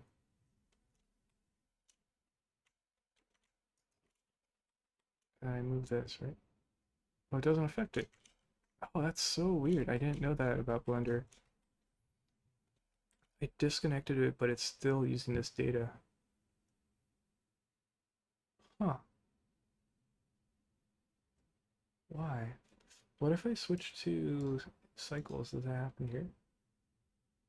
Yeah, it does. Workbench? Oh, no. That is so weird. What if we do the image texture, but then we just apply something random? Does that like take its place? Oh, it does. I disconnect. What? It's still there. I'm so confused. Why? Why is that there?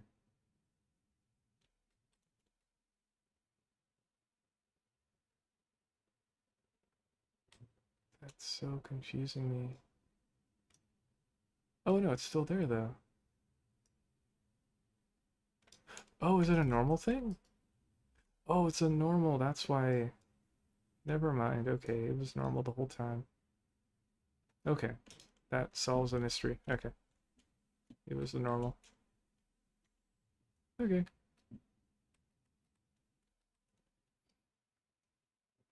Okay, so now that we solved that issue, let's hide the lights again. It was the normal. I was like, what is happening? Marmoset. Okay, so what the problem was is there's a. I'm trying to move the camera. I forgot how. Okay, so in the support one, if you look here, something is happening here. Let's show the high. Let's raise the cage opacity. Yeah, there it is. That's what we were seeing. So we have to raise the offset here. Let's actually see if we can do it this max offset. Huh. I think I'm seeing better results with the min here, so let's do that. Okay. Cool, that should fix that problem. And then the other thing was if we hide the low and go to the high, and we have to plug in the material for it. So where is it? It will be under textures, eco textures, support this guy. Cool. Through here, let's go through and let's just apply the textures for all of them.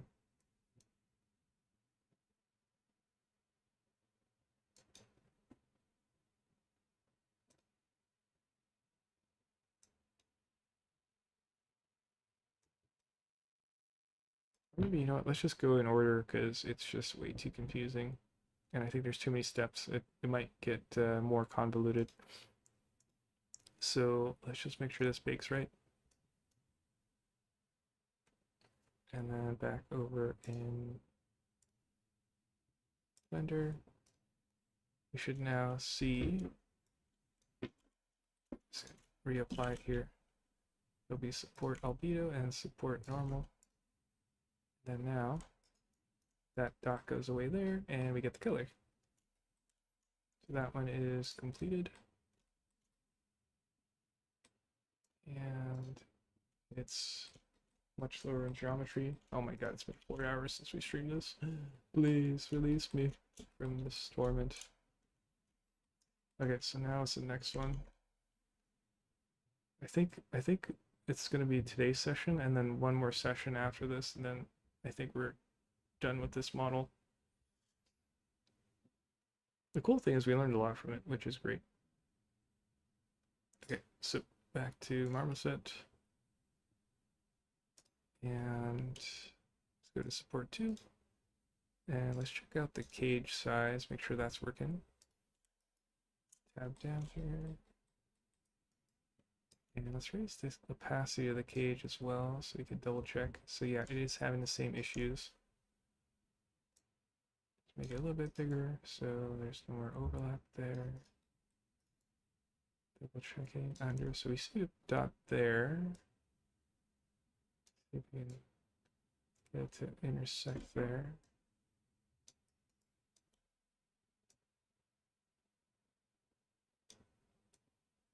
I feel like Min does a better job there. I don't actually know 100% what these do, but I feel like Min does more for what I need.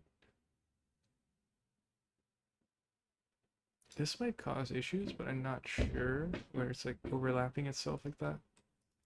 Maybe. But it's better than it was. Let's just show the high and we'll go to the material there. And go to 2, apply that there. And let's hide the high. Show the low. Go to the support, the bake settings. Let's hide the cavity. Let's go normals, curvature, ambient, and let's add the albedo. And let's go to the right folder here. Marmoset bakes, high to low, and we'll call this one support 2. I think that's it. Normals, curvature, ambient. We fixed the cage and we applied the color to the high.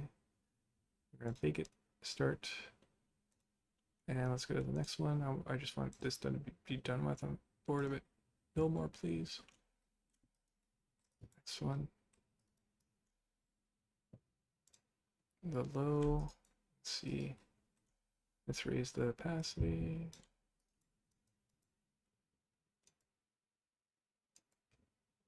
It looks okay to me.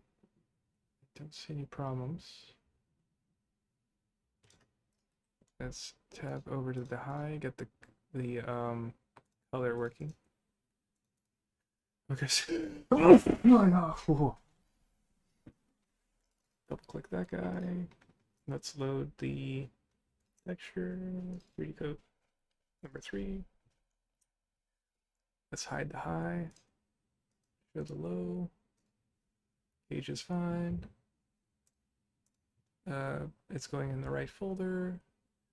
Let's change the materials it's gonna bake. So we got the normal, curvature, ambient, and albedo. Bake. And let's go to the next guy.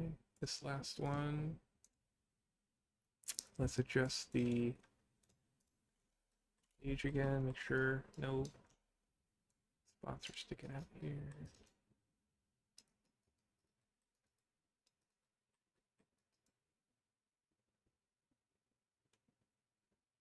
I don't see any problems. Yeah, it looks okay to me. Yeah, so that's good. Let's go to the high and supply that material for the 4.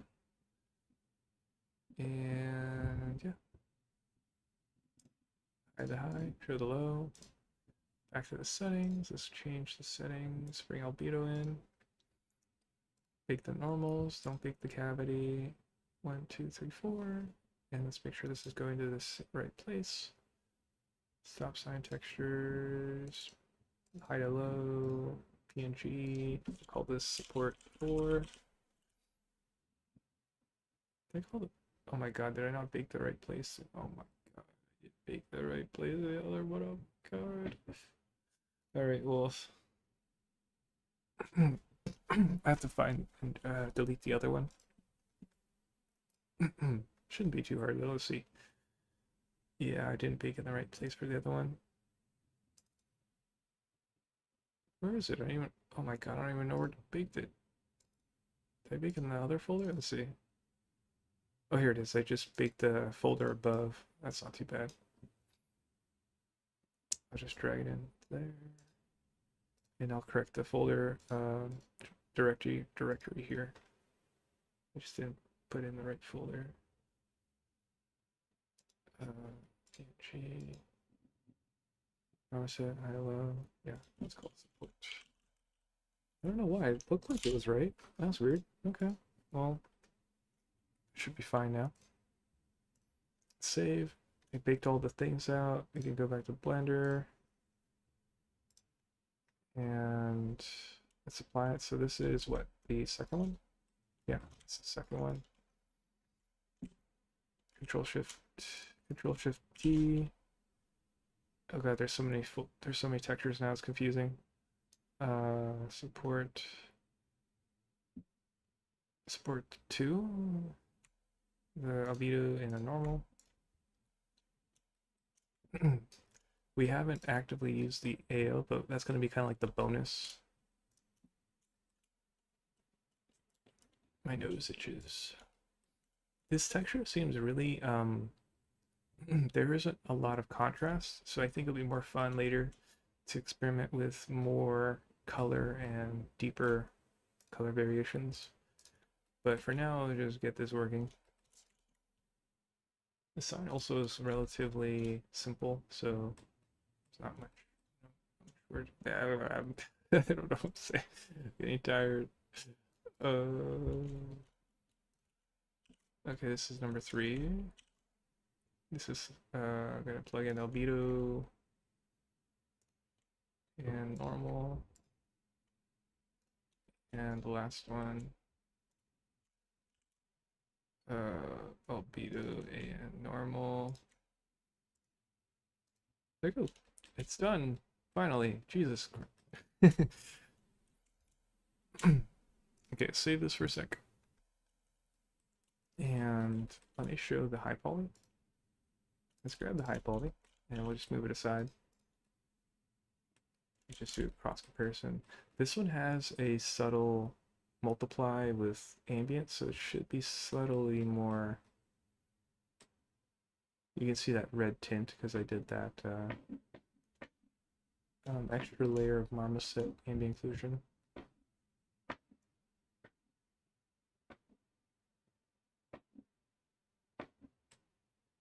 But these are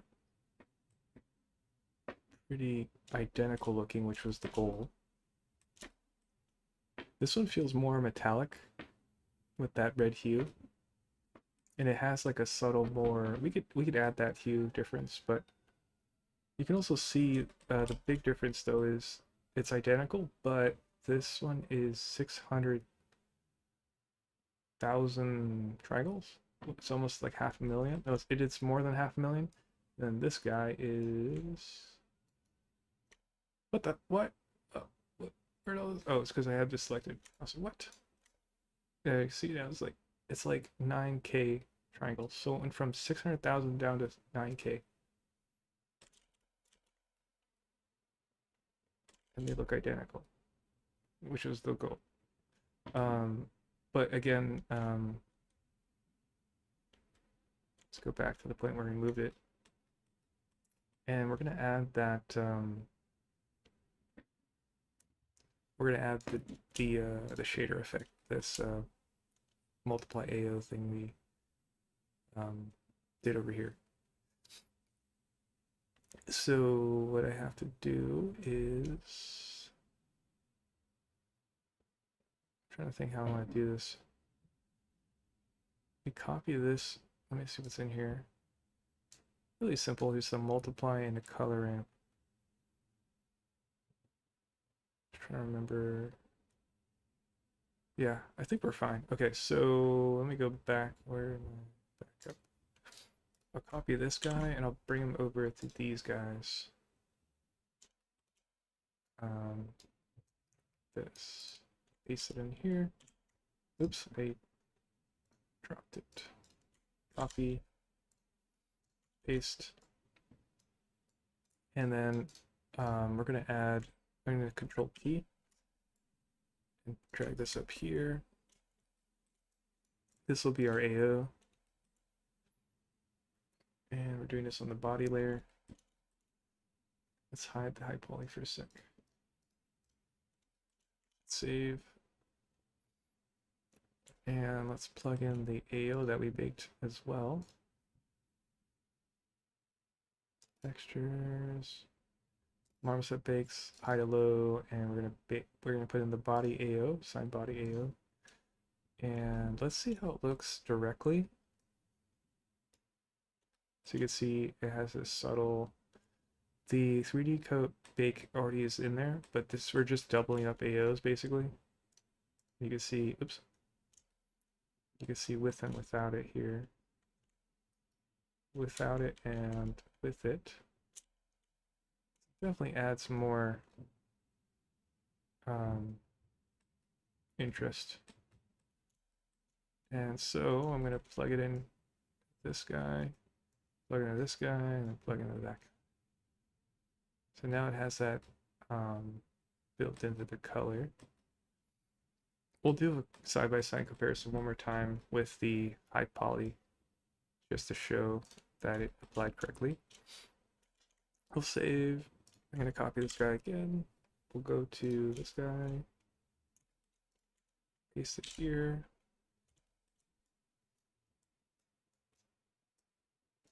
This over a bit. And let's add this, Control T. And we're going to plug in the corresponding map here. High to low, and it's going to be support 1 AO. We haven't experimented with the curvature map, but I'm sure we can get more cool results with it. plug these guys in. We'll see the color turn more red there. Let's save. Let's go to the next guy. Move it back a little bit. Grab this guy, copy him over here. I'm not sure if these icons look too small. I have a 4K monitor, so it's not too small, but I think on the stream it's gonna convert down, so it's gonna look smaller. This monitor's been great, but the problem was just randomly, suddenly, the bottom or the right side of the monitor has this giant blue line that goes up and down. And I thought it was a joke where there was YouTube videos saying like, hey, you could just kind of squish the corner of your monitor and then it'll make the line go away. And I was really hesitant to try it, but it actually works. You actually like squish and tap your monitor and it actually goes away, which is kind of scary. Because just as easily as it can go away, it can come back, and it does all the time. But it's a good monitor for what it is, so I'm kind of going off on a tangent. What am I doing? I forgot. Hi, hello, and this is what? This is 280. Plug it in here. And there. Cool. Save. Next guy.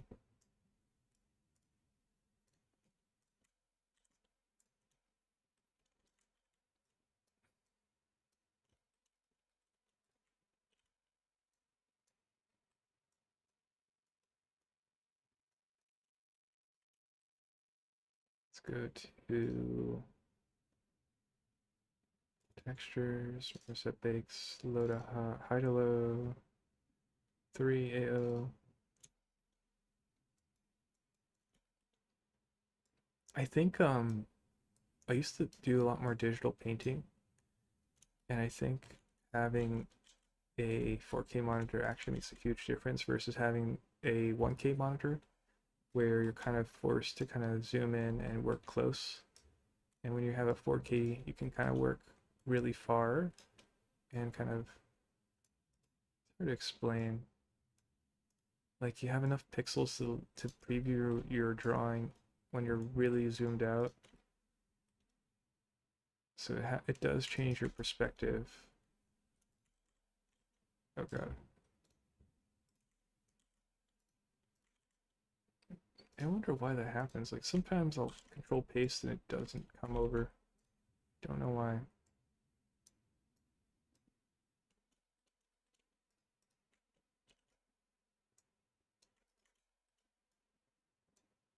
Let's plug in this one. This will be for hello for AO. Wait, did I do that for this one? Oh, no, fact. Support. Am I doing it right? I'm kind of second guessing myself because I'm so tired. Is it happening? It feels so subtle. Oh yeah, it is. Okay. Kind of feel like these are really far, so I'm gonna bring these closer. Cool. So I might make a group of this, or not group. What do they call that? Join a new frame. Shift P. Yo. I'm just gonna kind of be more organized and just put groups and just name it AO so I just remember later like what this does.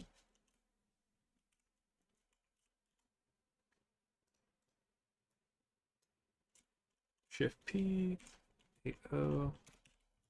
Wait, oh, why did I put 2? That makes no sense.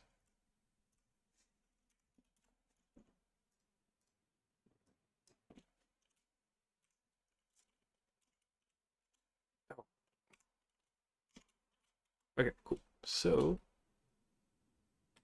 I think that's it. The AO there. Just making sure everything is consistent. Save, and then let's do a side-by-side comparison again. So if you bring back high poly, and we drag next to each other. Oh, that's interesting. The color actually is not as red. Huh. Why? Why is it not as red? Let's look at one of the nodes. Why is it not as red? Why? What an interesting problem.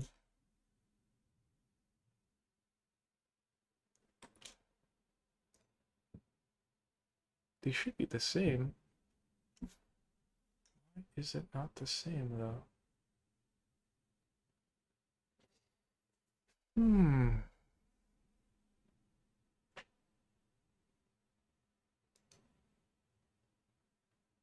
Because, like, for example, if I go in here, I change this color. Whoa, that's interesting. They're not they're not behaving the same way.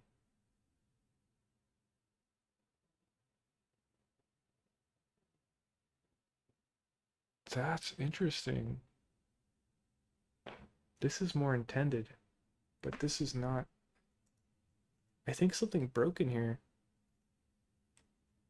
The reference maybe is broken. Hmm. This must be broken right here. Signpost map. Maybe when I deleted and moved stuff. Signpost AO.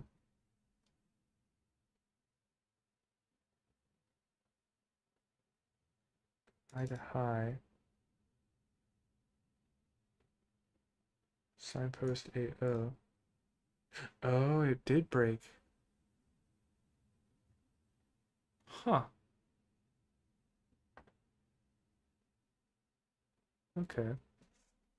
We have to reload this because I need them to be centered up again, so let's just clear that and then reload it here. And then let's hide the low for a sec. Show the high. And then we'll just readjust these, so just go in here and reconnect them correctly. So high to high, and this will be the body. Signpost.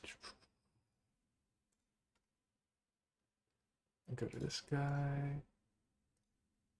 High to high. Support 1. Ew. High to high. Support 2. AO. High to high. Support 3.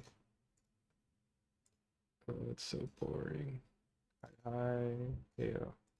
Okay, so these should be correct. I'm gonna save again. And we'll double check here inside the AO thing. We'll just do something crazy again. Yeah, that's right. That's the way it's supposed to be. So again, I'm just gonna reset it so I don't save that. And we're done. So this was the high. This is the low. We could do the thing I was thinking about where we bake the signs down, for example, into a plane. It would be kind of interesting and tricky because we'd generate an alpha, and I don't know exactly the process behind that for Marmoset. I could do a quick test and get results that way and see. That would be kind of fun, actually. Just to get the image plane for this, and it's going to basically bake down all that data. The downside of that model, though, is you won't be able to see thickness. So, although I mean, if you were using a model for a very low res thing, it would be cool. Let's just test it. Let's do a test. So let's see what I did. Let's minimize this. let's make a plane. Let's move this over. And let's adjust this plane 90 degrees up. Word. I can't even see where it is. It's like a thin.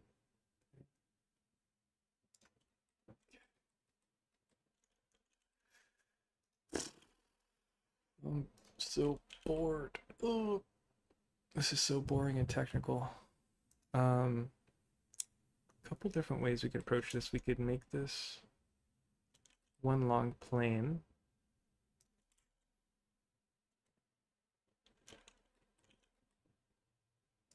Or I could separate them. I'll just make one long plane. Why not? Make it one long plane like that. And I think when I do a bake, I want this to be below the thing I'm baking on. So I'm gonna pull it in like this.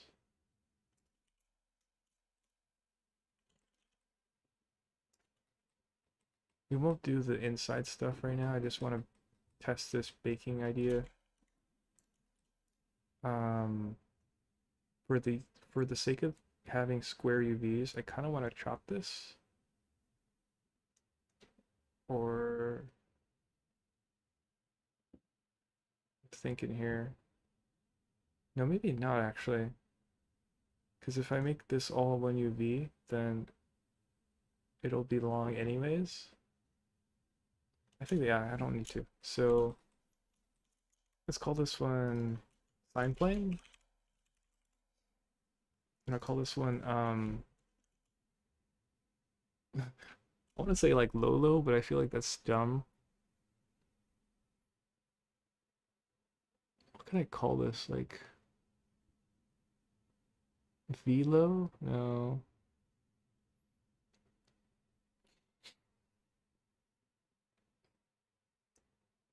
Uh,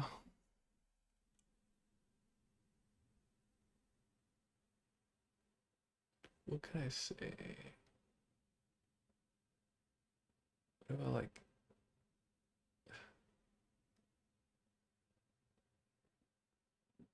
uh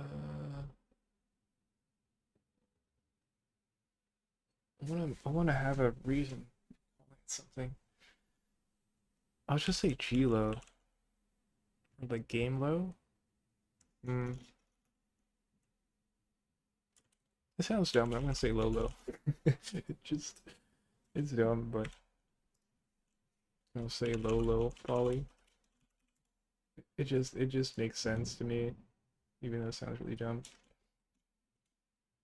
Okay, so let's go to let's do project from view. And let's do pack. Oh, actually, yeah. And then I'll rotate this 90 degrees. Sure, this is the top part. Yeah, it is. Cool. And then let's tell it to fit back in. Pack islands. Scale it down a little bit. Cool. So now that's set up. It's taking about a quarter of the UV, which is okay with me because all the detail is really here. Um,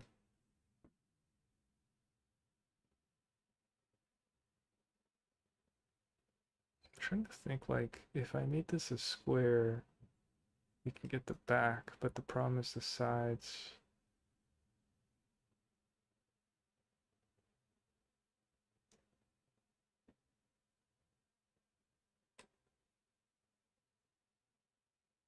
How low is too low? The idea of it being a sphere, I mean a plane seems really exciting to me, where it's like super low, but I feel like it loses its luster like on the side. Hmm. Like it doesn't tell you the form of these at all. Just kind of an issue. Maybe I'm too tired to like think of how to fix this. Um, let's just do this test first, and then we'll like explore other ideas later. So we'll just get this idea out. Save. Let's open Marmoset. Or let's see. Let me export this. Let me make a new folder as well, actually. Call this one high to low low. I'll call it third pass. And let's go to the objects. And I'll call this one low poly. Let's call it low poly. I feel like it sounds really stupid saying that, but it just works for me. Let's export this guy. FBX. Oh, you know what? Let's actually also apply transform, center geometry, so it's even cleaner. Export objects, low poly, and we'll call this line plane low. Select objects, export, save. Back in Marmoset here, we could maybe save out a new version too, actually. I might do that. So back in Marmoset, we'll go to save as, I'll call it 3. And then in the sign body, we're going to replace this guy. We're going to get rid of the old low.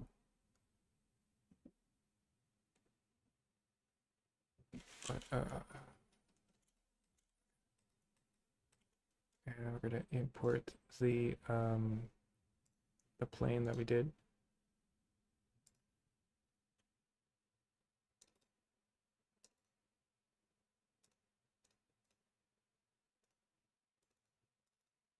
Okay, so it's visible from this side. The back face is not there.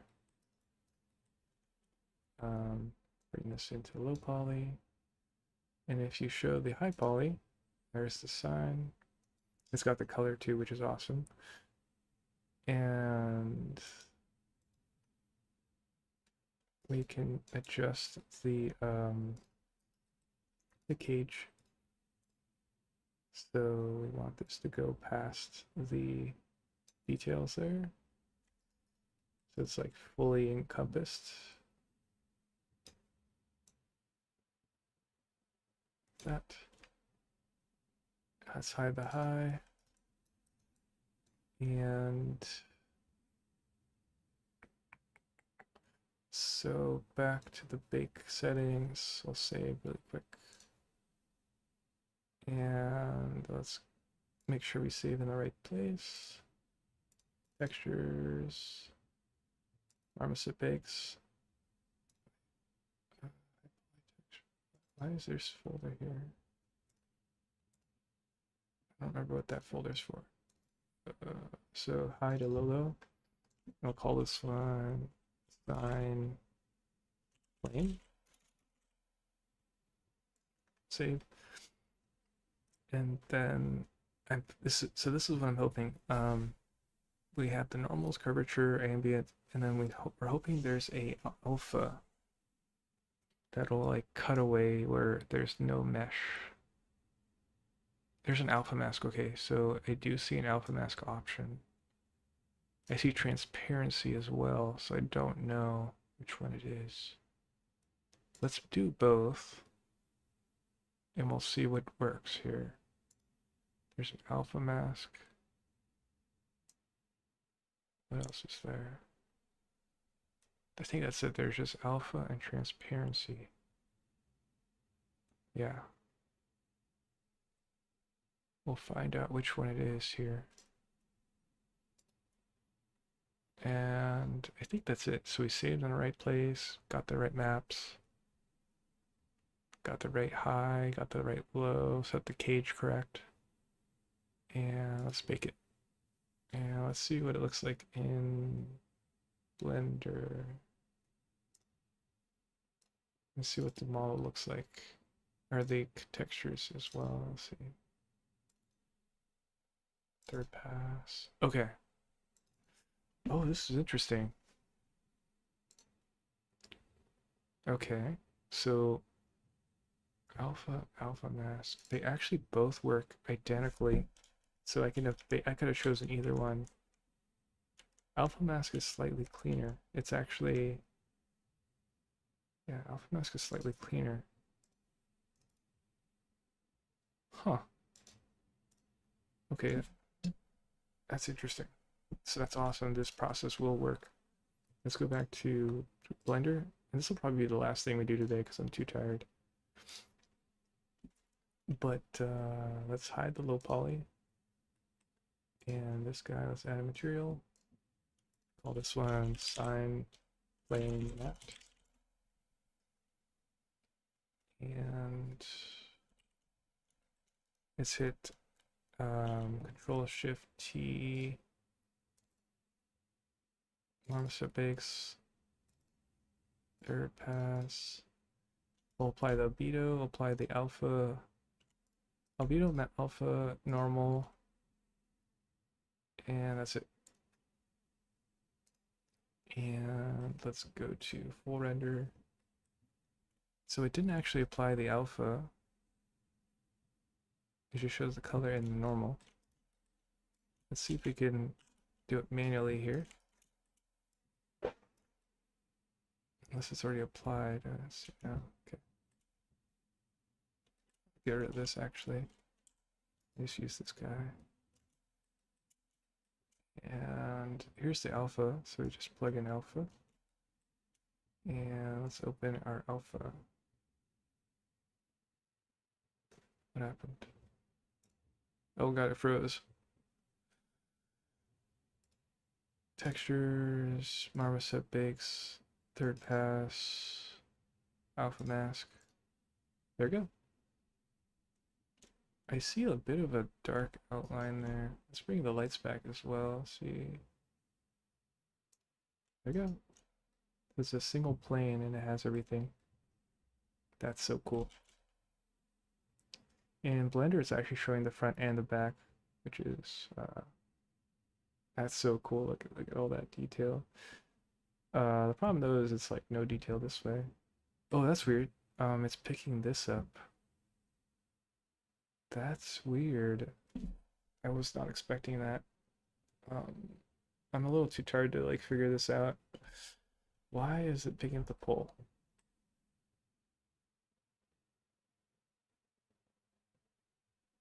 Yeah, that's kind of tricking. That's perplexing me. Why is the pole being picked up? Oh no, that makes sense. Okay, in Marmoset, this high poly has the pole, so that's why. Okay, okay, that solved that problem. Okay, so this alpha works as intended.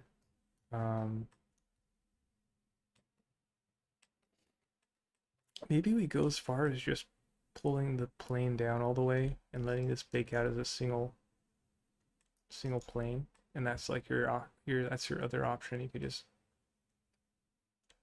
use this plane, this 4 triangle plane. Wait, does that make sense? Why is this 4 triangles? Isn't this 2 triangles? Oh, oh, that's right. There's this. I was like, wait a second. 1, 2, 3, 4. Yeah. Okay, so I think we're done. We hit all the check boxes today.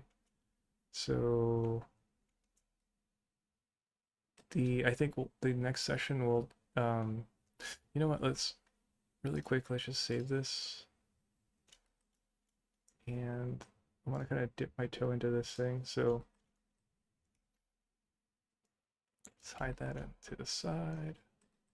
So this is what I had wanted to do, and what's going to be kind of fun was all right, the lights again. The idea was let's make a copy of this as well. Uh, duplicate.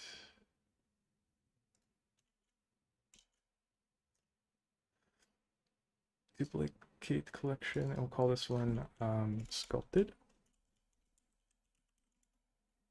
Let's hide the original. So can I combine these? I think I can. Combine it, and then say, then what I wanted to do was go into sculpt mode and I wanted to just go in here, see what the geometry looks like. Oh, wait, what? Why did I have?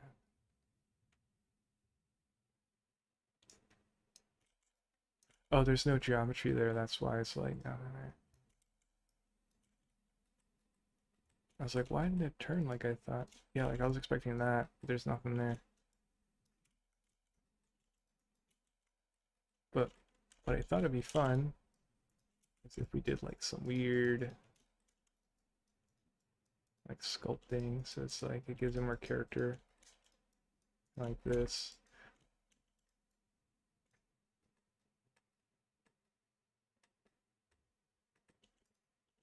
Kind of fun. Yeah, this is fun right here.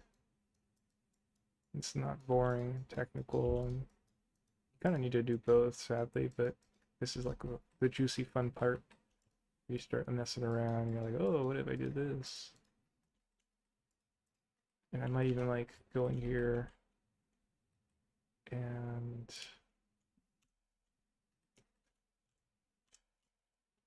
oh, let's do normal this. Yeah, I want to add more geometry here, so I just go bisect and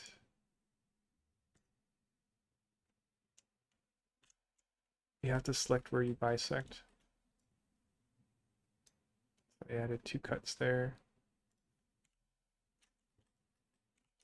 Now if I do that, you can see it bends here, which is what I wanted earlier. I'm just kind of slightly offsetting it. I mean, it's kind of wonky and weird. I'm going to mask that and kind of go in there. Go back to edit mode. Yeah, let's add that bisect again.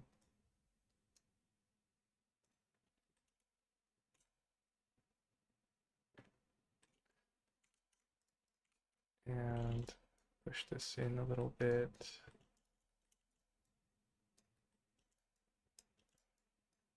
Tilt that a little bit. This is a fun stuff right here. It's fun. Maybe I might mask off this area and adjust this a little bit, flatten it a bit. Let's see if I can mask off this. I'm kind of being lazy about it. I'm using my mouse. But it has more character now. It's like just more organic. Might be too organic actually, but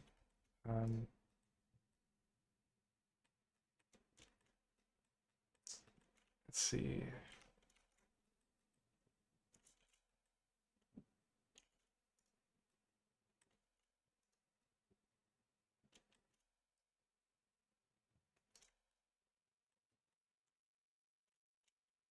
I kind of want to try to fix the sign a little bit, get a little bit more rounded again.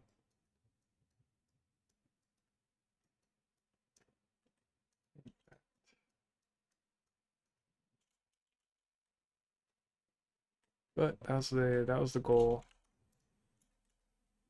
to get the low poly and then kind of play with sculpting it a bit. I kind of broke it here.